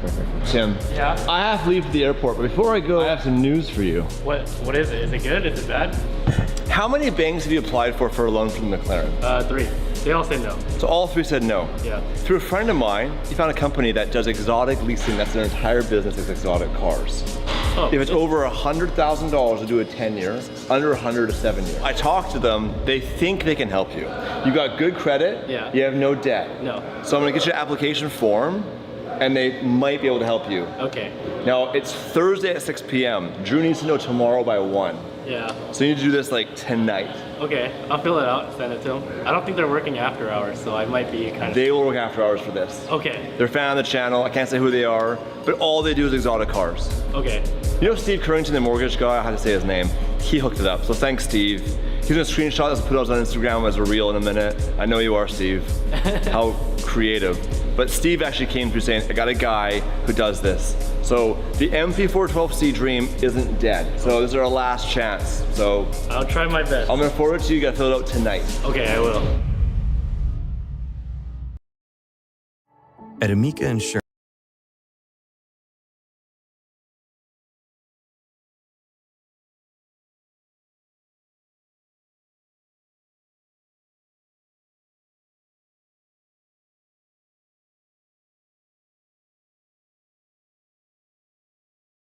All right, I'm gonna go. I'm gonna run to the pet store. We'll see what happens here. I personally,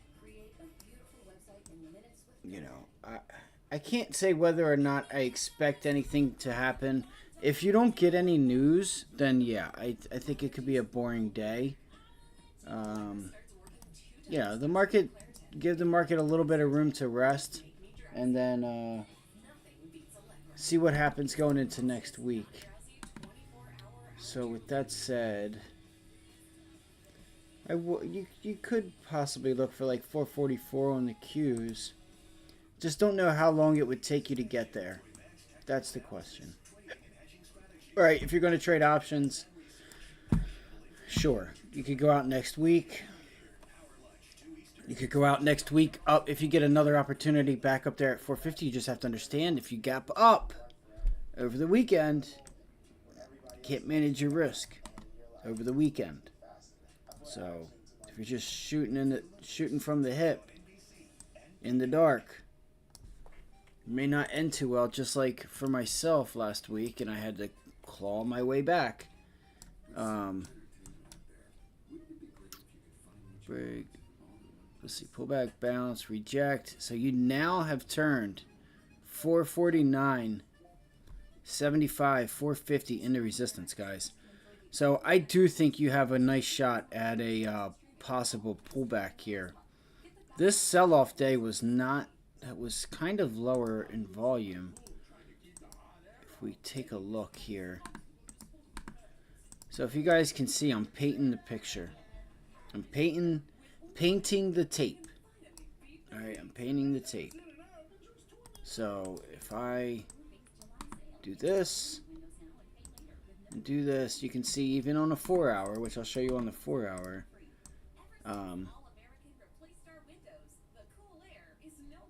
this bounce has lower, you know, the volume's pulling in.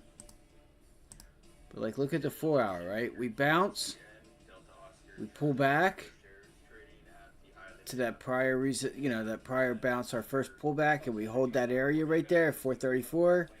So you bounce, pull it back, bounce into the resistance level, that is 445. You sell off. Okay, we try it again. All right, so we tried twice to get through there. We could not do it. It sold off. Let's run a test back up there. Okay, cool. Oh, we got through it. Nice. Now that's the level. You're sitting on it right now. Does it break? But look, you bounced, rejected 449.50, 450. Rejected 450, pulled back. You tried to get through it. You got through it, but then it turned right back around. You just bounced back into it to not turn, you know, to go back to that level to turn 450 into resistance. So, got to look for a possible break here and a, you know, a pullback to 439. I'm coming at you, baby. Hold on. So I'm looking for 439, guys. So we get a bounce. I'll look for a pullback into 439. I'll let a little bit of time go by. We'll see what it looks like. I'm running to the pet store. I'll see you guys in a little bit.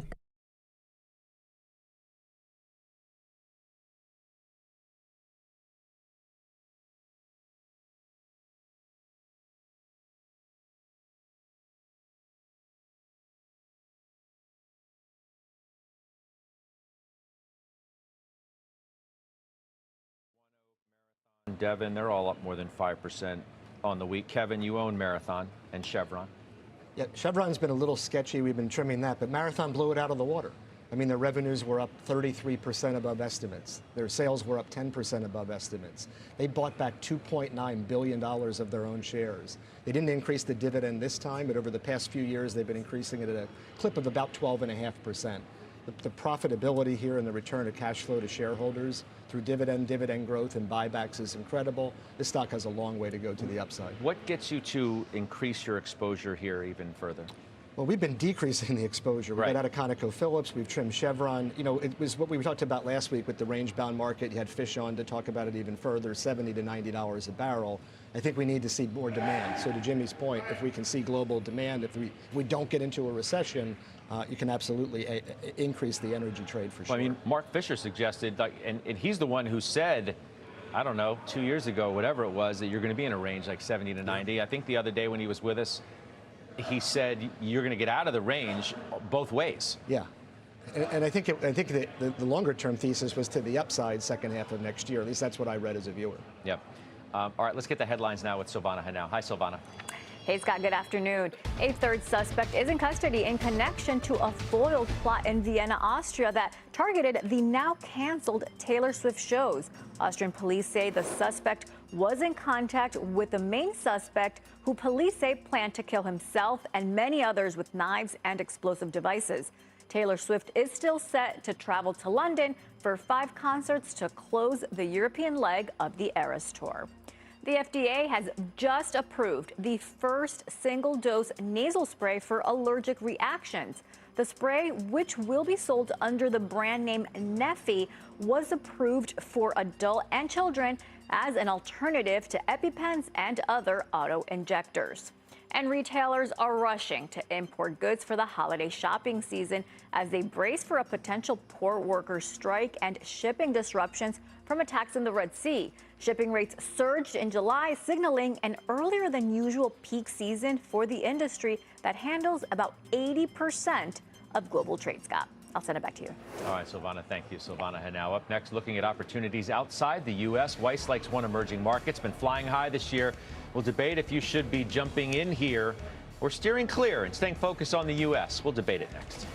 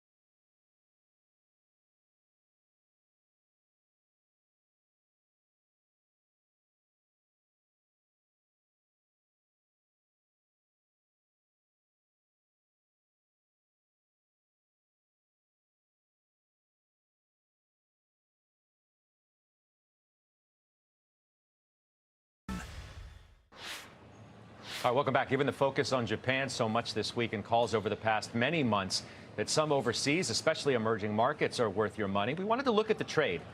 India remaining the best performing of the major emerging markets this year. It's up double digits. Weiss, I think you now own all three of the India ETFs. Is that correct, or two? I own two. So, but you've been a big advocate for this trade for a while.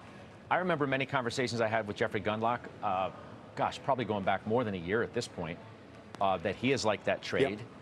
Do you still like it? I still like it, and the reason I like it is that you're seeing the supply chain shift over to India because for a few reasons. Number one, labor is cheaper than in China, and number two, there's greater stability in India in terms of geopolitical confrontations than there are with China. So why would you want to keep your supply chain in China at all? And for some CEOs, it brings up nightmares of having any business whatsoever in Russia and having to write those off. So you've got that growth there in addition to what are still pro-growth policies. So I own the SMIN, which is a small cap, and that's done very well. That's up 16% year to date. Yep. And INDY, which is basically a top 50, and that's performed actually in line with the S&P. But I still think there's much better growth there. And if you take a look at when the market sold off, these actually, they sold off as well, but they sold off, to a much lesser expense and immediately came back. So I continue to like it. What do you guys think about just outside the U.S. right now? I mean, Europe hasn't performed all that well. The gains are a little bit, they're substantially less than what the U.S. markets have done. I mean, what, year to date, S&P is still good for about 11.5%. So you got half that across the board. Spain, London, Germany, Europe. Yeah, that's people look at that, though, and say that laggard is why you should get in now. Right, but All right, No, guys, I'll be because right I'll back. tell you why. I'm running over to the pets. I'm running over to the pet store real quick. I'll be back in like 5 minutes. Be careful out there. I'm looking for the overall markets, like the Qs, 447, 448. I'm sorry. I'm seeing if we could reject that level. I don't think we're gonna get any like big moves unless something happens. But let's see what happens here. I'll be back in about 20 minutes. I'll be back before the afternoon session. Just be careful. The volume's pulling back and all that fun stuff. So it's Friday. The market's moved a lot. Just understand that. Not going to Europe for it. Yeah. No, but you can buy some Chinese tech stocks. You can buy European tech well, stocks. take a look at the Chinese stock market, right? What was it, 3-4 months ago? It was going through the roof, and now it's like plumbing the bottom.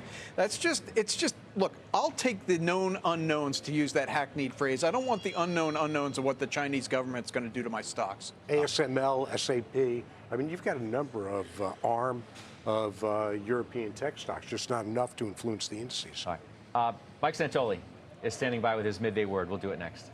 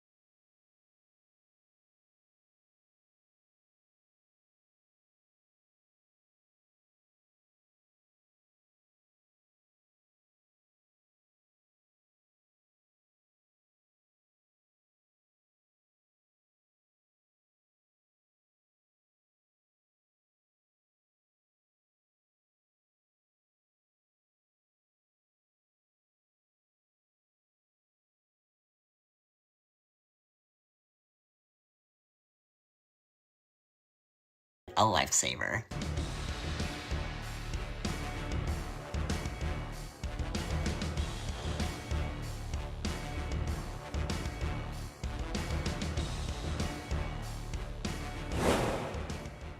All right, welcome back. Senior markets commentator Mike Santoli joining us now for his midday word. What a week. I don't know that we thought we'd have this kind of conversation today on Monday morning, but you give us your best thoughts here, because you always have good ones. Yeah, the kind of conversation where the market is kind of flattish and volatility sort of draining away a little bit more, and it seems like typical summer. Yeah, it didn't seem like that. I would say that we got out of the sort of acute care phase of the positioning shock and everything that went down early on Monday. And now I think what we're left with, if you really just, broaden out the scope, is what appears to be a somewhat normal, perhaps necessary, but maybe unfinished kind of pullback reset process, just to account for a somewhat higher probability that we get some bumps on the economy, that we're having a rethink of the AI earnings potential and all the rest of it.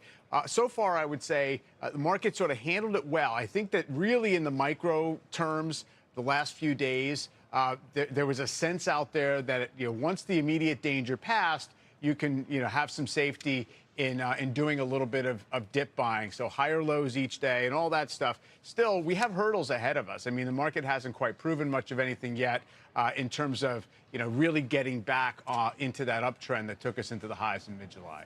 How do you foresee the market, and on both sides, I guess, reacting to CPI and PPI next week, whether it takes on greater significance because we're concerned about the economy, or it's one of those relief signs because it says that, the Fed's winning that game and we think they could win the other one too? My hope and expectation would be that we have really de-risked CPI and PPI. In other words, even if it's a little bit of an uptick beyond what we are forecasting right now, that battle is largely won. If the market doesn't react that way and we have another scare on the inflation front, that would tell you there's unfinished business. I think, I said this before, back at the very start of the Fed tightening cycle in 2022, people were trying to say, oh, maybe inflation's not really as high on the trend. And Powell said it's not a time for particularly nuanced discussions about inflation. And I think we're at the other end of that, which is let's not slice and dice the inflation numbers. It's down toward target. It probably is not the battle you have to fight right now. If the market takes it otherwise, we're probably in a little bit of a fix. I think retail sales next week is actually something that is going to get a lot more attention in the sense of people wanting to see this economy hanging in there.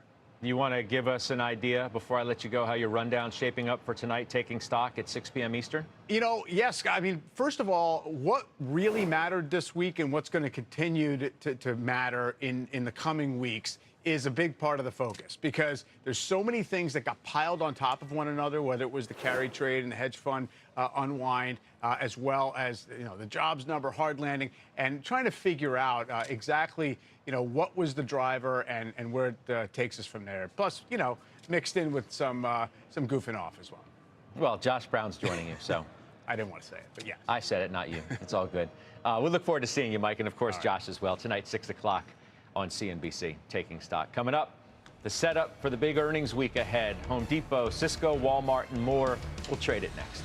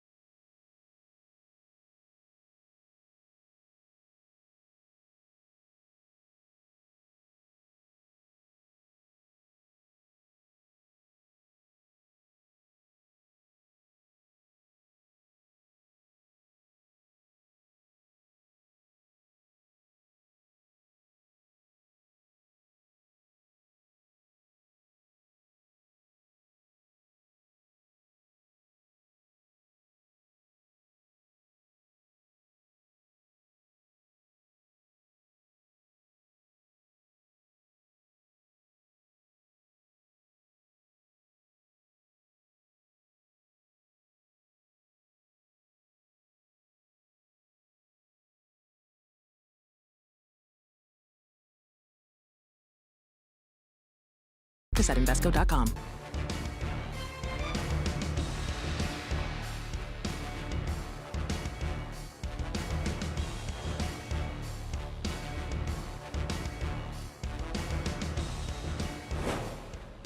Got some big earnings next week. Let's give you the setup. Trade some of these names. Home Depot's number one. Home Depot, Tuesday before the bell. You own it, Kev. Yeah, I'm not expecting anything good. I think operating margins are going to be down. I think stores, same-store sales will be down 2%.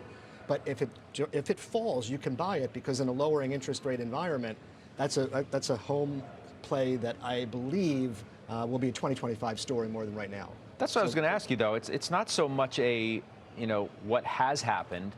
It's what might, because of rates coming down. Yeah, I mean, a lot's been baked into the stock in terms of what they've seen from their economics, but home renovations in 2025, refis, the ability to use that refi money on renovations absolutely comes into play, and you need to buy it beforehand. So on weakness, I think you can add to the position, but you definitely don't want to buy it in advance of the earnings. Jimmy, Cisco, the big news today was a report that they plan to cut, quote, thousands of jobs in a new round of layoffs. They do report next Wednesday after the bell. You own the stock. Yeah, so here's the setup. Cisco had several quarters in a row of missing estimates or at least missing guidance going forward. Their last quarter was, in my opinion unabashedly good.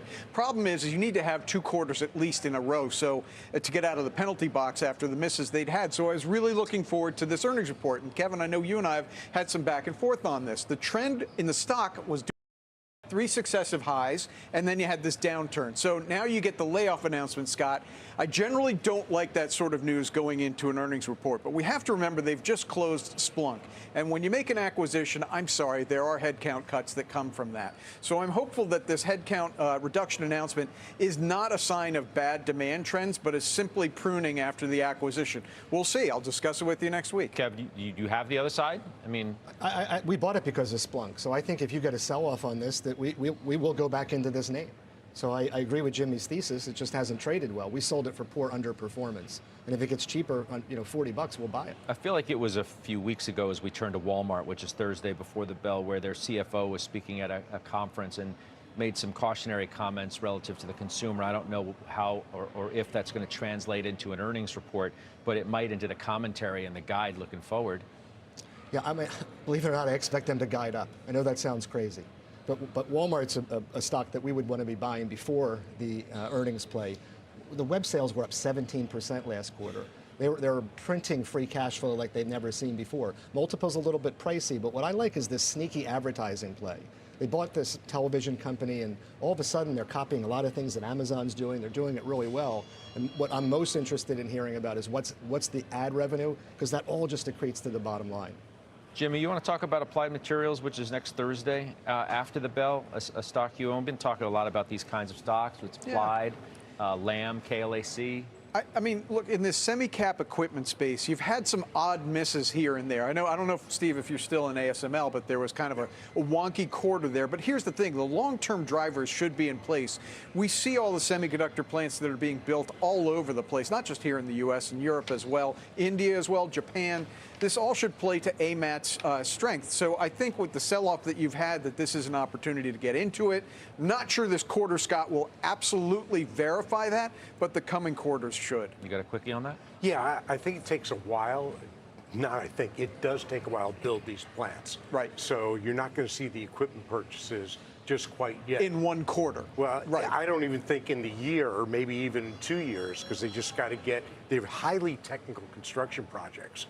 So, of course, they have been building these all over Texas, Idaho, New York, Arizona for years but now. the CHIPS Act really isn't going to drive that just now. Paramount. It's in the green today. We're going to take a break. We'll include it in our winners and losers. Jimmy will trade it, of course. We'll do it next.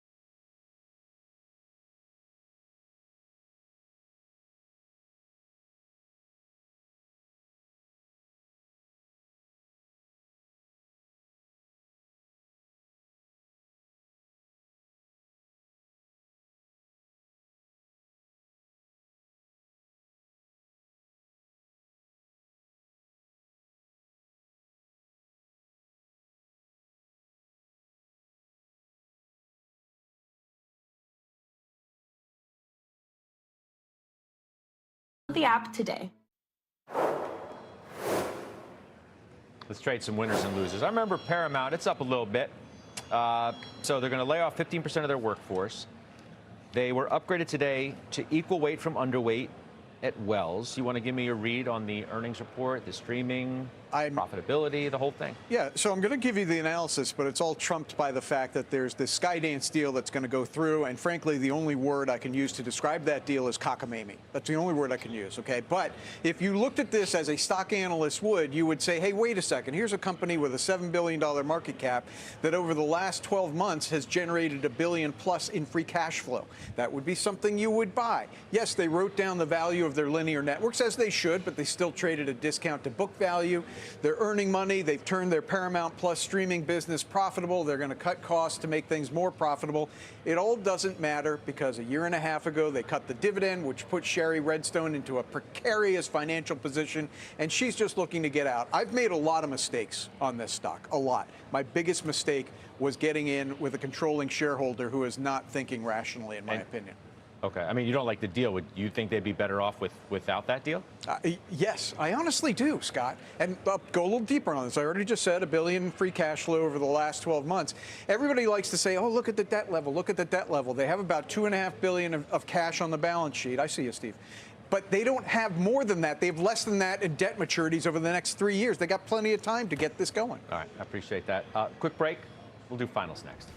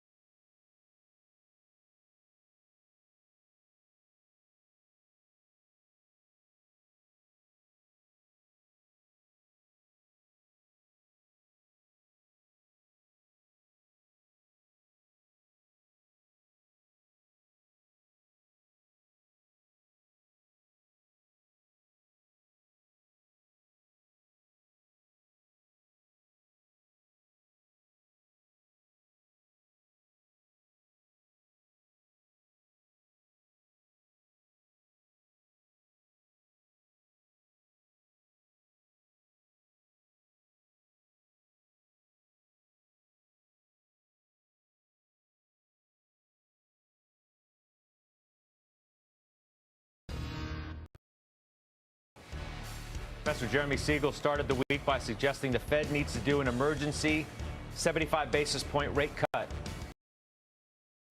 on the closing bell, 3 o'clock Eastern. I hope you join me. Should be spirited. for sure. Let's do final trades. Kevin Simpson.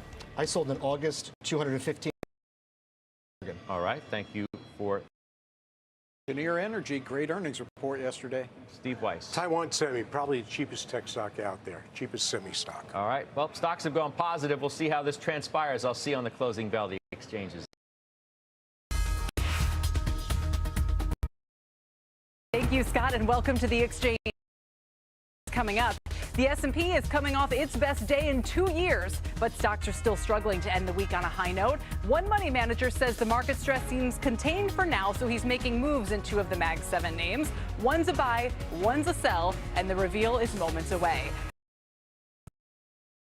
World's second largest economy. New inflation numbers showing even more government stimulus may be needed there. We'll look at China's path forward, the impact, and what our presidential election could mean for Chinese equities. Plus, shares of fast casual chain Sweetgreen have nearly tripled since January. Better than AI. Look at that, up 196%. And unlike most restaurants so far this earnings season, they're raising their guidance for sales. I love to see it. We'll ask co-founder and CEO Jonathan Neiman what's driving that growth in a first on CNBC interview.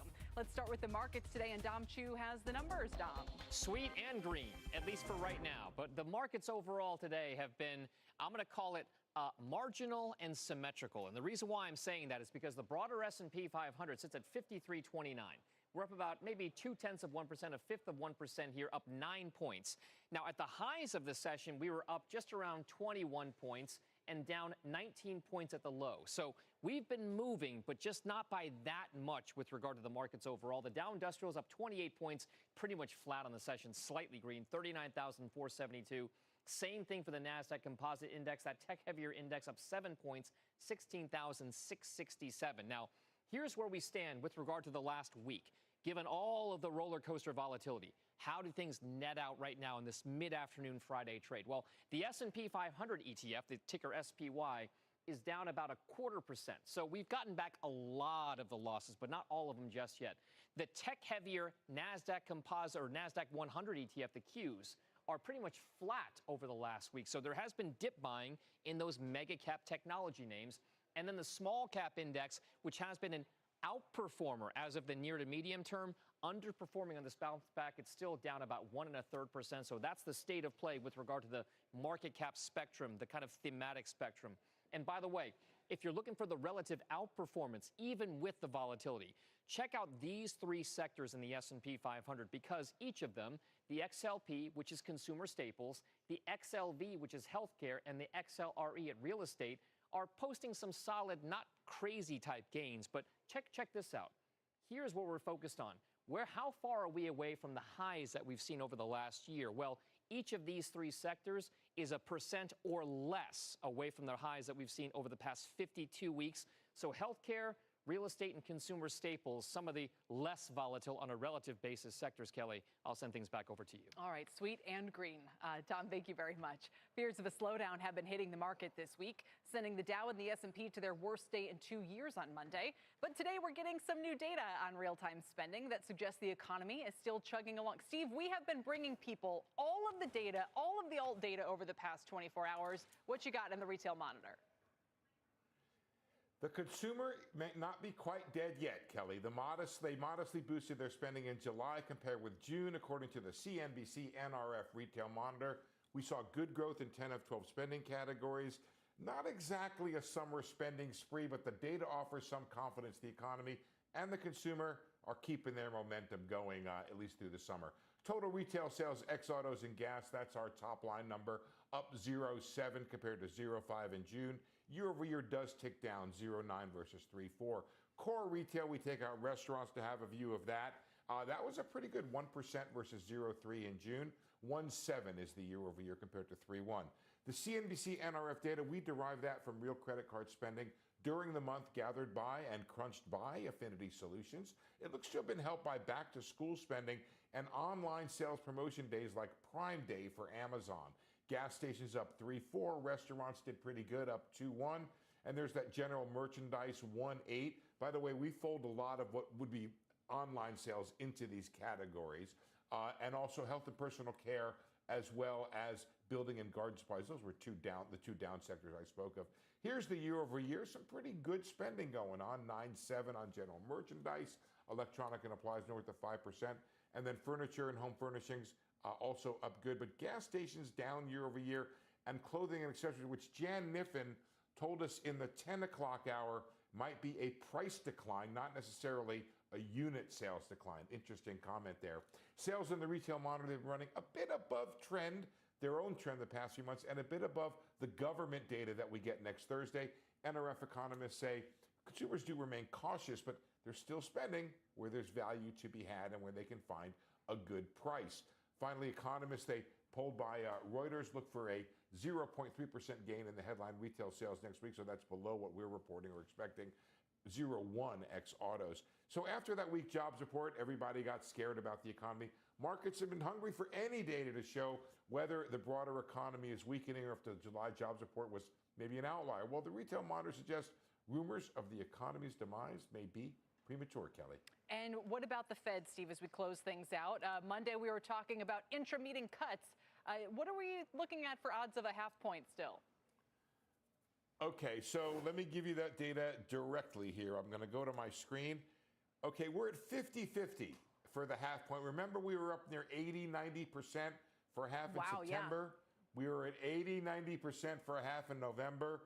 We're now looking at 50-50 for the 50-50 for the 50 in September, and then it's about 84% for another 25. So people do think, you know, if you say we're at 5.25, we're going to be at 4.5, 75 basis points through November. That's the play. But take a look right there. There's that 25 Fed funds futures contract. You can see that we went way down in terms of the outlook for January 2025, and now we've ticked back up, added about a quarter. I will tell you, Kelly, that the 50-50 split kind of jives with my reporting on this issue. Mm-hmm. I think that the Fed could go either way, depending upon whether the data next week come in weak, and then you've got another jobs report and a couple inflation reports in there, watching those jobless claims along the way. It could go either way. 50-50 seems like a good place for me. For a half point, but you'd say a quarter point is a complete guarantee? Quarter point's a guarantee, and the market's pretty secure that we're going to get 75 by the end of November. By the end of November, so maybe or the November meeting. Okay, so then that's a quarter point in September, maybe a half point in November? Yeah, you could do it that way, right? Interesting. It's a little hard to tell exactly how the market is priced because it's hard to look through what happens in September. Yeah. Right? The market says, 84% probability we're down 75 by the November 7th meeting. Right. How we get there is it could go either way. Or if we get there, but I like how you put that. All right, Steve, thank you very much. Right. We appreciate it, Steve Leisman. Sure. Monday's market rout cost the Mag 7 more than $650 billion in market cap, but the group is only down about 1% on the week now as stocks continue to climb back. My next guest says these movements have created an opportunity to buy and sell two names in particular here. Let's bring in David Hardin, CEO and Chief Investment Officer at Summit Global Invest. Aren't you in D.C. normally? No, we're in Salt Lake normally. You're in Salt Lake? Yes. I didn't. Oh, because I was going to say, I don't know if you're going to drive back in this rain, the hurricane that's very, but you have to fly back, presumably. So we just have to stay here longer with you. Okay, that's fine. We can really dive in then. So when you saw Monday's market action, what was going through your mind? Well, I felt like it was an overreaction. The market definitely likes to be a little bit overreactive. And I think that it was a little bit overreaction, especially in the morning when we saw the VIX spiked about 66, right? That was crazy. I mean, when we were at 80 during the financial crisis, to go up to 65 on overnight like that, I mean, that's very unusual. Yeah, I think the last time was the great financial crisis and during COVID, 2020. So you don't see that spike very often. And by the end of the day, I think the market got much more rational. You see it close around about a 30. So if you look at that and you're confident it's more of a positioning thing than a macro thing, do you jump in and start buying? Do you take it as a chance to tell me what moves you're making? So I think there's a couple. One, you do want to take opportunities here, right? And there are some. I think Eli Lilly's been a great opportunity. We've been in the stock for a long time, and that stock's done very well. And you've seen this rotation more into healthcare. You've seen healthcare looking to break out of that. Even today, Eli's doing great. And I think that the earnings continue. The new utility, let's face it, these drugs that they're selling and people are taking, they're not going to stop taking them. Talk to somebody on diabetes, talk to somebody that's lost 30 to 40 pounds. Even if the economy weakens a little bit, you don't think that these are expensive drugs? They might, drop it at the margin? Not at all. Probably drop everything else first. Yeah, everything else is going to go to the wayside, right? So I think that's a really good position to have. And so when that, when you have a market move like Monday, that's what you're looking to get into. Were you able to add to that position? I didn't even see what Lilly did on Monday. I know it had a kind of a tough month going into this week. It has, and healthcare's been tough for the last 18 months. It's not really participated in the Mag 7. It's not one of the Mag 7. So, but that's what you want to do there. And it specifically with those Mag 7, this is an opportunity to readjust some of your holdings within those 7. And there's definitely something you want to hold, I think, and there's some things you want to, maybe if you're still holding, it's time to probably exit those positions. Do tell. What comes to mind? Well, the first one, let's just talk about a positive note. I think Microsoft has the biggest opportunity to really take advantage monetarily of AI. I think they absolutely can do that with their Microsoft Word products and PowerPoint and Excel, et cetera. So I think that they have the biggest opportunity, and as the front runner, probably the biggest opportunity to fail. Let me ask you this, and we don't need to dive into a whole AI thing, but there are some who are saying maybe its strategy of trying to directly monetize AI is not actually the best way to use these tools. In other words, look at how Meta is already using AI to optimize ad sales, which is what it does best, and it's able to make those NVIDIA chips have a high payoff right away because it can better get ad dollars and raise its revenue and raise its earnings and so forth. Microsoft would maybe have a harder path if they have to go around and convince every corporate office to pay for those additional seats to use its tools, which are quickly becoming somewhat commoditized. Understandable, and that's why I say their biggest risk is on how they actually roll this out to the consumer. The reality is there's a lot of consumers, I've talked with many, that are paying ChatGPT or what have you, already they're $10 or $20 a month. Yes. So the demand is there, the execution is critical, but they have the biggest opportunity. In the meantime, put that aside, they're still winning on the cloud, they're still winning in operations, they still outperformed on their earnings per share. So you have earnings to use, if you will, totally. While you wait. Well, you said that was kind of one that you think of more positively. What about the other side of these trades? Well, no offense to many people that continue to hold Tesla, but I would say that's when you want to exit. Tesla, from an AI perspective, is probably 6 to, some people say, 10 years out. It's really not there. It has a long time to wait for that to happen. The sales of the cars, which it is a car company right now, has been disappointing. Right? You still have a great, so to speak, innovative leader, but he's also very volatile, and you never really know what he is going to do. So from a standpoint of an investor. But you don't sometimes look at SpaceX and go, they're bailing out Boeing and NASA, and maybe Musk knows what he's doing? Don't you love that? I mean, it's absolutely. Wild. It's what a black eye Boeing, the staid corporate leader who can't, and to their credit, they claim they could solve this problem, but NASA's the one who's not so sure. But I'm just saying, we all talk about Musk's volatility, but in an area like this where precision and reliability really matters, look at what they're able to deliver. Well, a lot of people talk about him, and it's true, but I've met his employees, and they are fantastic. These are very smart people, they're very capable people, and they work very, very hard. So behind him, there is a wonderful sales force or workforce. And that still doesn't make you bullish on the stock just because you don't think the AI, there's, what do they say, $500 billion of its valuation is for that alone? I think he's a very outspoken leader. So when the time comes that he really has something, I guarantee he'll probably be talking about it. So I would wait till he speaks before I get in. Finally, any other trades that you would be exiting here, or kind of final thoughts on this whole week? Well, I think my biggest takeaway this week is there's a lot of pressure on the Fed, right? And that's my biggest pressure from a macro perspective. What are they going to be doing differently this time? They've had 30 or 40 years of the inverted yield. They've had 30 or 40 years of the unemployment indicating recessions ahead. How are we going to avoid that? I'm really interested in what they do different this time than they've done the last 30 or 40 years. Do you have an opinion on what that should be? Well, I'm with Steve in this. I think they definitely need to come out with at least a 25. I know people are getting soft. They're very slow. I might want them to speed up just a little bit.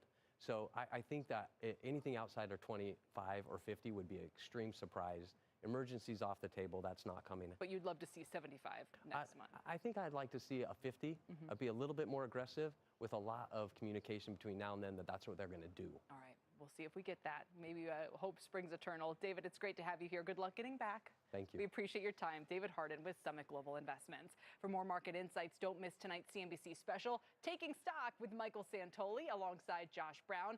That'll be 6 p.m. Eastern on CNBC. And while concerns about a U.S. slowdown sparked the sell-off this week, China has been dealing with these issues for some time, with the Shanghai Composite down 10% in the past 3 months. And new data today showed China's consumer prices jumped more than expected in July, rising 0.5 from a year ago, erasing to some extent fears of deflation. But my next guest says the Chinese economy is still in terrible shape. Marco Papich joins us now. He's chief strategist at BCA Research. Marco, it's good to see you, and bring us up to speed on these narratives in China, where it seems as though deflation is still a concern. What do you make of today's CPI number? Well, there's not much to really cheer in the CPI number because most of it had to do with food inflation. And so if you strip out the food component, you actually find out that there was no real inflationary bump. Also, on top of that, our emerging market strategy here at BCA Research has pointed out that their own underlying data for predicting CPI remains pretty much mired in disinflation. And this is a real problem, Kelly, because that means that real rates are actually higher than nominal rates. And that's preventing many consumers and the private sector of the economy from leveraging up and using the opportunity of low interest rates to actually re-engage and create demand. So you'd stay away from the market. Is that the bottom line? I mean, I think that's now so consensus. I can't imagine anyone being excited to start nibbling away at Chinese stocks. It's very difficult to see a catalyst. Policymakers have to realize that despite low interest rates in nominal terms, there's absolutely no appetite for borrowing. So this is very, very similar to 2010, 11, 12, 13, 14 environment in the United States and much of the West. China is stuck in secular stagnation. We can repeat all this verbiage from our own experience. And until policymakers in China realize this and catalyze much greater fiscal response, I don't think anything positive is going to happen. And we've waited for years for them to do that. It doesn't seem like it's coming. You said, by the way, if anyone's out there holding Chinese corporate debt, that could be the next shoe to drop because spreads are too tight. What about the election coming up? Trump's odds have fallen precipitously over the past month or so, where it looked like he might be a shoo-in, and that would have bigger ramifications. Any thoughts on what a Harris presidency would mean? Well, I would argue that ironically, and probably this is not a consensus, but I think Harris would be far worse for performance of Chinese assets than Donald Trump. And this is because I think that a President Harris would continue President Biden's policies, which have been to actually deepen the trade war with China and to really tighten the screws on some of the export controls. With President Trump, there is this non-linear outcome that is possible, which is that he actually gets a trade deal with China. Note that in his convention speech, he only used the word tariff twice. And both times it was to argue that he would actually force China to build factories, EV factories in the Midwest of the United States. Nobody really talks about this, but if that were to happen, it would mean a pretty significant trade deal between US and China. So in a way, Trump could become a catalyst after a 6 to 12 month period of brinkmanship for actual upside to Chinese assets. And I don't think that's really priced in or even talked about. That's really interesting, although I can't imagine that. So I take your point that if he tried to force them to build EV factories in the Midwest, which is maybe a great idea that others will steal, that China would agree to that because it's part of a broader trade deal that would benefit them. But what would the U.S. get from that if we were to say, okay, yes, we get jobs in the near term, we get production here in the near term, but do you think his goal is something that would unlock better performance of China more broadly? Just unpack that a little bit. Well, it's definitely not his goal. That is an ancillary outcome of his goal, which is to get good jobs, manufacturing jobs back in the Midwest, and likely crack open China, particularly in the services industry side, which China has stubbornly kept non-tariff barriers to trade pretty high.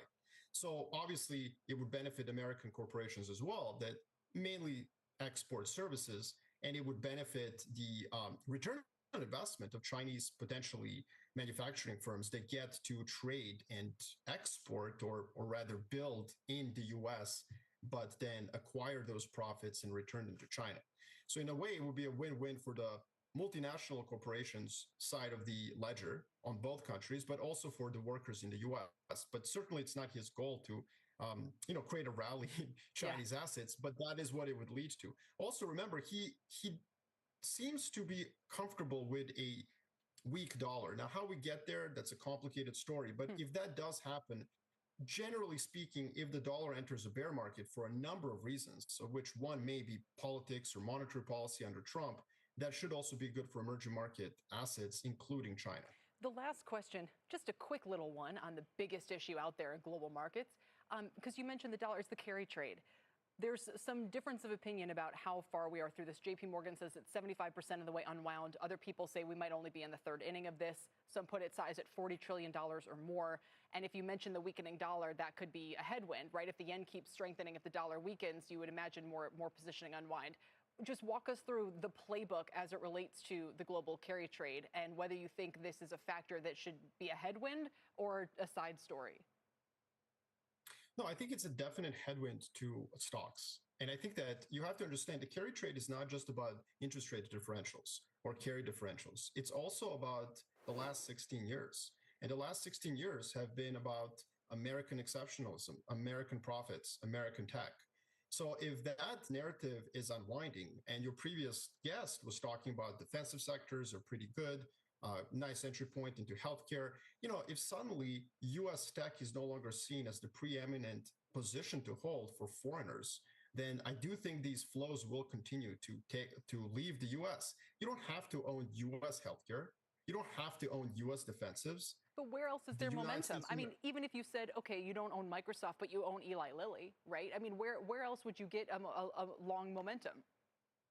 Well, I think you can definitely go long defensives across the world. The U.S., if you look at profit margins differentials, the U.S. really only has an advantage in tech-related profit margins. So if the tech story is done, then the unwind in the U.S. exceptionalism trade will be massive, and it won't be about a couple of basis points of carry here or there. It's going to be about a narrative shift, which is like, well, I can hold European healthcare companies. They're doing some great things. I can hold, Japanese consumer staples companies. And that's I think what I'm more concerned about. I'm more concerned about the secular shift in the 16-year bull market in all things US. Yeah, the carry, I'm putting my hands over, I'm not listening. I don't want to hear about the end of US exceptionalism on the profits front, but I appreciate not many people are talking about the long end of this trade. And I do think it's part of the unwind that we've seen. Marco, we'll check back in soon. Really appreciate your time. Have a great weekend, and thanks. Marco Papich with BCA Research. Speaking of the election, CNBC and Generation Lab teamed up to survey more than 1,000 Americans between 18 and 34 about the most important issues to them this election cycle. And an overwhelming majority say the economy and the cost of living are the #1 issue on their mind. Coming up, Sweetgreen shares are spiking after the salad maker beat earnings estimates and raised their full-year guidance. Makes it a big outlier in the restaurant space this earnings season. The shares are up 28%. We'll ask co-founder and CEO Jonathan Neiman what's behind that growth, with the shares nearly tripling since January. But first, everyone's debating the health of the consumer right now, so we'll bring you the week's top executive commentary on that front after the break and get an inside look from one AI lending platform about the trends they're seeing. And as we go to break, here's another check on markets, with stocks trying to erase this week's losses. The Dow up 100 points near session highs, but the Russells are negative. Keep an eye on that. We're back after this. This is The Exchange on CNBC.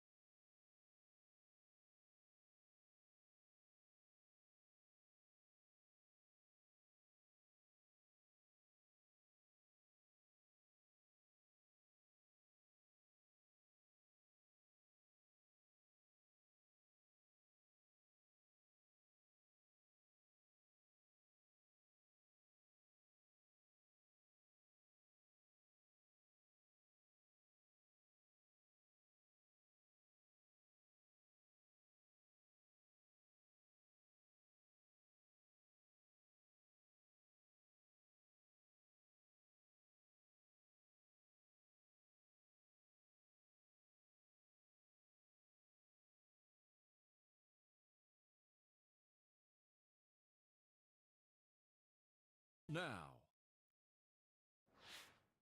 We are seeing shorter booking lead times globally and some signs of slowing demand from U.S. guests. The U.S. consumer is a little bit soft. You've seen it from a whole variety of consumer companies. We have seen a more challenging macro environment and a slowdown in travel demand, consistent with recent commentary from others. We're just watching the consumer and some of the softening there. We were a little bit somber talking about the consumer. Wholesale is relatively weak, both mainly driven by traffic and conservatism. You are seeing a little bit of the consumer struggle in some areas of the market. Persistent inflation over the last few years has led to belt tightening across wide portions of consumer discretionary spending. We see it in internal and external survey data where price is the biggest concern of our customers. That was a great montage, and those were some of the CEOs on our air just this week warning about weakness in the consumer.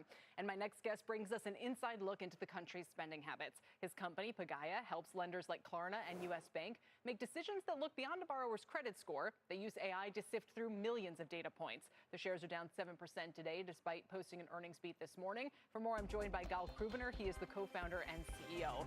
Welcome to you, and it's great to have you here. Thank you so much for having me. So broadly speaking, just to go to the point about the shares, tell me what are the business trends in the last few months and weeks, and what's the outlook you have for this year?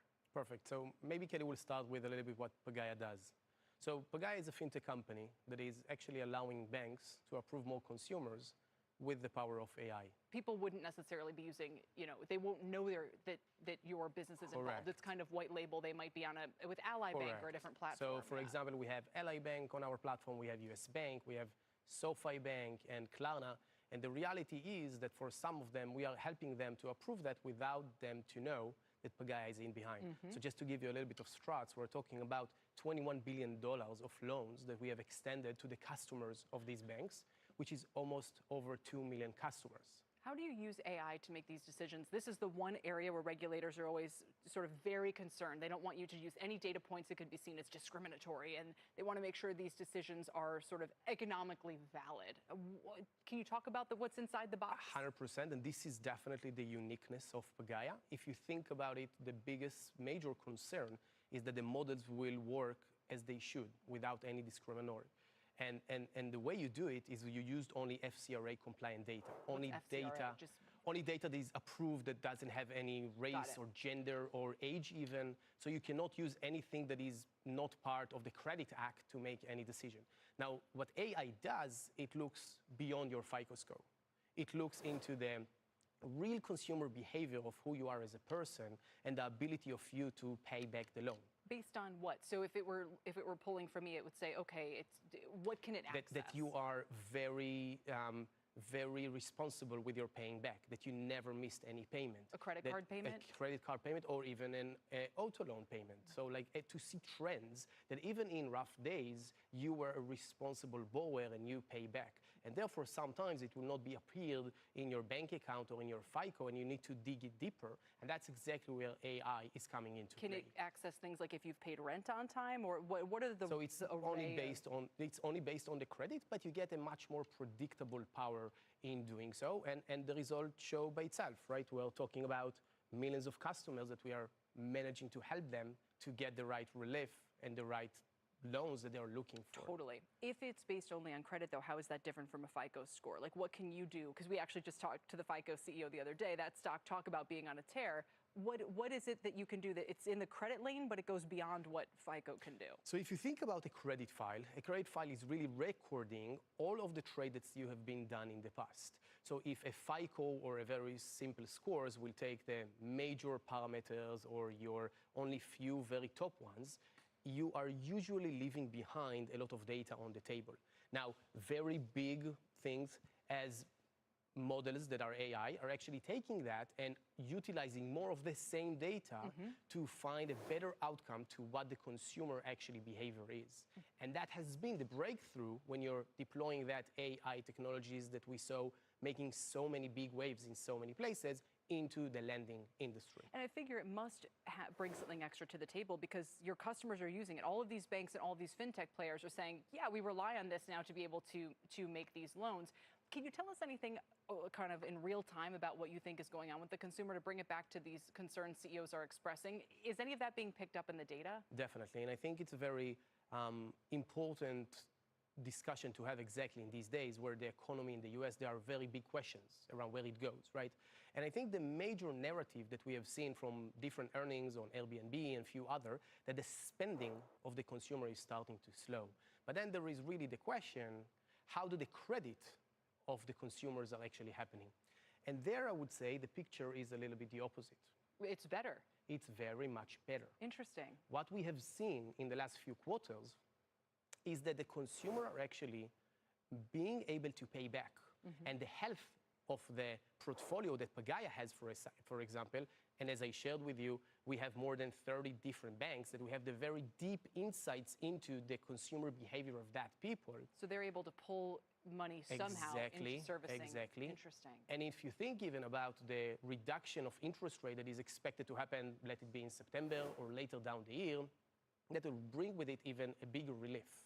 So the consumer will have a much better ability to pay because interest rate will go down, interest rate on their APR, on their loans will go down, and we will help the economy even further in that respect. This is like the hour of highlights. From what you've told us, we're going to talk about Sweetgreen later. They're still able to put that money to work somewhere. Gal, thanks for bringing it to us. It's really fascinating. Hope we can check in another couple months' time. Thank you so much, Kelly. Gal Krubiner joining us from Pagaya. Coming up, Warner Brothers Discovery hovering near its lowest level since 2009 after posting a $9 billion write-down on its TV networks this week. We will round up all the media headlines ahead in Tech Check, and stocks are continuing to hit new session highs this hour. The gains are still modest, but it still helps undo the damage from earlier this week. We're back in a moment here on The Exchange.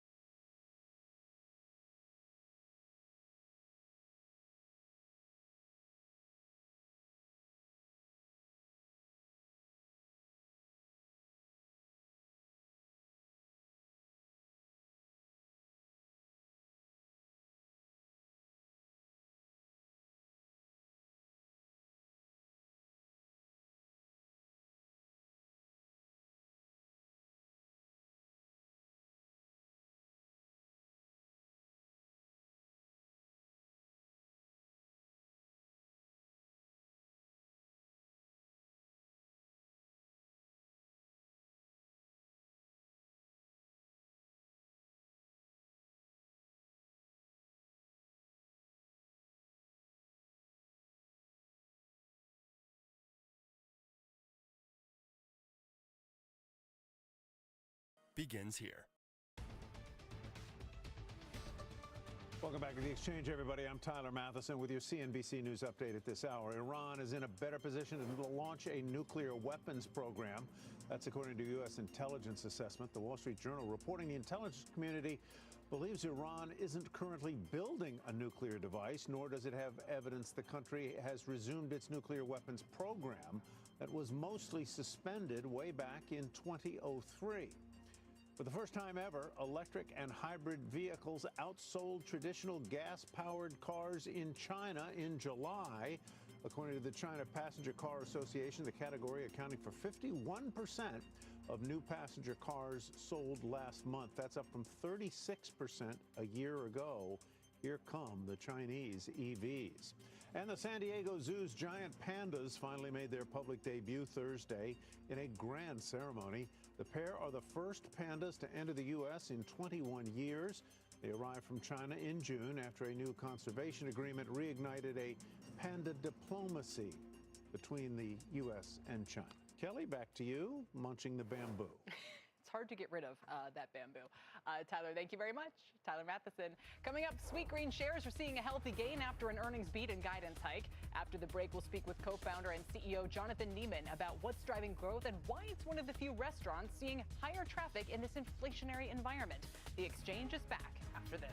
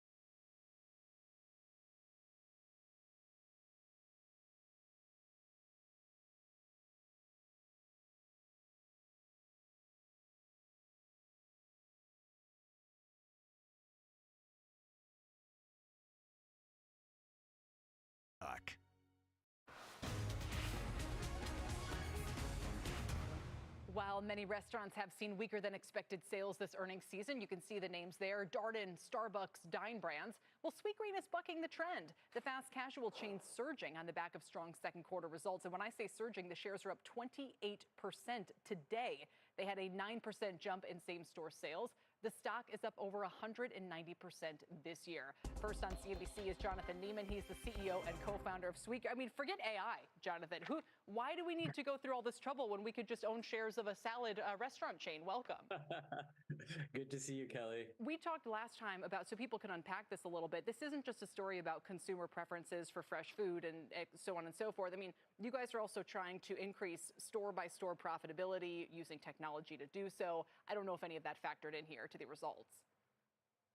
Yeah, well, thank you again for having me. We had a fantastic second quarter, and I just want to take a second to thank our 7,000 team members that brought it to life. You know, we grew our comp store sales 9%. We had our best ever margin at the restaurant level perspective at a 22.5%. And I think it was attributed to a few things. One, we continue to move beyond salad into plates, and we introduced caramelized garlic steak. People are loving it, and that's driven a lot of traffic for us. With that, we've seen a huge shift from being primarily a lunch business to being a lunch and dinner business. So we've seen a nice shift there. We've also seen this, more brand awareness, especially in some of our emerging markets, has really gotten a lot of those other stores to comp really nicely. And then lastly, just pure execution, hospitality and speed of service, giving customers the experience that they come to expect from Sweetgreen. And I think that's really starting to work for us. So a fantastic quarter all around. And again, thank you to our team. Yeah, it reminds me of like if we had talked to Chipotle, 10 or 15 years ago, and it would be everything's amazing, or I think of Chick-fil-A. When I was growing up, if we ever saw Chick-fil-A in the wild, it was like the best day ever, as long as it was. But what I wonder about is for how much longer do you think you can realistically continue to put up this kind of growth and see these kinds of trends? Because these concepts can reach saturation fairly quickly. Maybe you think that's still a long road. Maybe it's literally 10 years. But I'm just curious how you're thinking about that. We see this in such the early innings. We have less than 250 stores today. You brought up Chipotle. They have almost 4,000 restaurants. Wow. And so we think that the TAM in just the US alone is in the thousands of restaurants. So we're really, really just getting started. And we've proven that the concept works everywhere. We're in 20 different markets. It's working in all of our different markets. We're seeing really nice returns in profitability and a ton of white space. So while the company started more urban and coastal, you see us now all over the country, urban, suburban, smaller towns. And, what it's telling you is that people want real, fresh, craveable food. When we started this company, we said we want to create a better version of fast food where you can get food that is unprocessed, real and craveable, but still some of the benefits of fast food around the convenience that fast food has and the accessibility. And so that's really what we're trying to do. And then, while Sweetgreen is, we think about price value a lot, while the consumer, we understand maybe a little bit pressured as the inflation has hit the industry, we've actually been able to take a little bit less price than our competitors. And we're actually seeing, I think, a lot of people trade down, especially with things like plates and steak at dinner. While $15 might be a more expensive lunch, for $15, $16 for dinner, it's an incredible value. And I think customers are seeing that. It all makes sense. And again, no one wants to cook at home either. So we thank you for giving us an option outside of the house so we don't feel terrible about eating or about giving to people. Can you kind of segment out at all what you think is going on with the consumer? It is a very confusing time. Yeah, I think what this time is telling you is consumers are going to be more careful about where they spend their money. And I think brands that really, really mean something to them, both emotionally and from a convenience perspective, where they feel like they're getting value, are going to continue to do well.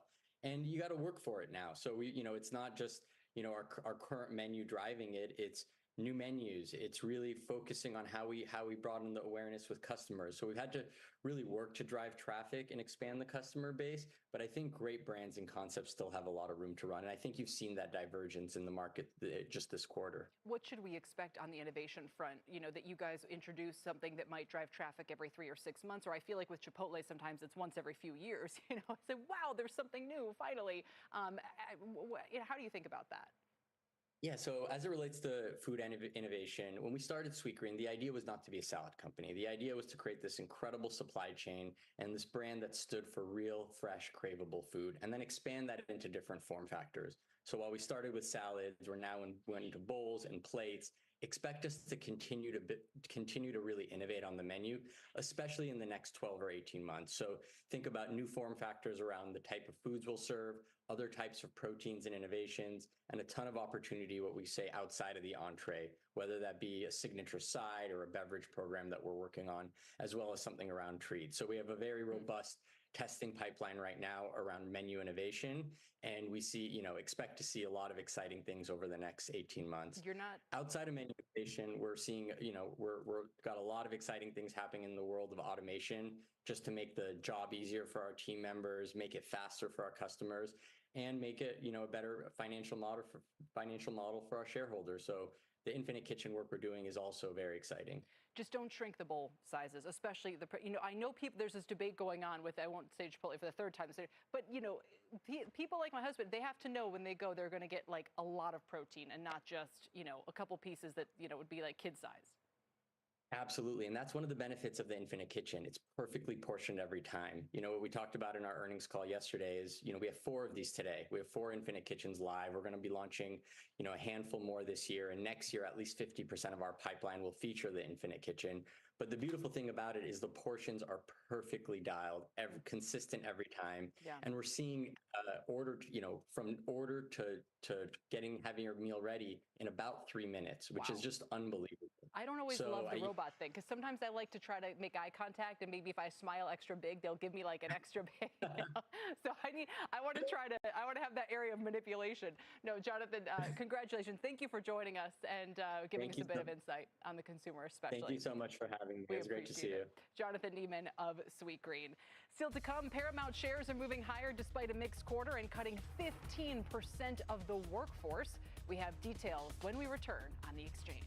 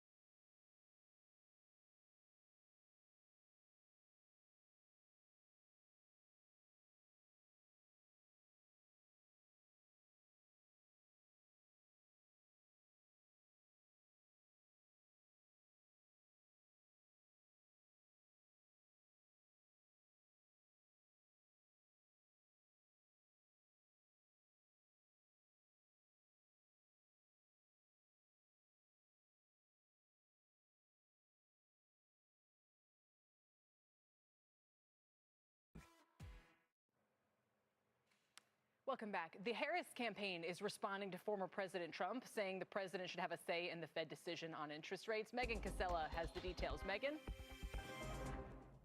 Hey, Kelly, so that's right. This is just in from the Harris campaign. We had asked them to respond to those comments from former President Trump yesterday, saying that he felt he should have a say, at least a say, in what the Federal Reserve was doing. But a Harris aide responds now and says, full quote here, Vice President Harris has helped create nearly 16 million jobs and brought back the economy after Trump devastated it. And the key part here, she believes the Fed should make decisions independent of the president and Donald Trump. Now, this is similar to what we've seen President Biden do. This is one area now we can see that she does want to hold to what the Biden campaign, the Biden administration had been doing, and it's also sort of regular order. This is what presidents have long done. She's holding to that. She's sort of differentiating herself from the Trump campaign here and wanting to say, we want to maintain this independence between the White House and the Federal Reserve. Kelly? All right, Megan, thank you very much. Megan Casella.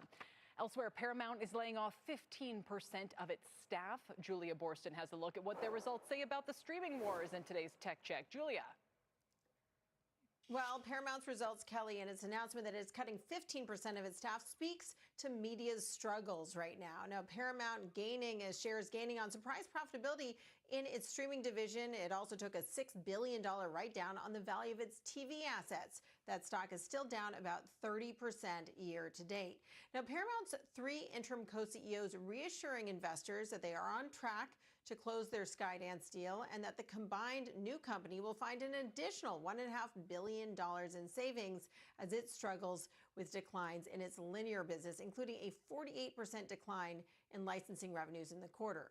Now, all of this speaks to the challenge of competing with Netflix, which surged past expectations, not bogged down by any legacy businesses. But on the upside for the media giants, there were signs of strength in streaming across the media industry. At Disney, its streaming assets turned profitable a quarter earlier than expected, and Comcast Peacock grew revenue 28% and narrowed its losses with the promise of a boost from coming NBA rights. Warner Brothers Discovery, with a $9 billion write-down in its linear weakness, still had a surprise strength in subscriber gains in streaming. But for Warner Discovery, without the scale of a Disney or Comcast or Paramount solution in a merger deal, plus the fact that it's losing its NBA rights, is under particular pressure, which could push it to maybe sell off pieces of that company. Kelly? That's what people are wondering. Julia, thank you. The Exchange back after this. Stay with us.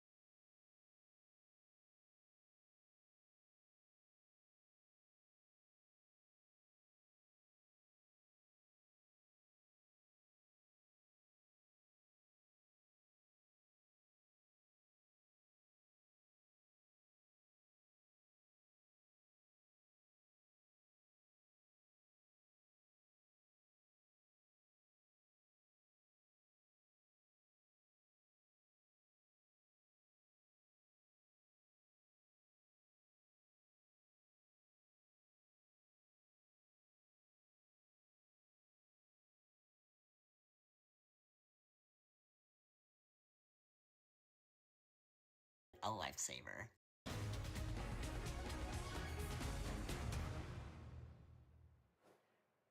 Rate cut odds are getting higher, and muni bond demand, well, that's getting a little bit hotter as well. Let's bring in Nisha Patel. She's a senior portfolio manager at Paramet. Now, what is going on with Muniland? I thought, are these the best of times? Are these the worst of times? Do tell. Yes, so few things going on. So as you know, it's been a volatile week. Yeah. Muni bonds have also felt that. So I would say, first from an opportunity standpoint, a lot of our clients have been reaching out, what do I do in this time period?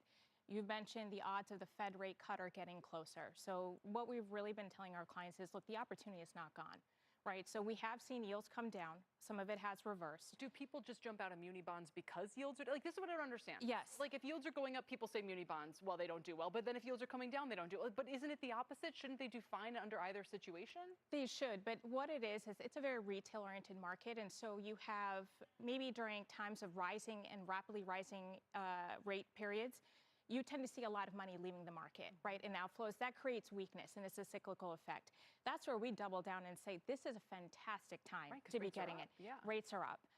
And we've been kind of going along with that message that, look, you're comfortable sitting in cash, and we're not saying, obviously, all this cash is meant for muni bonds, but if you're looking to add to fixed income, you're in a high tax bracket, you want to get in before the Fed starts cutting, right? I mean, as is general the story. Well, hey, Fed starts cutting, to your point. Yes. Get the yield while you can. Harris presidency. Maybe taxes are going up as well. Exactly. So I think it's two things. I think right now supply has been very robust, let's just say. Year over year, muni issuance has been up about 30%. Wow. And a lot of issuers want to get ahead before election time. So these periods of high issuance are creating pockets of opportunity. So we're saying leverage this now. After election, as there's more certainty, there's going to be less issuance. You're going to start to see, I think, a lot of money kind of going into fixed income or into motion if Fed cuts do start, and taxes could be going up. I think that makes a lot of sense. If I'm sitting at home, I mean, a couple of areas that you think briefly might be most attractive would be where in Muniland? Yeah, so I mean, look, we are focusing, and most of our clients at Parametric focus in the investment grade space. So I would say that with spreads that are generally tight, quality is going to be most important. Yeah. States are going into, however this recession and slowdown pans out, fairly well.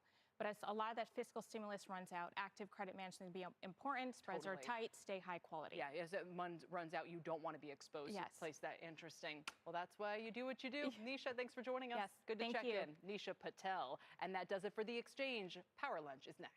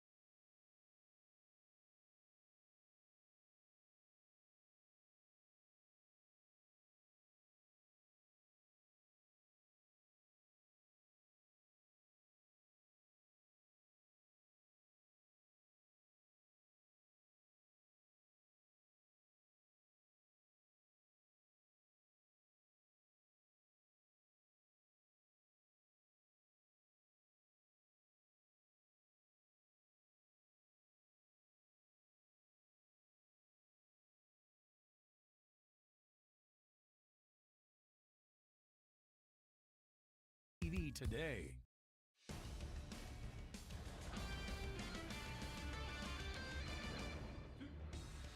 Good afternoon, everybody, and welcome to Power Lunch alongside Kelly Evans. I'm Tyler Matheson. Glad you could join us on a soggy Friday in New York. A lot has happened since last Friday's sell-off tied to the jobs report. We've seen two separate rallies in that space of time, a swath of earnings, and some more economic red flags. We'll recap it all for you. Let's start with a check on where we stand right now, with the major averages fighting to keep yesterday's gains. The Dow's up only 13 points right now. The S&P 20, the Nasdaq outperforming up 0.5%, but the S&P is coming off its best day in 2 years.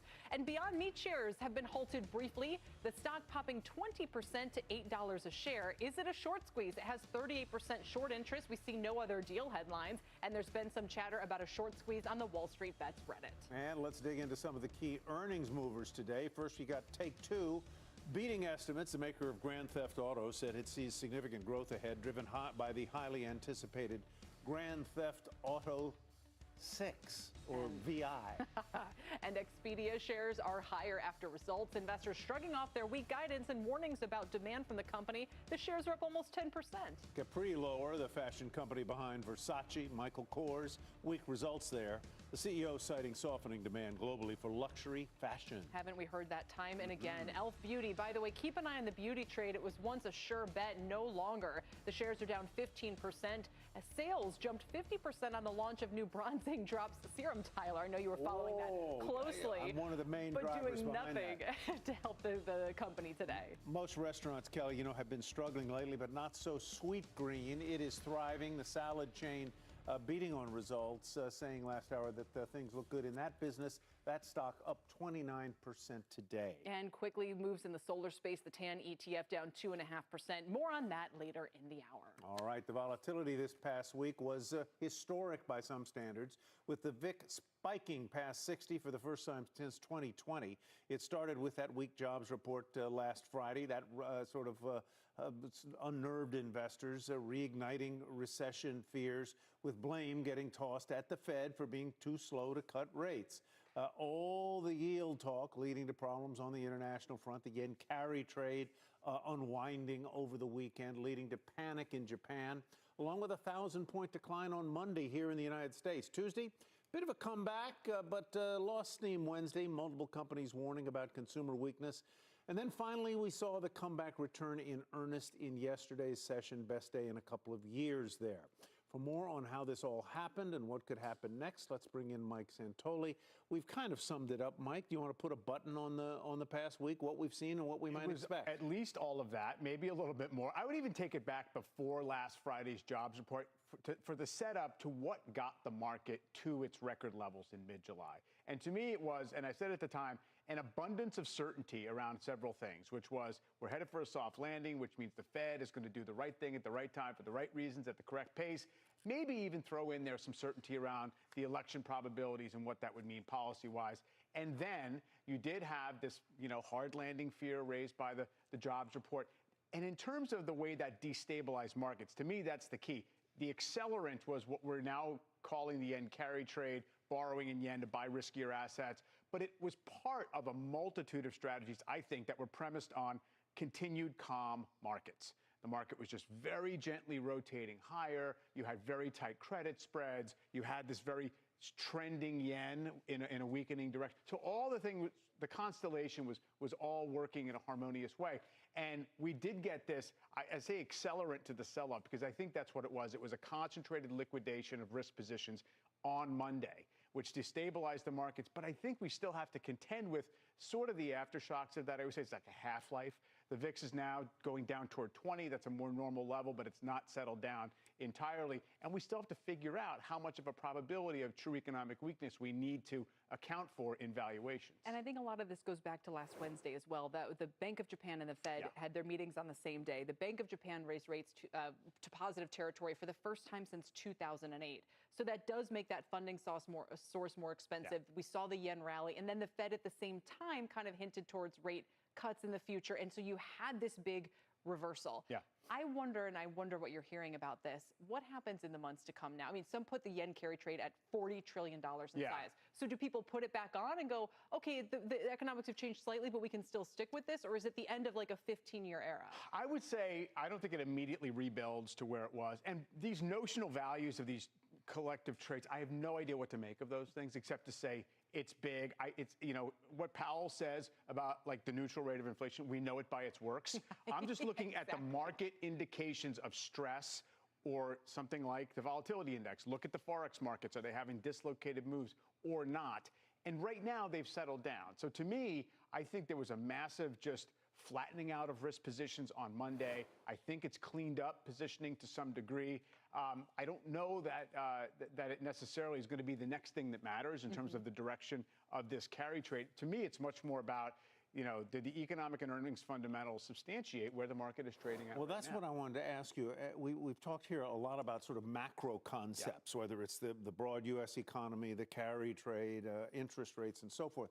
But there's been, in the last 12 days, let's say, there's been a lot of company-specific news that has come out on earnings and forecasts and beats and forecasts going forward that were not maybe what the market expected. No, I think there's a high sensitivity to signs of consumer fatigue. You're seeing that in a multitude of companies.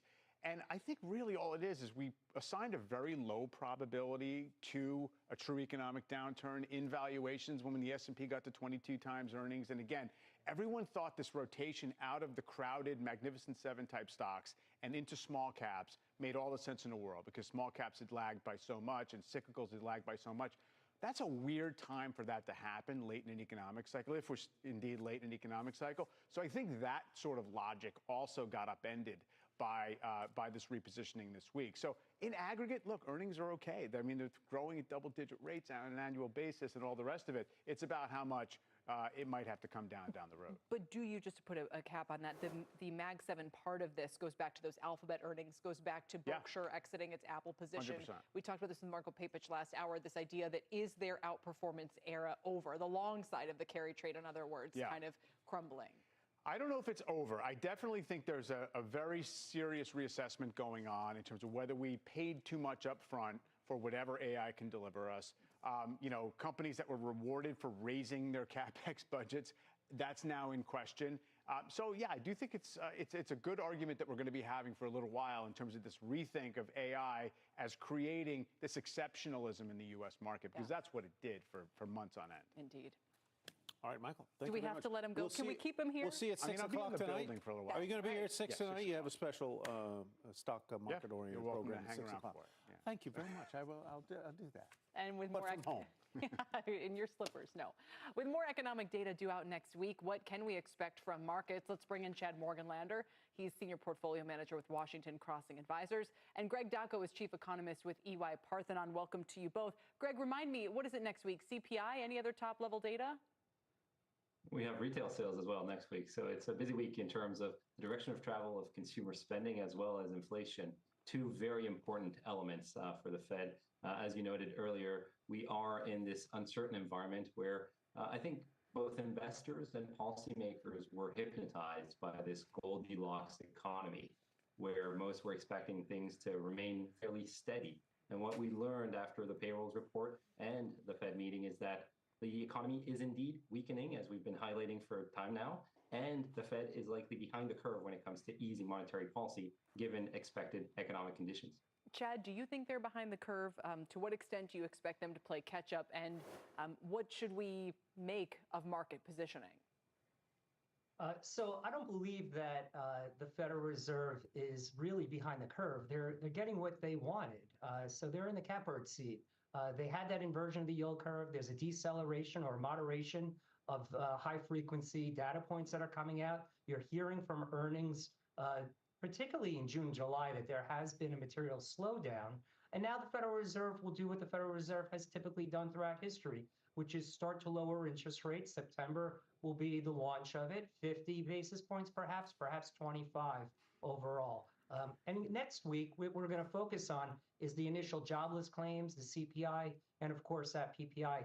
The inflation numbers are cooling. They're getting what they wanted. What kinds of stocks, Chad, should I be looking at in this kind of environment? It feels as though some of those Mag 7 stocks are a little wobbly again. I mean, you've got NVIDIA, and we'll have earnings from them within the next couple of weeks. But there are a lot of them out there that feel maybe a little vulnerable. Should I be looking elsewhere if I've got fresh money to put to work?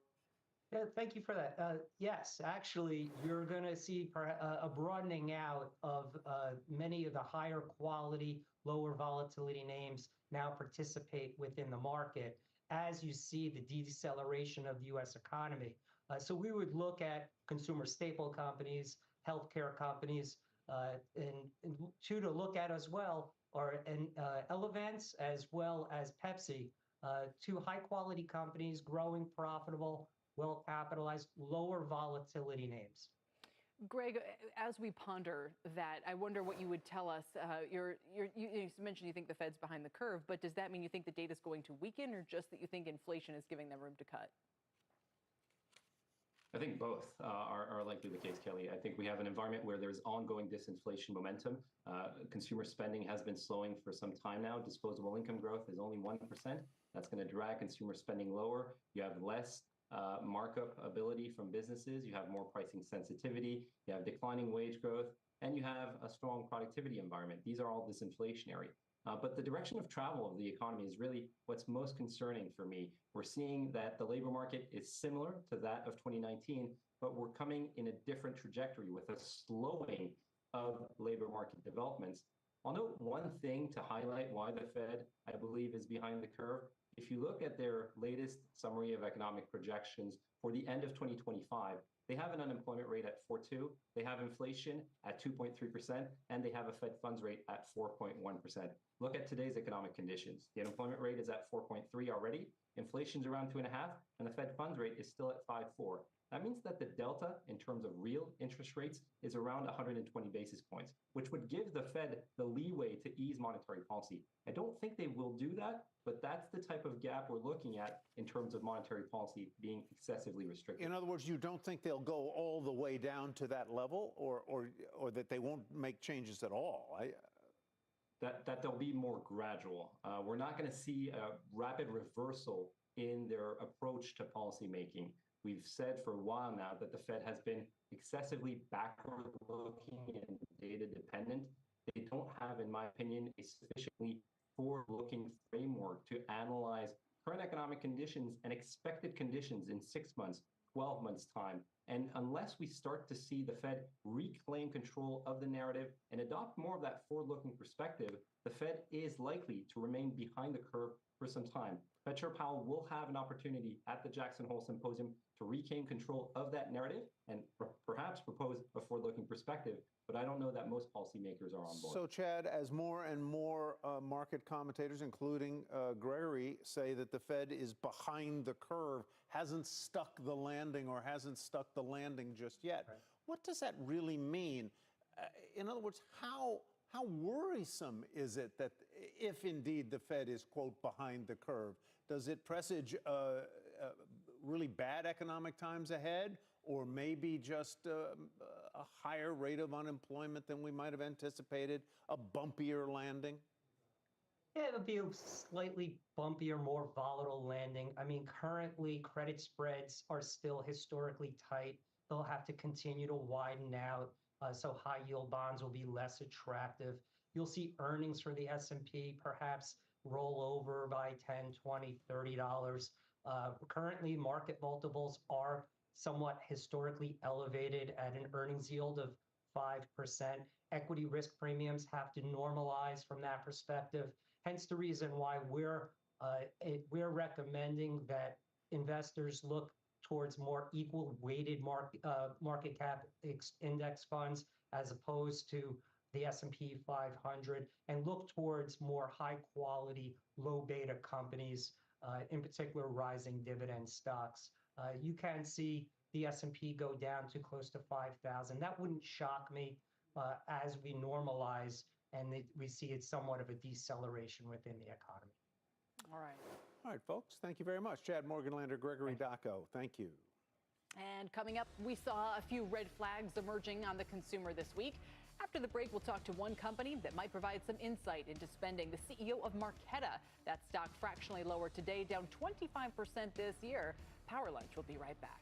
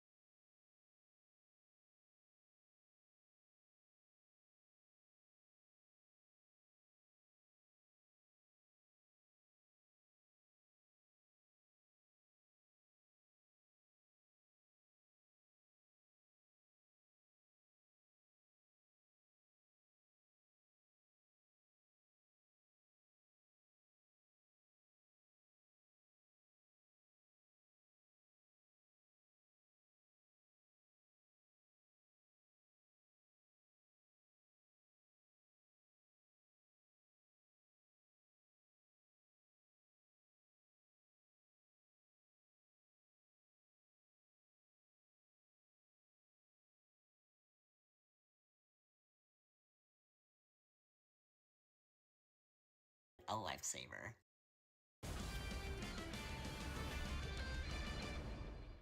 Welcome back to Power Lunch. Shares of Marqeta lowered today by 1% off the lows of the day, despite reporting an earnings beat earlier this week, coming off decent gains yesterday. The company offers payment solutions for businesses and saw processing volume surge more than 30% to $71 billion over the past quarter. Joining us now to discuss all of this and more is the CEO of Marqeta, Simon Khalaf. Mr. Khalaf, welcome. Good to have you with us. You know, your results were really terrific. 23 cents a share EPS versus 17-cent estimate. Revenues 125 million versus 121 million. Volume, as you point out, very good. And yet the stock does not seem to be performing all that well, down 6.5% over the past year as of earlier today, I believe. The past week has been pretty good. What is the market not understanding, or is it endemic, not necessarily to your company and its performance, but more broadly to the payments sector or financial services in general? Thanks for having me and having Marqeta come back again. I would say that you've got two factors The first one is just the industry in general and the malaise you have around concerns with a broader economical downturn.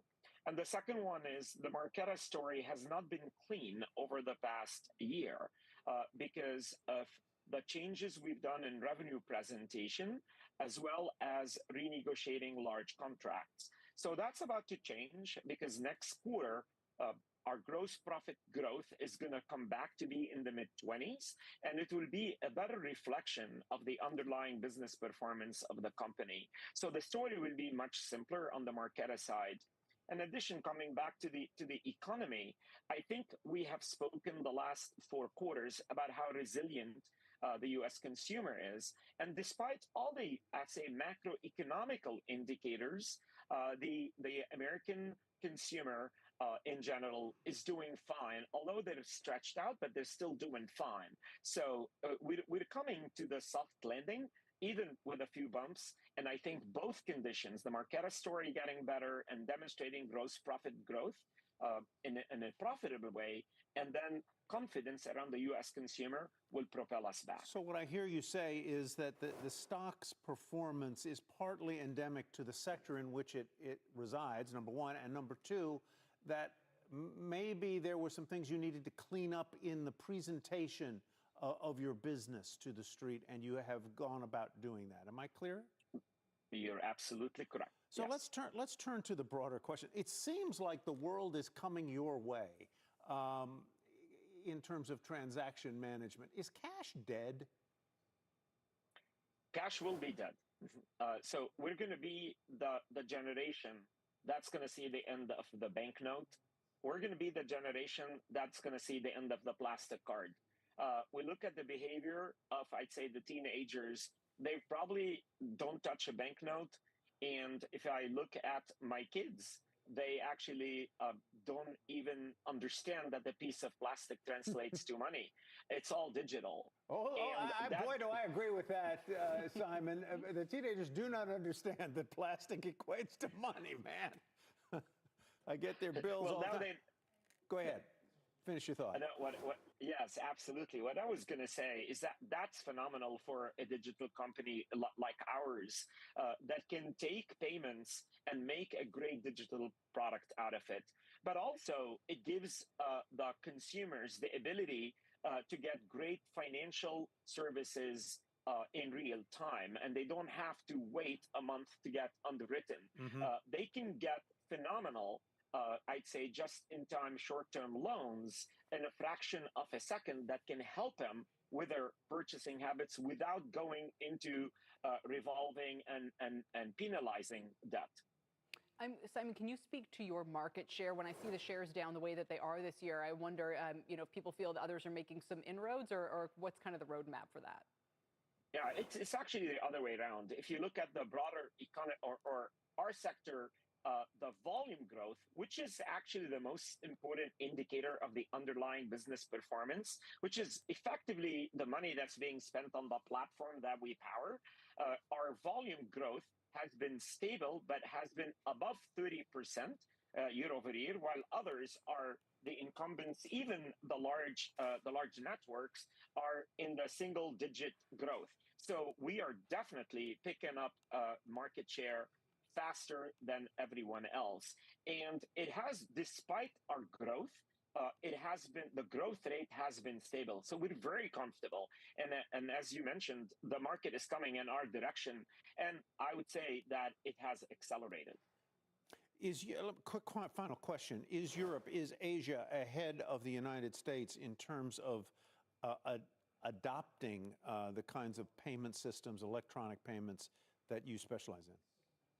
We have a lot of work to do. Let's put it this way. In the United States, yes. Our European business is from a smaller base, but it's growing significantly faster than our U.S. business in terms of volume growth. And we've conducted a survey that demonstrated that the U.S. is behind. But we're catching up, and we're making great progress. And I'd say that you've got 3 to 4 trends in the United States that are helping, and we're going to see, we're going to catch up. Simon Khalaf, thank you very much. Simon is with Marqeta. He's the CEO there. coming up. Thank you for having me. We'll highlight some stocks with nice setups for potential options trades. Market Navigator tackles that one after a quick break.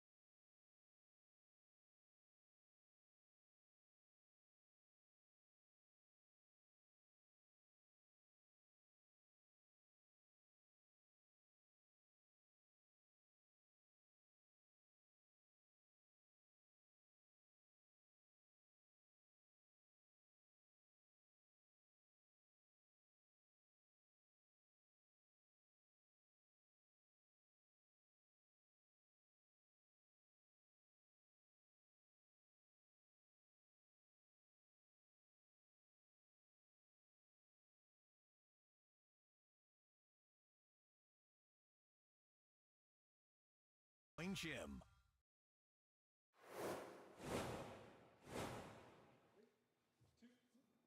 Welcome back to Power Lunch, everybody. We're really actually very glad you're here.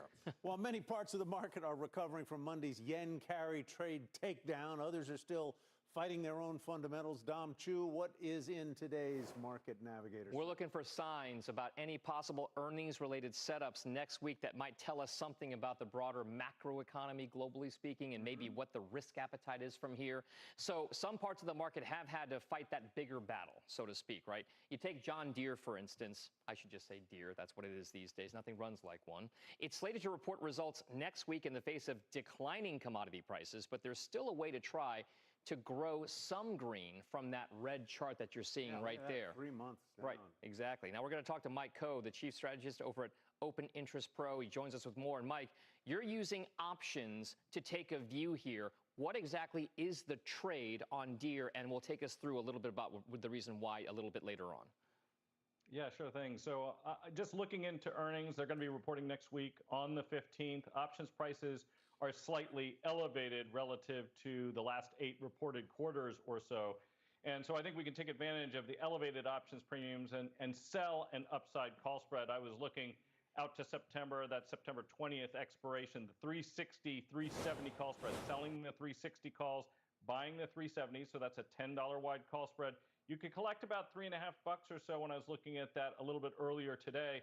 And I think that's a way that you can essentially try to get a little yield out of Deere. Whether you own the stock or not, you could put this trade on. So, Mike, what happens now is you make $3 and change if the stock either stays where it is or goes down from here. There's the kind of bearish tilt.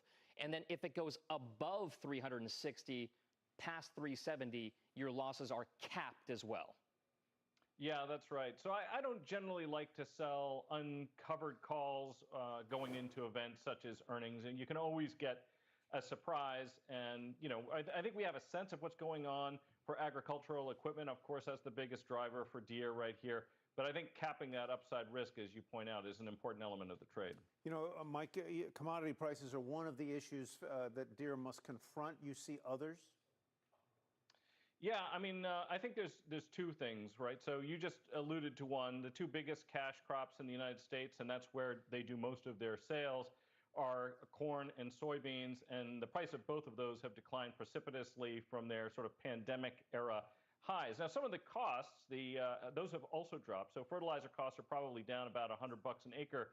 But I think it's important to remember that for farmers, when you start seeing a really big increase in prices of the commodities they sell, you know, buying new equipment in that year can make a lot of sense, in part because of tax reasons. So they can take accelerated depreciation. That encourages, when you have that banner year, for you to go out and spend that money on new equipment that year. And we're back to 2018 prices in both of those two commodities I just mentioned. So you don't have that reasoning standing behind a purchase of a big, some kind of combine or mower or whatever they, there you go. Whatever they got.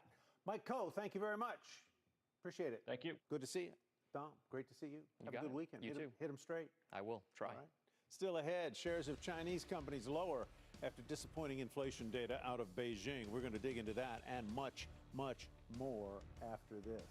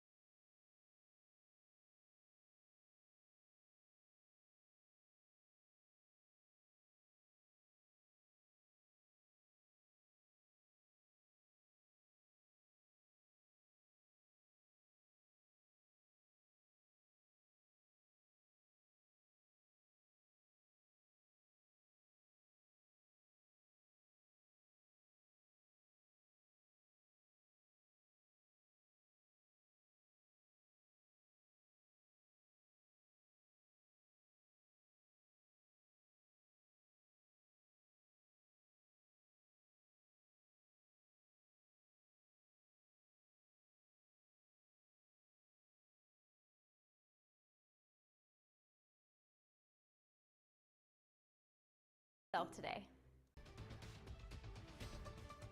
Welcome back to Power Lunch. I'm Emily Wilkins, and here's your CNBC News update at this hour.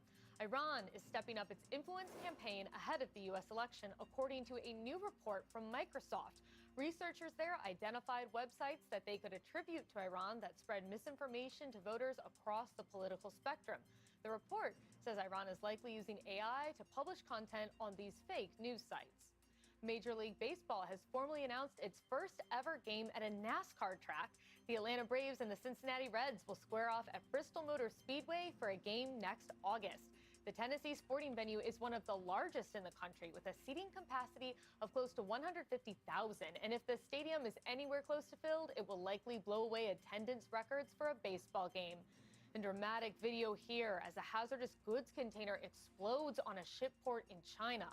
The incident at the Ningbo port led to a fire that has since been contained, though the port, which is one of the world's busiest, remains closed until further notice. The port and ship operator said the cause of the incident was not yet clear. No casualties or injuries were announced. Tyler, back to you. Emily, thank you very much. And speaking of China, it is out with new data on its economy. Consumer prices up there 0.5% in July from a year ago. That was a little bit more than expected, and while producer prices fell from a year ago, that was slightly less than forecast. The data not doing much to allay existing fears around the country's economy. Our next guest says business sentiment has collapsed in the region in the last 2 months. Sean Ryan is managing director and founder of the China Market Research Group, joins us now from the Shanghai area. Sean, welcome. Good again to see you, my friend. Why do you say that business confidence is collapsing? What's driving that? It's good to see you. Hi. It's good to see you. Unfortunately, business confidence has really dropped in the last 6 to 8 weeks. There are a couple reasons why. The first is even though the CPI index was okay, when you strip out pork prices, which went up 20.4% last month, inflation was only up about 0.2% in July, which is less than June.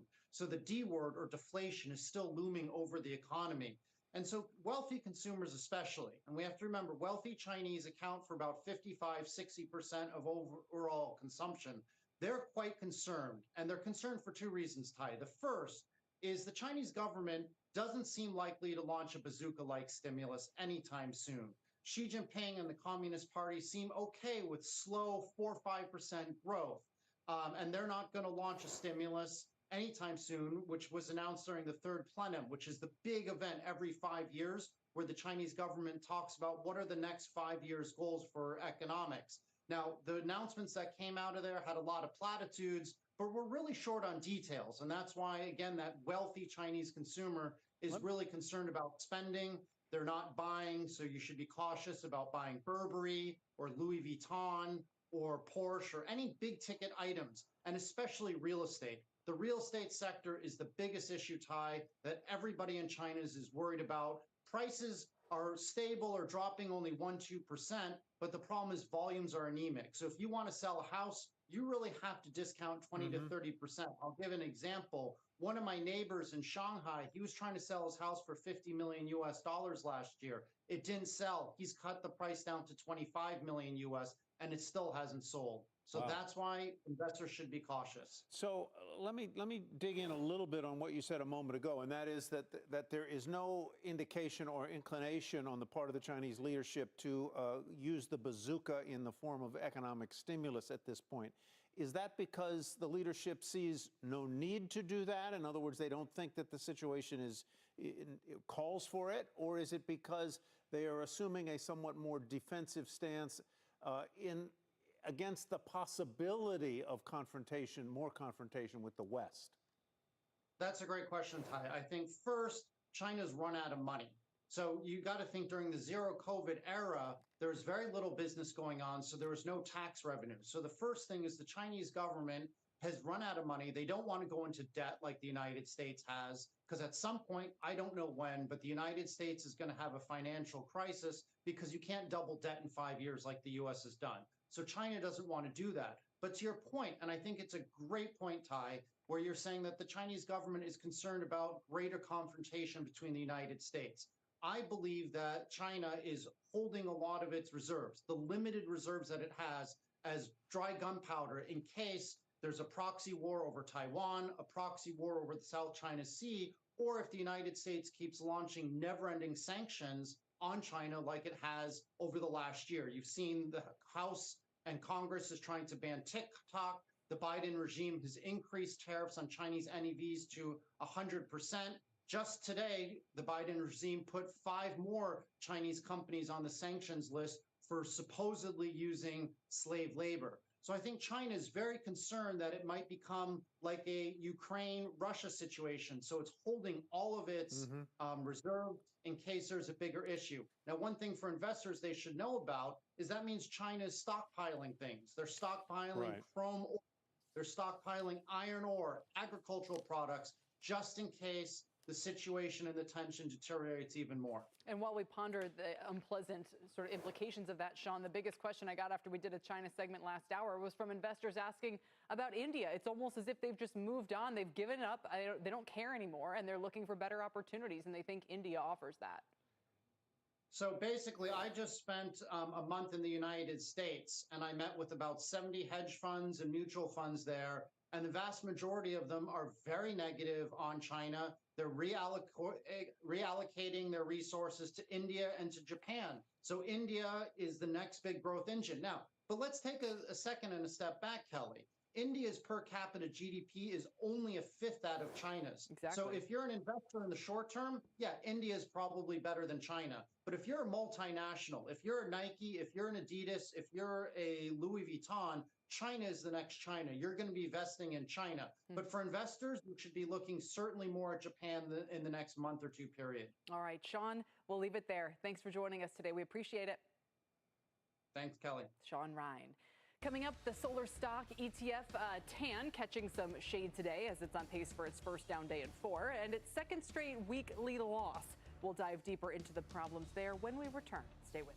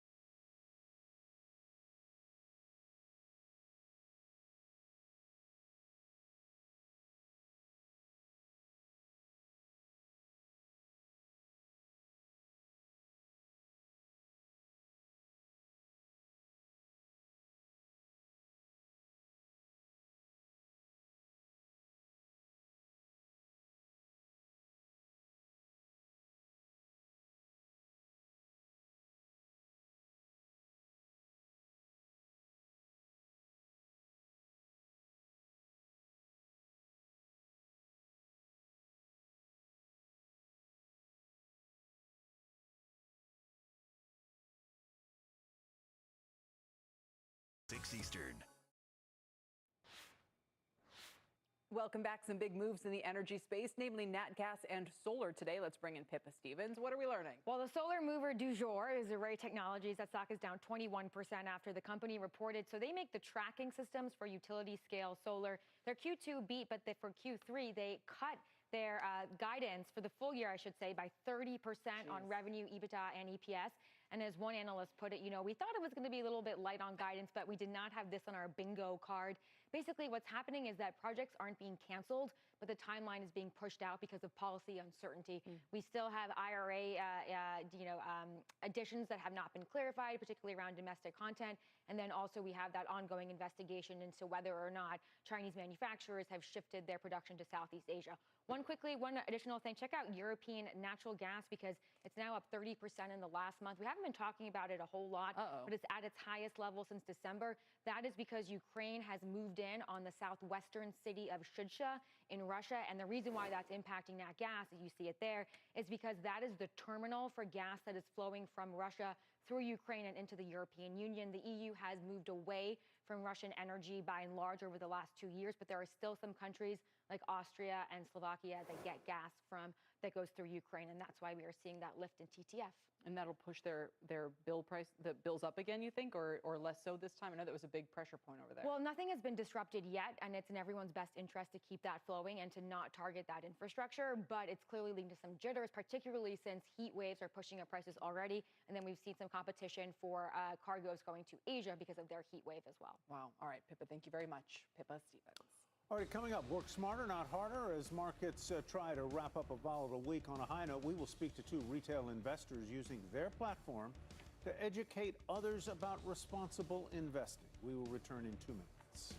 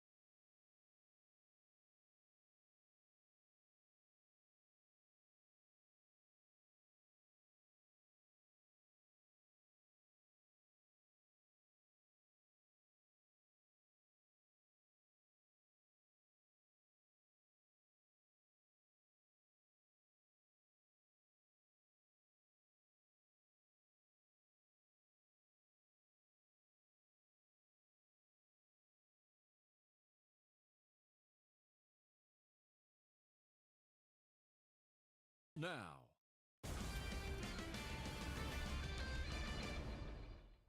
Welcome back to Power Lunch. As stocks struggled to make gains after yesterday's big rally. Between the sell-off last Friday and Monday and two separate rallies this week, how should regular investors handle the volatility? Our next guests have experience in this area as they help others be smarter about their money through their podcasts, online courses, and they're gearing up for their 4th annual Invest Fest later this month. Joining us now, Rashad Bilal and Troy Millings, who are co-founders of Earn Your Leisure. Welcome, gentlemen. Thank you for having us. You've been incredibly successful with what you're doing so far. Troy, just in a week like this, do you get a ton of new interest, or what tends to happen? There's always a spike in interest, right? When people see volatility, they try to figure out, is it a good time to invest? Is it a good time to sell? We always tell people there's opportunities. And so finding indexes, finding points or retracement levels for you to get into your positions that you love, there's no better time than right now. Wow, so you get that specific and literally say, so like, give me an example from this week. What might you have been telling people? Well, people have been talking about super semi all year. Super micro, whatever, the chip. Super micro chip. Yeah, well, quite a down week for that one. It's pulled back over 60%. So now if it's a time, if you love the stock and you love this company, you see the AI revolution happening and they're a vital part of it, it's probably a good time to get into it. Rashad, how do you talk people through a period of volatility when we really haven't had one in a couple of years? We had one during the pandemic in big time, that sort of epic volatility, but not so much in the past few years as everything is kind of levitated. I think it's important to keep a long-term perspective. Before this, I was a financial advisor, and I came in during the Great Recession, so I know firsthand how people can panic when the stock market is down 30, 40%. So I think it's important to keep in mind whatever goes up must come down. It's healthy. Nothing can go up 30, 40% every single year, infinity. So, and it also provides buying opportunities. So when I think the investor has a 20, 30, 40-year time frame, they're less concerned with a bad week or a bad month. Would you say that tends to be your clientele a little bit on the younger side? They might have, you're not worried about necessarily someone who's about to get ready for retirement. I mean, talk about the kind of people who you typically are coming to you, and where have you had the most success with your content? A lot of our followers are millennials. So yeah, I mean, we do have older followers as well, but a lot of our followers are 24 to 44. So these are people that have longer time frames as opposed to somebody that's 70 or 80 years old. So the conversation is a little different.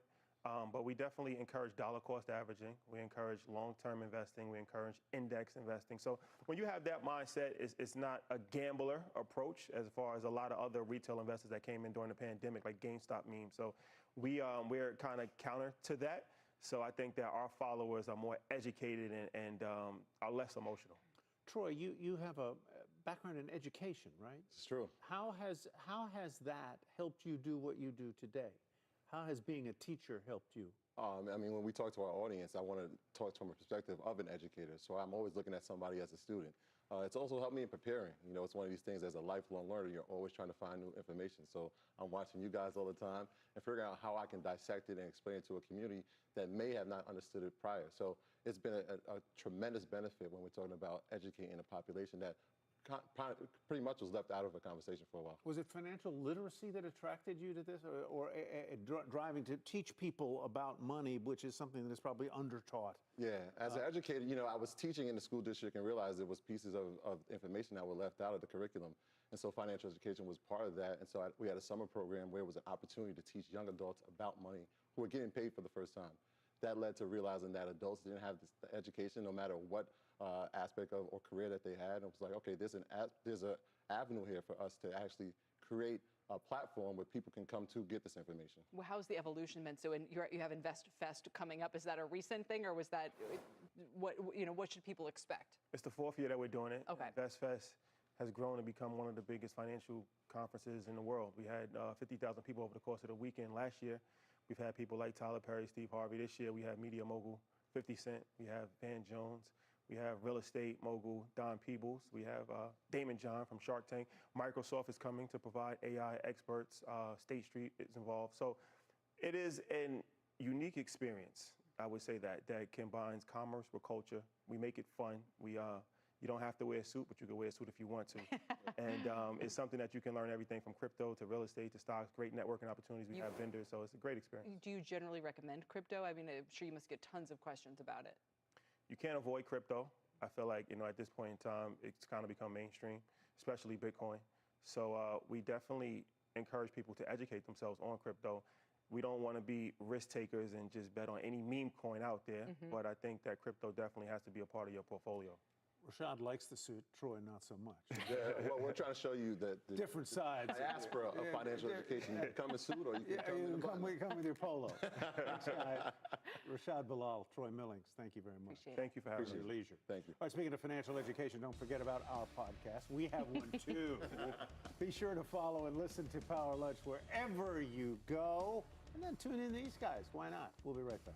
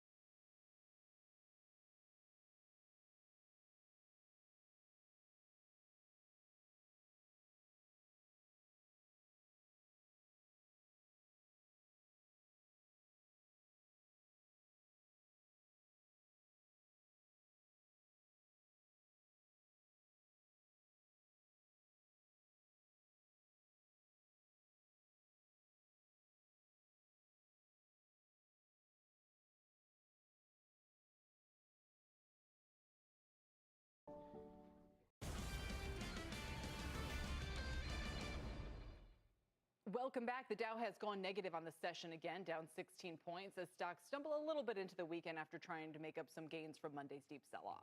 Really kind of a flat day, but down nonetheless. We've only got a minute left in the program. A couple more stories you need to know about. Let's get to it. Paramount Global cutting about 15% of its U.S. workforce, 2,000 jobs, part of a $500 million cost-cutting plan ahead of its merger with Skydance Media. The company's second quarter revenue dropped 11% year over year. Licensing, TV, ad, cable subscription sales dropping. Streaming division, first ever profitable quarter. Interesting there. A challenged business indeed. Oh, extremely. It'd be very interesting to see what other levers they can pull.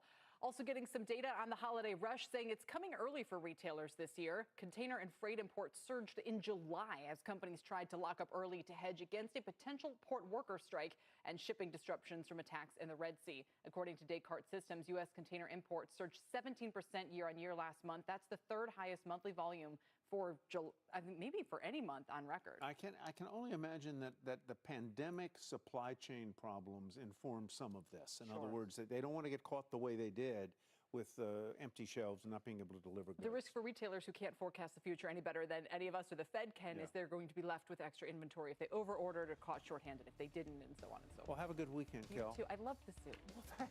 Thank you very much. That's so nice. Stay dry. All right, thanks for watching Power Lunch, everybody. Have a good weekend. Stay dry if you can. And Closing Bell starts right now. All right, happy Friday. Welcome to Closing Bell. I'm Scott Wapner, live from Post 9 here at the New York Stock Exchange. This Make or Break Hour begins with the outlook for stocks as another big week looms large. Earnings, more critical economic data, it's all taking center stage. We'll likely confirm, too, whether the worst is really over for the markets. We'll ask our experts over this final stretch what is really at stake ahead, including that man right there, FundStrat's Tom Lee. He'll join me in just a moment. In the meantime, let's show you the scorecard with 60 minutes to go here in regulation. We're still negative on the week, but we are positive on the day. Pretty remarkable, too, what's happened this week given Monday's big slide to start everything off. Energy, industrials, financials, they're all positive on the week, and what's been a nice snapback for those spaces. You can take a look. Energy is just a modest loser at this moment. It does take us to our talk of the tape, the market's next move, and whether this rebound really can be trusted. We're all wondering that, of course. So let's ask Tom Lee. He joins us now live. Welcome. It's good to see you. Great to see you, Scott. So I look at your notes today, and you suggest the worst is behind us. What makes you think that? Well, I think the thing that we're watching is the VIX spike to 60 on Monday, which is the third highest reading ever, and the VIX futures curve inverted, which was the steepest inversion since the pre-pandemic times. Both are starting to normalize. I think the VIX, as it closes below 20, and it hasn't closed yet, and as that VIX futures term structure uninverts, that tells us the worst of the panic is behind us. I don't think it means we won't have ripple effects, because we know there's some trapped bulls, and there's still some nervousness around Iran and how much of this yen carry trade has to unwind. But I think the worst of the selling pressure is behind us. How do we know that we had just a growth scare and not something more dramatic to come, Tom? Never mind the unwind of the carry trade, and no one really knows whether that's over either. But when you think about those two events, what does it make you think about where we could go moving forward? Well, I think investors, when it comes to the growth scare side, have something they can check every week, which is weekly jobless claims, because that's what was a positive surprise on Thursday. And a lot of it came from Texas. Texas had a big drop in weekly claims week over week. The fact that markets reacted so positively Thursday to that jobless claims number puts me in the camp that that's one of the big drivers, because we had a better than expected claims number and then the market popped. I think the growth scare is what's on investors' minds. And next Thursday, they'll get another weekly claims number. And if that's also equally improving or stable, I think it's going to give people a lot more conviction. What about the unwind of the carry trade? I mean, there's no real tell as to whether that's run its course, and that seems to be, the obvious catalyst at the beginning of the week for positioning being well offsides, and it just needed to correct itself. Has it finished? Scott, that's a great question. Nobody knows how big that carry trade could be. I think there is a large insurance industry participation in that, and I did speak to some insurance executives this past week. As their view is, there's a lot of financial institutions that actually implemented this trade, but if it unwinds in an orderly way, it's not disruptive. It's just that if you have weeks or days like Monday or last week, the end of last week, that's very disorderly, and that gets very expensive, because these insurance companies have to take off these hedges, and then they suddenly have unhedged carry trades. Well, I just want to continue this. You suggest, if it unwinds in a messy way, there's no if. I mean, we saw at least the first reverberations from that unwind, and that was anything but orderly. What if there really is more of that to come, Tom? Scott, there may be more of it. I think one thing that is been messy is the currency hedges, because these currency hedges were built for what you'd call like 1 percentile events, 99 percentile standard deviation. So a bigger move than that is what makes these hedges so expensive. They just let them expire. I think central banks can manage currencies within a 1 standard deviation band. So I think it's still important to watch currencies, but if we're staying in stable and predictable ranges, it can be a orderly unwind. But yeah, Scott, that's an uncertainty, just like the Middle East is an uncertainty as well. But markets climb a wall of worry. Yeah. What do you make of how this week began? Not with necessarily the market upset, but the commentary around it, whether it was Jeremy Siegel of the Wharton School suggesting the Fed needs to come out and do a 75 basis point cut in an emergency way. Of course, he walked that back with our own Jeff Cox yesterday evening. Ron and Sana at the beginning of the week suggesting the Fed needs to come out and say something that essentially we've got your back from a liquidity standpoint. Do they need to do something before September's meeting? Scott, I think both comments from both Ron and Jeremy Siegel are actually valid, but to me, what it speaks of is I think the markets and I think economists are no longer willing to deal with data dependence. I think they want a Fed that's more forward-looking because that makes them comfortable the Fed could respond if conditions deteriorate. I think that's the kind of language I'd like to see disappear is we're data dependent, so that by necessity they're going to be very late. I think it's actually encouraging to see this sort of pushback.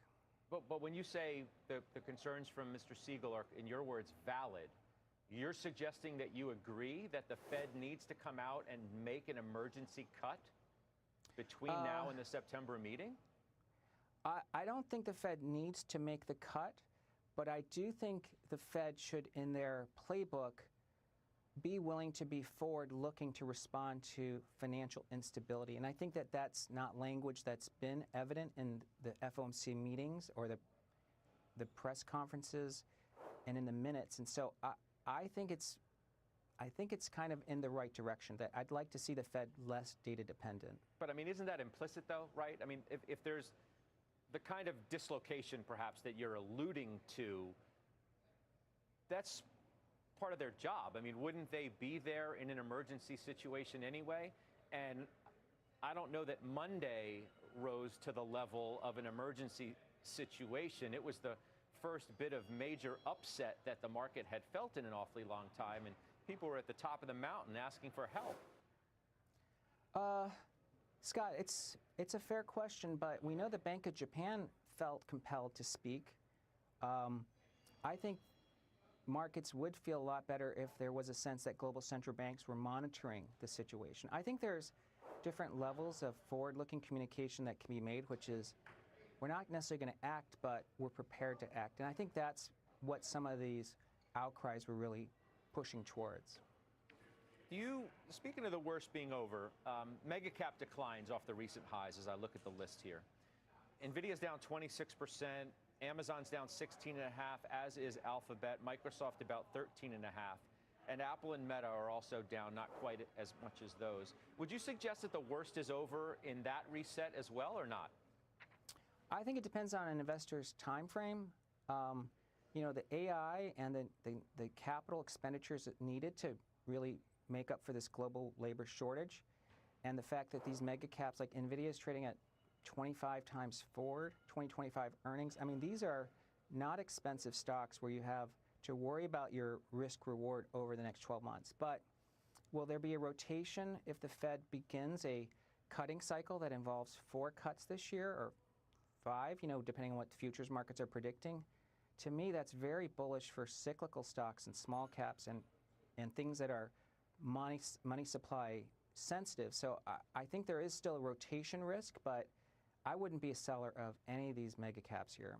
You just said small caps, which is a good segue for me because I wanted to go there anyway. Of course, your call with me months ago that the small caps could be up 50%, 50% this year. The Russell's up 2.4%, 2.5%, excuse me, year to date. You want a mulligan on that? Do you still feel like you've got tremendous upside, but maybe not as much as you once thought? How would you characterize it yourself? Well, you know, we're still very constructive on small caps. I think the upside is at least 50%, Scott, because they're trading at 10 times, the median Russell 2000 stock trading at 10.7 times forward earnings versus more than 17 times for the S&P for 600 basis points faster earnings growth. But the timing hasn't worked out. I think small caps really shine when the market believes the Fed is going to cut because it provides so much relief to companies that have high cost of money, whether it's biotech, financials, industrials. I think it's a real saving. It's a lifeline for reducing the cost of money for consumers, which helps the banks. You have huge exposure in the Russell. So I think when the market believes the cuts are imminent, or maybe it's September, I think that's when the small cap call works. I think, we've been wrong on the timing. I would like to have seen us to be up 20% at this point, but I still think 50% could happen before year end. Wow. Before year end. All right, you stick to your guns. Let's expand the conversation, Tom, if we could, and bring in Bryn Talkington of Requisite Capital Management and Young Yu Ma from BMO Wealth Management. It's good to see you both. Bryn, you want to weigh in on that? I mean, Tom's still really optimistic. We could start with the small caps just because that's the wow moment, I think, that we still could do 50% between now and the end of the year. So I've been talking about this all year and really explicitly, I don't like the Russell 2000. So we'll get to that in a second. If he's right and we were to get a rally of that magnitude in small cap, what that's going to tell you is that, yes, we did have a soft landing. Yes, economic growth is happening. And so I think a lot of things would do really well. And so I think in order for small caps to have this type of rally, you need to have a soft landing, and then we need to continue to have economic growth. So that would be wonderful, by the way, if that happens. And I definitely think if that happens, he's correct. Where I get challenged on that is I do believe in the economic cycle. I do think we're slowing. I think the jury's out if we're stalling or not.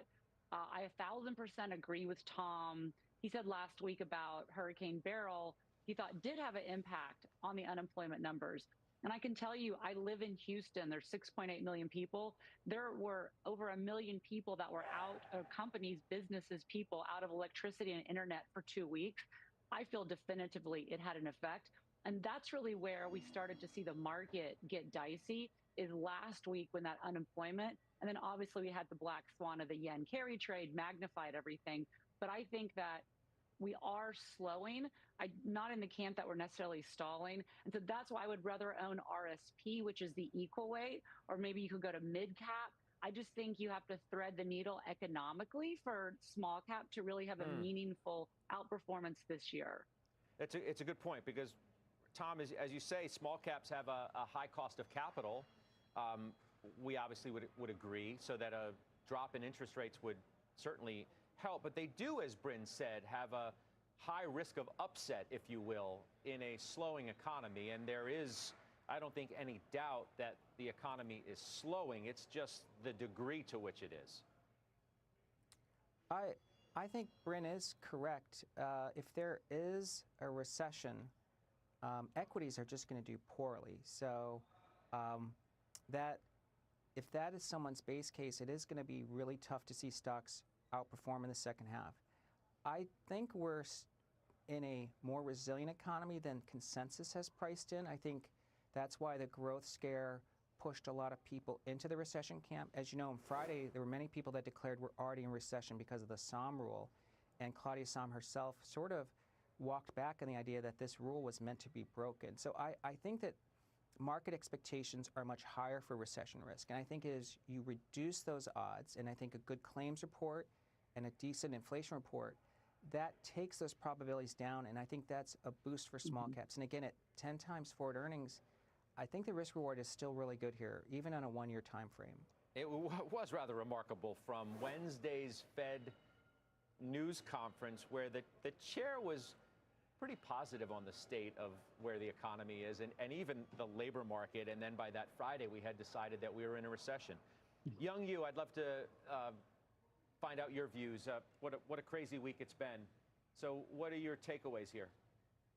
It has been quite a week, and it's great to be here, Scott. I think there are a few takeaways for this week. One takeaway is that even though we are seeing some economic softening, it's important to remember the first word in soft landing is soft. We don't think there's actual downside momentum building the economy, and we saw that punctuated by the weekly initial jobless claims number. And we think we'll see that in coming data as well, that we might see a bit of softness, but not down momentum. Even if you look at credit spreads, for example, yes, they widened a lot on Friday and Monday, but they've come back down a lot as well. And we think that's a sign of underlying health in the economy and underlying stability. So, we're in the camp that we see softness or choppiness for the next couple of months, but this is probably more a period to look for opportunities. And once we get past the election, once we get a few Fed rate cuts under our belts, maybe 100 basis points of cuts over the next couple of meetings, that the economy can really get back on track toward acceleration rather than softening or mixed data that we've seen. Is that why, Young Yu, you like industrials, which, by the way, are the second best performing group of stocks on the week? It sounds like that would match up with your broader view of the economy, too. That's right. We do think industrials over the past several weeks have pulled back more than warranted. We think their buying opportunities have started to develop, and we think as that cycle turns, once the Fed does start cutting rates or the rate cutting campaign is further underway, that some of the spending that's been constrained by these higher rates will start to come forward in the economy. It might take a handful of months, but we do think that will be forthcoming and probably surprise people to the upside, the amount of impact that the Fed rate cuts will have. Tom, do you think we can get any real traction in this mega cap trade before August 28th? And you know what I'm sure referring to, and that's when NVIDIA reports its earnings. Yeah, I mean, that's a really important date, Scott, because that is one of the most important stocks in the world. We did do a study that since 1928, if you look at that tough August to October period, the most common week for markets to bottom is the first week of August. So, in other words, the odds are high that the flush we had in August was the low for the summer. And that's even true in election years. So I think there's a chance we take the escalator up into August 23rd, and then it's a binary outcome. Either we strengthen from there or we start worrying again. Yeah. Bryn, you obviously own NVIDIA. We've talked so many times about it. Do you look at August 28th as a line in the sand for this trade?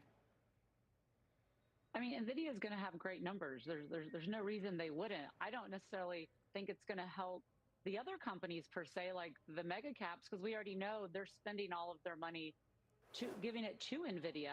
I think it could help semiconductors, certain semiconductors writ large, but I still think the AI story from the picks and shovels is an NVIDIA story. And I think, AMD, as we saw, had great numbers, yet AMD doesn't even get close to the revenues and the product that NVIDIA had. So I still think it's an NVIDIA story. I like NVIDIA at this price going into the print, because it is healthy to have this pullback. And so I think we're all going to be, once again, Jensen's going to deliver the goods, and they're going to have great numbers with probably strong forward guidance. Yeah, that's the key. What they say about demand, because if you're scrutinizing the spending of mega caps more substantially now than you were prior, if it's justified in some respects by Jensen Huang that the demand is still there, then suddenly we don't necessarily worry so much about the spending because it's going to eventually be justified. Young Yu, you look at tech and AI and say you still like this trade?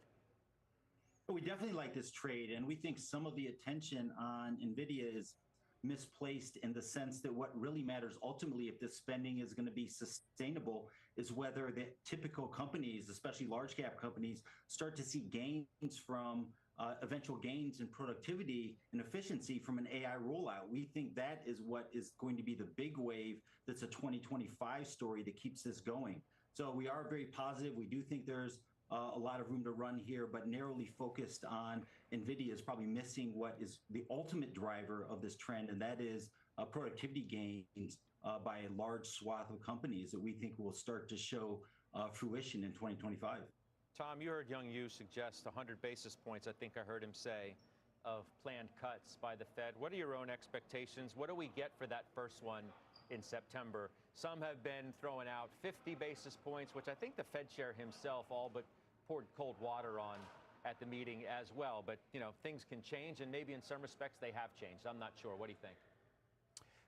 Scott, I think it's going to depend on whether the Fed shifts away from data dependence, because, the op-ed from Bill Dudley made a really cogent point this week, which is if the Fed was looking at inflation and real rates, the Fed needs to get towards neutral, and that would warrant more than 100 basis points of cuts in the near term. And so I actually would be in the camp that if the market's pricing in 4.5 cuts between now and year end, I think the number will be higher.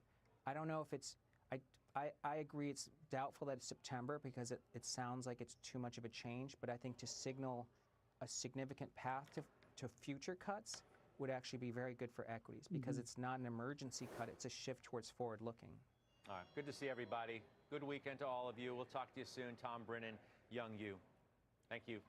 Pippa Stevens has the biggest names moving into the close today on this Friday. Pippa? Hey, Scott. Akamai shares are jumping double digits after the cloud company reported better than expected second quarter results and raised its full year outlook. The firm saw strong security demand this quarter, and CEO Tom Layton telling CNBC this morning that AI also contributed to growth in cloud demand. But shares of e.l.f. Beauty going the other way, sinking after the company's guidance disappointed Wall Street. Q1 results beat on the top and bottom line, and sales jumped 50%, but it wasn't enough to counteract that tepid guide. Now, for more on the quarter, be sure to catch CEO Tarang Amin coming up at 4 p.m. on Overtime. Scott? All right, Pippa, thank you very much. Pippa Stevens. We are just getting started here on this Friday edition of the Closing Bell. Up next, buy stocks, not the market. That is the message today from Wells Fargo Securities' Chris Harvey. He's going to explain exactly what he means next, break down where he actually sees stocks heading from here. We're live at the New York Stock Exchange. You're watching Closing Bell on CNBC. We're trying to go green here, see if we can finish the week in positive territory. Back after this.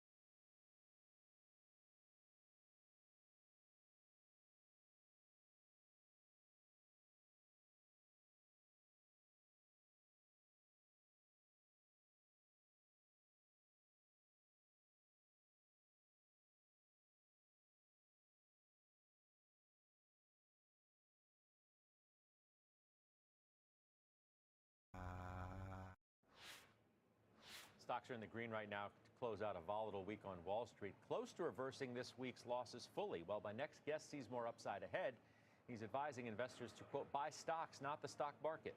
Joining me now, Post 9, Chris Harvey, Wells Fargo Securities. Welcome back. Thanks, Scott. So you sat down, I said, man, what a week. And you said, I've never seen anything like this in my life. I haven't. When was the last time you saw a developed market down 12%, up 10% the next day, and the central bank saying, oops, we won't do that again? Never seen that, right? We are a little bit cautious here because this is really unusual, but what's also unusual is the similarities to 1998, right? 1998, you had large caps over small, growth over value, new economy versus old. You had long-term capital. Not quite the same as a carry trade, but for lack of a better phrase, it's when leverage went bad. And you have the Fed potentially cutting in September. A lot of similarities, a lot of volatility, so we'll see. What do I do with that? What do you do with that? What we're doing with that is we're still a little bit cautious. That's why we're saying, hey, I can't pound the table, buy the stock market, it's pulled back, okay, everything looks great. What we're saying is, hey, buy some stocks. Some stocks have gotten beaten up. Be cautious, but don't be too fearful, right? Because value has been created. But at the end of the day, we could have some reverberations as we go forward. So you're cautious because you fear that there could be another shoe to drop as it relates to Japan? That's right. We're not sure, right? When was the last time you saw more than a 10% move in a developed market and everything's just fine a couple weeks later? Nothing to see here. Everything's fine. Let's just move on. Now, what I will say is what would scare us is if the credit markets began to seize up. But the credit markets are actually in the U.S. functioning pretty well. And as long as that's true, we're going to start adding money, putting money to work. What do you make of what certainly felt like a panic attack over the state of our own economy, never mind what's taken place with positioning in Japan? I'm a little bit surprised by that. We think the economy is slowing down. I'm not really sure why you have a panic attack because the wheels aren't falling off the cart.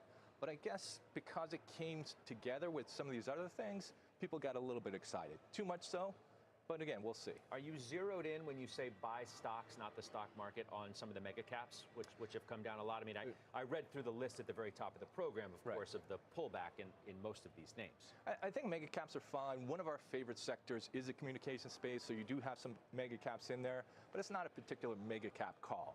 What we are saying is, hey, the rotation in the summertime, you know, that was really an oversold bounce. The fundamentals don't support that. But some of the fundamentals on the mega cap side, especially in the communication space, hey, that makes sense. You can make money there. You're alluding to the Metas, the Googles, Alphabet, and Netflix. Yeah, that's right. That's right. Because of the dislocation? Because of dislocation, because they have something. So quant background, one of the things that we've seen is momentum bent but didn't break in July. Typically when that occurs, it begins to re-exert itself. A lot of these companies have that momentum, and we think they'll just continue. What was good before is going to be good going forward. And again, if you look at 98, a lot of those mega caps continue to move forward. The crazy thing is we talk about momentum. I think it was yesterday that the momentum ETF went positive on the week. Yeah. I mean, if I would have told you that was going to happen on Monday morning, you'd have said there's zero chance it's going to happen. Probably zero chance. Now, we've had a nice rebound in a lot of those names within that space. That's right. And that's the point, is that if you have positive momentum, something good is happening, right? We had a little bit of reversal. It got stretched. You sold it off in July. But now people are realizing, hey, the fundamentals are still good.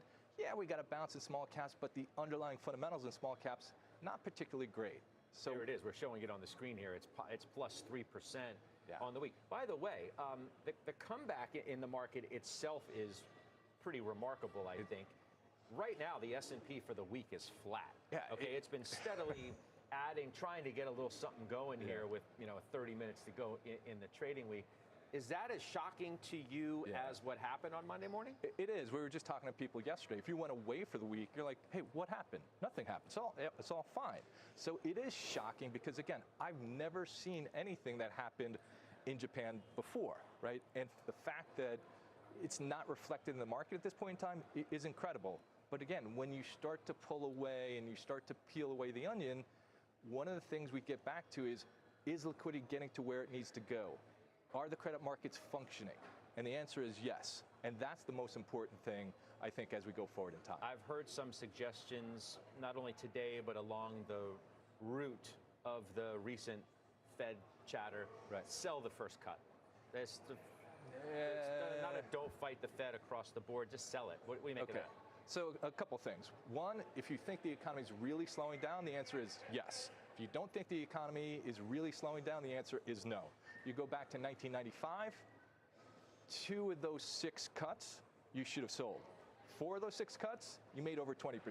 So I don't think it's a fair, if you really think the economy is slowing down, which we don't, yeah, sell the first cut. So you still think the Fed's going to cut for the right reason? That's the bottom line. Yeah, I think, so we had the Fed governor, we had a number of we had some Fed communication this week. Yeah, we did. What are they talking about? They're talking about jobs, they're talking about inflation. I thought that was great. One of the things they weren't talking about was financial stability, which worried me a little bit, but at the end of the day, are they going to cut for the right reasons? Yes, and I don't think there's an emergency cut coming down the pipe. Well, I mean, they didn't apparently feel the need to be but hysterical. Yeah. Like, there was talk on Monday morning of, they need to come out and do something now. Yeah, I don't think that was necessary. I wish they would have communicated a little bit better. Hey, we're talking to our counterparts in Asia and Europe, and we're constantly in contact. Hey, we're looking at liquidity. Liquidity is getting to where it needs to go. We're looking at the credit markets. It's functioning. You didn't hear that. But yes, did they panic? No, they didn't panic, and that was the right thing to do. All right, it's good to hear from you. Have a good weekend. You too. Chris Harvey joining us here at Post 9. All right, up next, counting down to CPI. After a wild week for stocks, investors are looking ahead now to a key piece of inflation data. There's a couple good reads next week, which is why it's so important. We're going to discuss what to watch for, what it could mean for your money. We'll do it next on The Bell.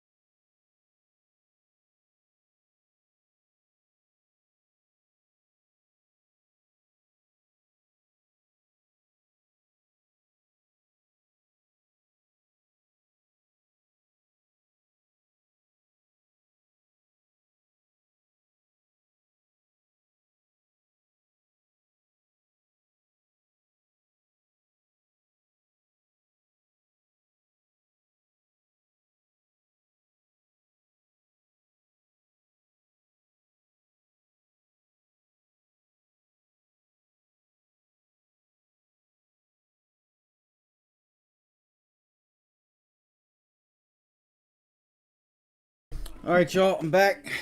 I had to run to the pet store real quick. If there's anybody here, what's up? Hit that like button for me. Hope everybody had a good week. This may surprise you. I'm calling for a 75 basis point emergency cut in the Fed funds rate with another 75 basis point cut indicated for next month at the September meeting. And that's minimum. I think they should say something now. I don't need necessarily think, like Jeremy Siegel suggested, that you need a 75 basis point intermeeting cut. I think the Fed should provide some reassurance to the markets. There's a crisis of sorts going on within markets that the Fed should probably step out, assuage some fears, and then cut in September, because I do think they're behind the curve.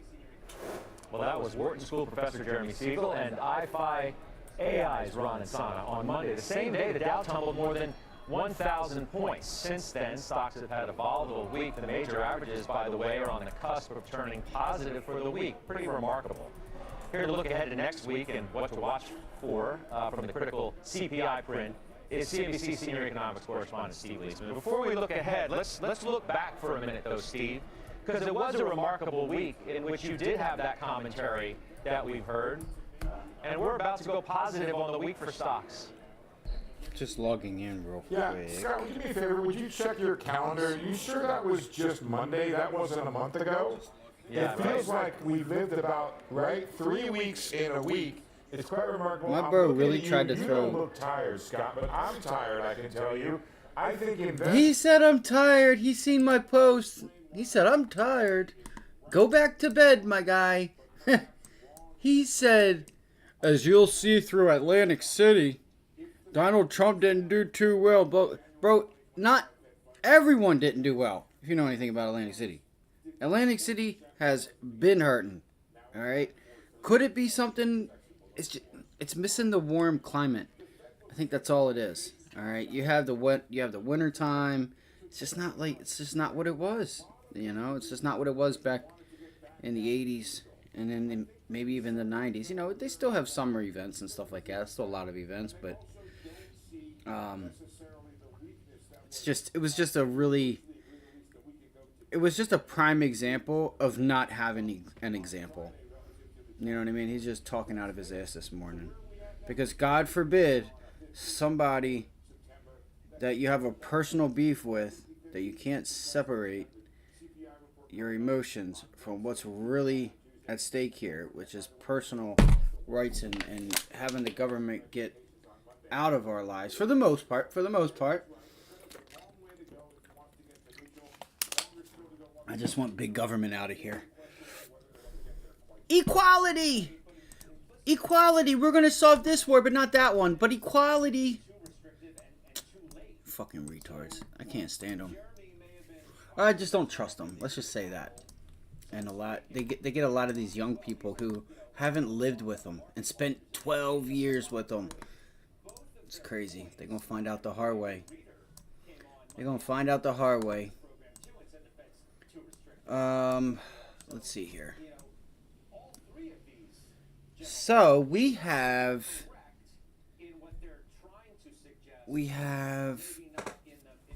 shit, there was some news as I was coming back, but I was trying to get my AirPods hooked up. I was trying to log back in. So the SPY held up. So the SPY held the bottom of that box, which is cool. It's making a run outside of the 100-day moving average, the S&Ps.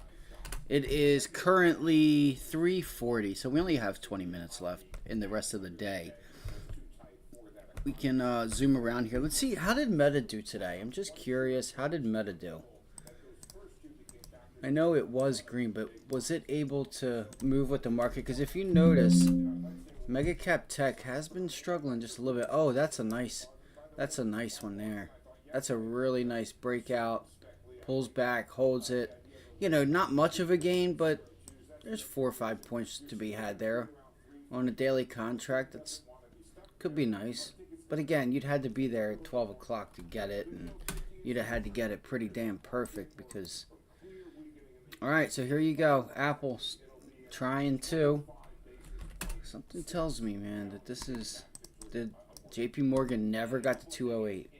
I knew it wouldn't. I fucking knew it. Good jerk. You're a fucking jerk, JP. Let me see here. How far do we have to go? So we have at least, yeah, 208 to 210. 208, 210.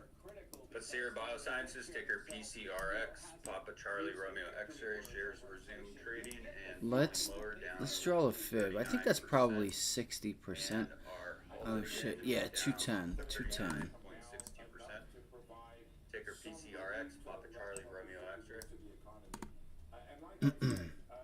Tremendous respect for Fisher, Reader, Siegel, and Insana. These are very, very bright people who I look up to. Yep, 61%. I knew it. Figured. So you're holding high a day. Be careful if you guys plan on holding positions over the weekend. Let's go look at Shopify and some of these other names.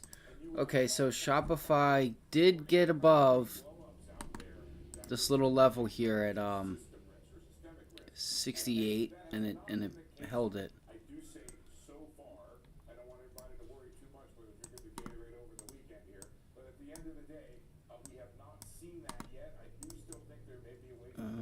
Let's see here.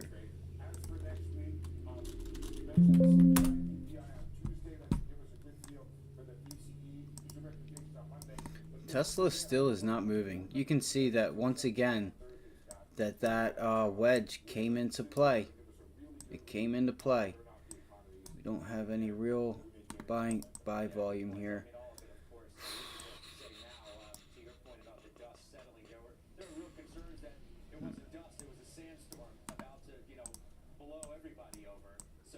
What did TLT do today? Has anybody been looking at TLT, or like even just like for trades? Because you know the volatility has been pretty damn serious in the bond department. You know, I think a big thing with, if you guys want to start learning how to trade, is finding where at different times, where's the volatility? Where's the volatility? All right, volatility moves for different reasons. It moves to different departments. It could be in Forex, it could be in futures, it could be in energy, it could be in the equity market, it could be in China, it could be in crypto, right? Understanding and paying attention really, and knowing how to find it, I think is really important, because that's how you get paid, all right? That's how you're able to spot opportunity. No matter if it's, you know, a hedge, or, you know, you back it up with a hedge, as in, okay, if something happens, then chances are, you know, there's different ways to do it. You could play ARCB, BITO, Coinbase, and then put on maybe an ETF for Bitcoin. I think that there's an ETF for Bitcoin. I'm not sure though. So, what did Microsoft do today? I'll put out a watch list probably Saturday. I'd like to put it out Saturday. I may even do it tonight for the weekend. That way it's out. I'll work on it tonight. That way it's got everything pretty much covered and everything that happened this week. Volatility. Look, so here's one. Understanding where volatility is. Volatility is in volatility. It's gotten crushed. Right? So there's an opportunity right there. Playing volatility in and of itself to the downside. It's pulled back just as quick as it ran. Now, I think you have to watch this level at $20. That's so insane that we went to 65, you guys. That is seriously insane. I'm not even kidding. There was no reason for this thing to go up that high. No reason. No reason at all. I know we have this yen stuff going on, but I think you have a situation where there are short positions or something. There's something going on, because even with, let's see, so it did open up here. No, that's for the daily chart. So that doesn't make any sense. Because if we go back Friday, Thursday, Wednesday, Tuesday, Monday. If we go back to Monday, yeah, like you see, Friday, Thursday, Wednesday, Tuesday, Monday, it just sold off. So technically, so why is this candle, right? Why is this candle here Monday at 16:15? Hold on. Where's 17 at? It doesn't want to put up 17. It just goes right from 16 to 3.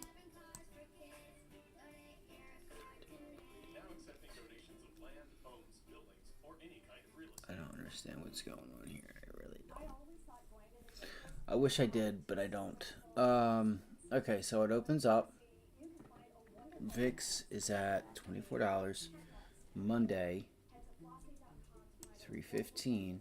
Oh, that's 16. Yeah, I got you on Friday. You see how this just is one candle? Like if I go to a 1 minute, which it probably won't have it, you'll see that. Yep, I knew it. PCRX, Papa Charlie Romeo X-ray, resumed and halted again. All right, so we have a small cap. It sounds like. Let's go pay attention to that. Papa Charlie Romeo. The cervix. Yes, the cervix, CVIX or something of that nature. The cervix. I know, I'm just kidding. This is a joke. It's kind of funny.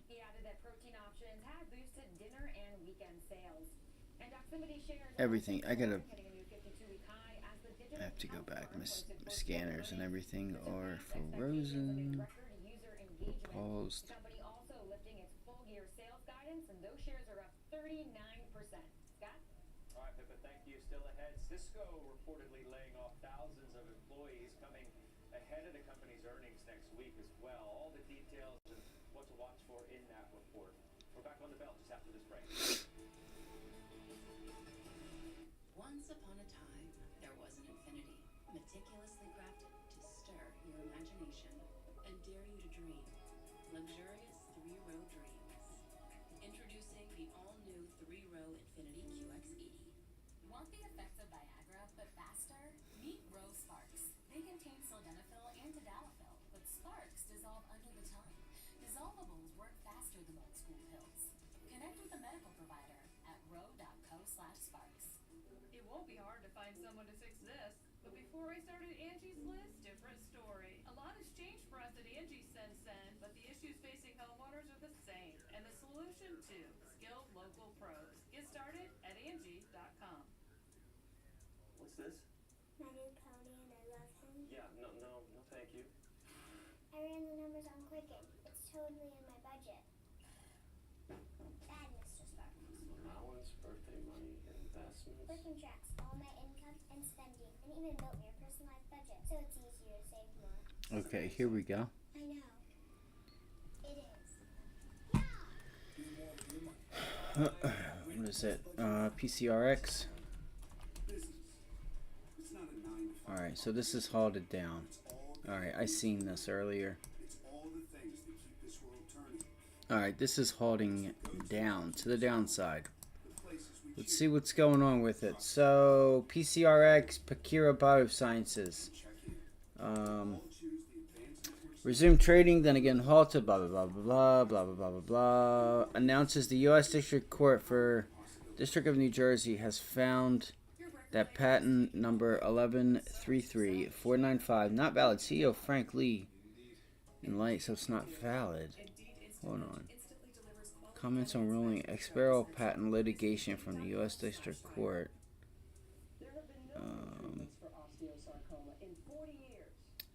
Better than expected Q2 guidance or financial results. I know that was before this news here. Comments on ruling on Exparel, Pendleton, New Jersey, Tampa, Florida. What? Achy joints, reach for the spray. Muscle soreness, reach for the spray. With Tidal. 10 minutes till the U.S. markets close. Alright guys, 10 minutes anyway, who cares? All right, you guys. I love you guys. I hope you guys have a wonderful weekend. We'll have the watch list posted by tomorrow. Appreciate every single one of y'all. Hope you guys had a good week. Next week I'll try to work on I guess being a little more clear. If you guys have questions, just throw it in the chat, and if I don't respond right away, again, I do apologize because I'm watching. Not only am I watching level 2 and time and sales for the stock itself, but I'm also watching level 2 on the options on top of that, and I'm watching levels, and I'm trying to. All right, where's my entry? I'm just, I'm working to work the market, to get that loot, to get that money. All right, so let's have another great week next week. Understand what's going on. Volatility has gotten pretty crushed, so maybe we are able to resume a little bit. But don't forget, in the next couple weeks, just because we get up there, don't get too comfortable. Just understand what could happen. We could have news over the weekend. It's possible. So make sure you are really sure about holding your positions over the weekend if you do. If you have any positions over the weekend, just be careful, good or bad. All right? I love you guys. Have a great rest of your weekend. I'll see you guys on the next one. Hit that like button for me. Subscribe. I'm ready to do this giveaway. I know we can get there. Let's get this channel to 1,000 subscribers. First off, so I can shut up about hitting the like button and subscribing. But secondly, I want to give a giveaway to y'all. If you made any money this week with us, if we have helped you in any way, whether it's, understanding charts, anything, feel free. Please give back to the channel. Help continue to make this free. Sign up for a one-on-one. You can donate. If you have questions, feel free to happy to help you. A one-on-one session, I think, could really help a lot of you guys. And again, I'm not perfect. I don't expect you guys to be perfect. We're human at the end of the day. But guess what? I love you guys. Be safe over the weekend. Don't do anything I wouldn't do. And I'm going to see you guys on the next one.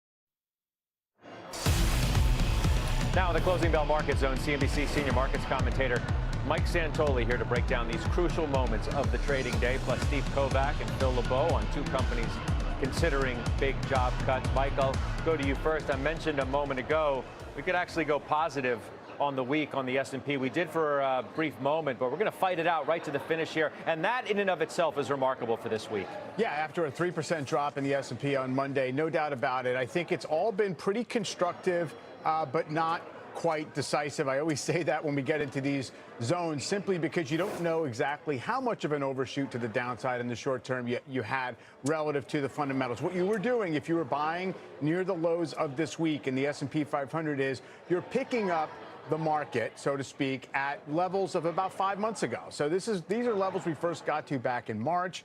We've had two subsequent quarters of pretty good earnings growth. Now we're looking ahead to a higher earnings level. So on that basis, it feels as if their macro shocks are not going to be driving things in the next week or so, or even beyond that, it feels like, the risk reward has gotten somewhat better.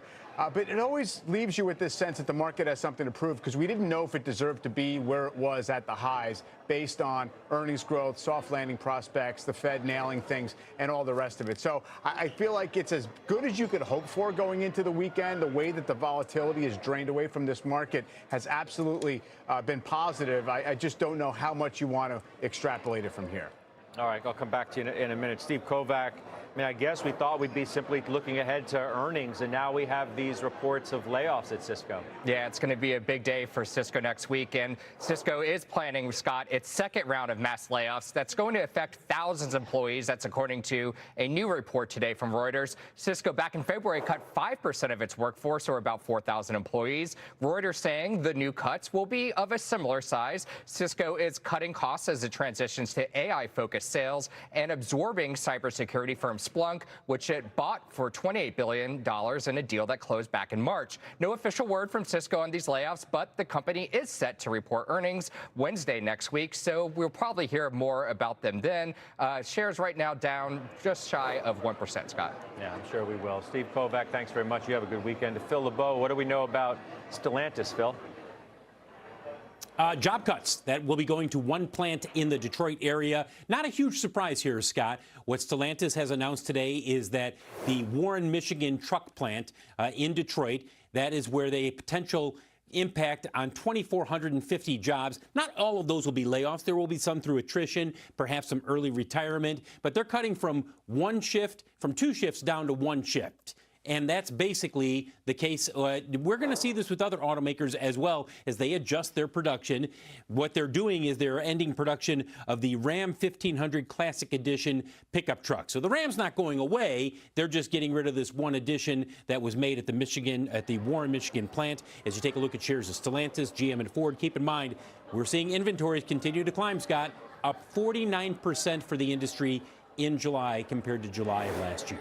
All right. And a good weekend to you as well, Phil. Thanks for being with us today on Closing Bell. It's Phil LeBeau. Back to Mike Santoli. You want to tease us with what's coming up in just a couple hours here on your show, Taking Stock? Well, we're going to sift through a pretty eventful week. I feel as if market has given us plenty to sort through, including whether, in fact, all of this sort of forced liquidation, the repositioning, the yen carry trade unwind, all the things we talked about. Does it matter in the here and now? Is it something that's going to animate this market looking ahead?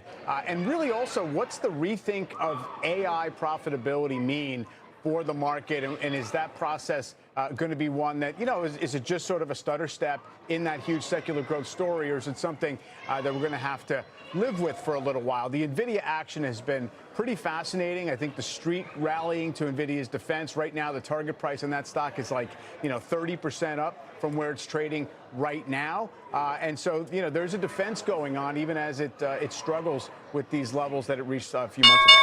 Yeah, retail sales next week, CPI, PPI. Yeah. So we're gonna have it right in front of us here on what the true state of not only the economy and the health of the consumer is, but inflation. Yeah, I definitely think retail sales, which is sometimes a quirky number, but also coming along with Home Depot and Walmart earnings, is probably going to be front and center. The CPI, keeps saying, I feel like they should be brave enough to say that we've taken care mostly of the inflation issue. So we'll see if the CPI number complicates that process or really moves in the right direction to where the market is.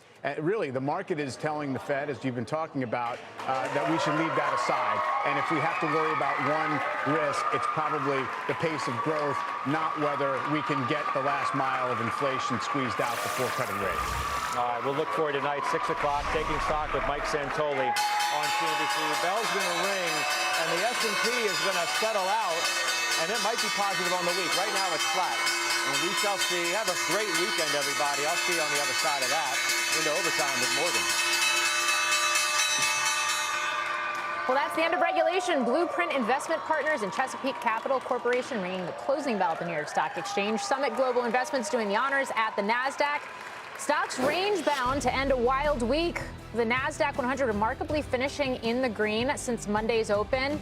And the major averages only logging minor losses. It looks like S&P is basically flat here, which is big news in of itself. When's the last time you heard that? That's the scorecard on Wall Street. But the action's just getting started. Welcome to Closing Bell Overtime. I'm Morgan Brennan. John Fort is off today. Coming up this hour, Mark Mobius, the man some have called the Indiana Jones of emerging market investing, joins us to talk about the wild volatility in global markets and where he's putting money to work now.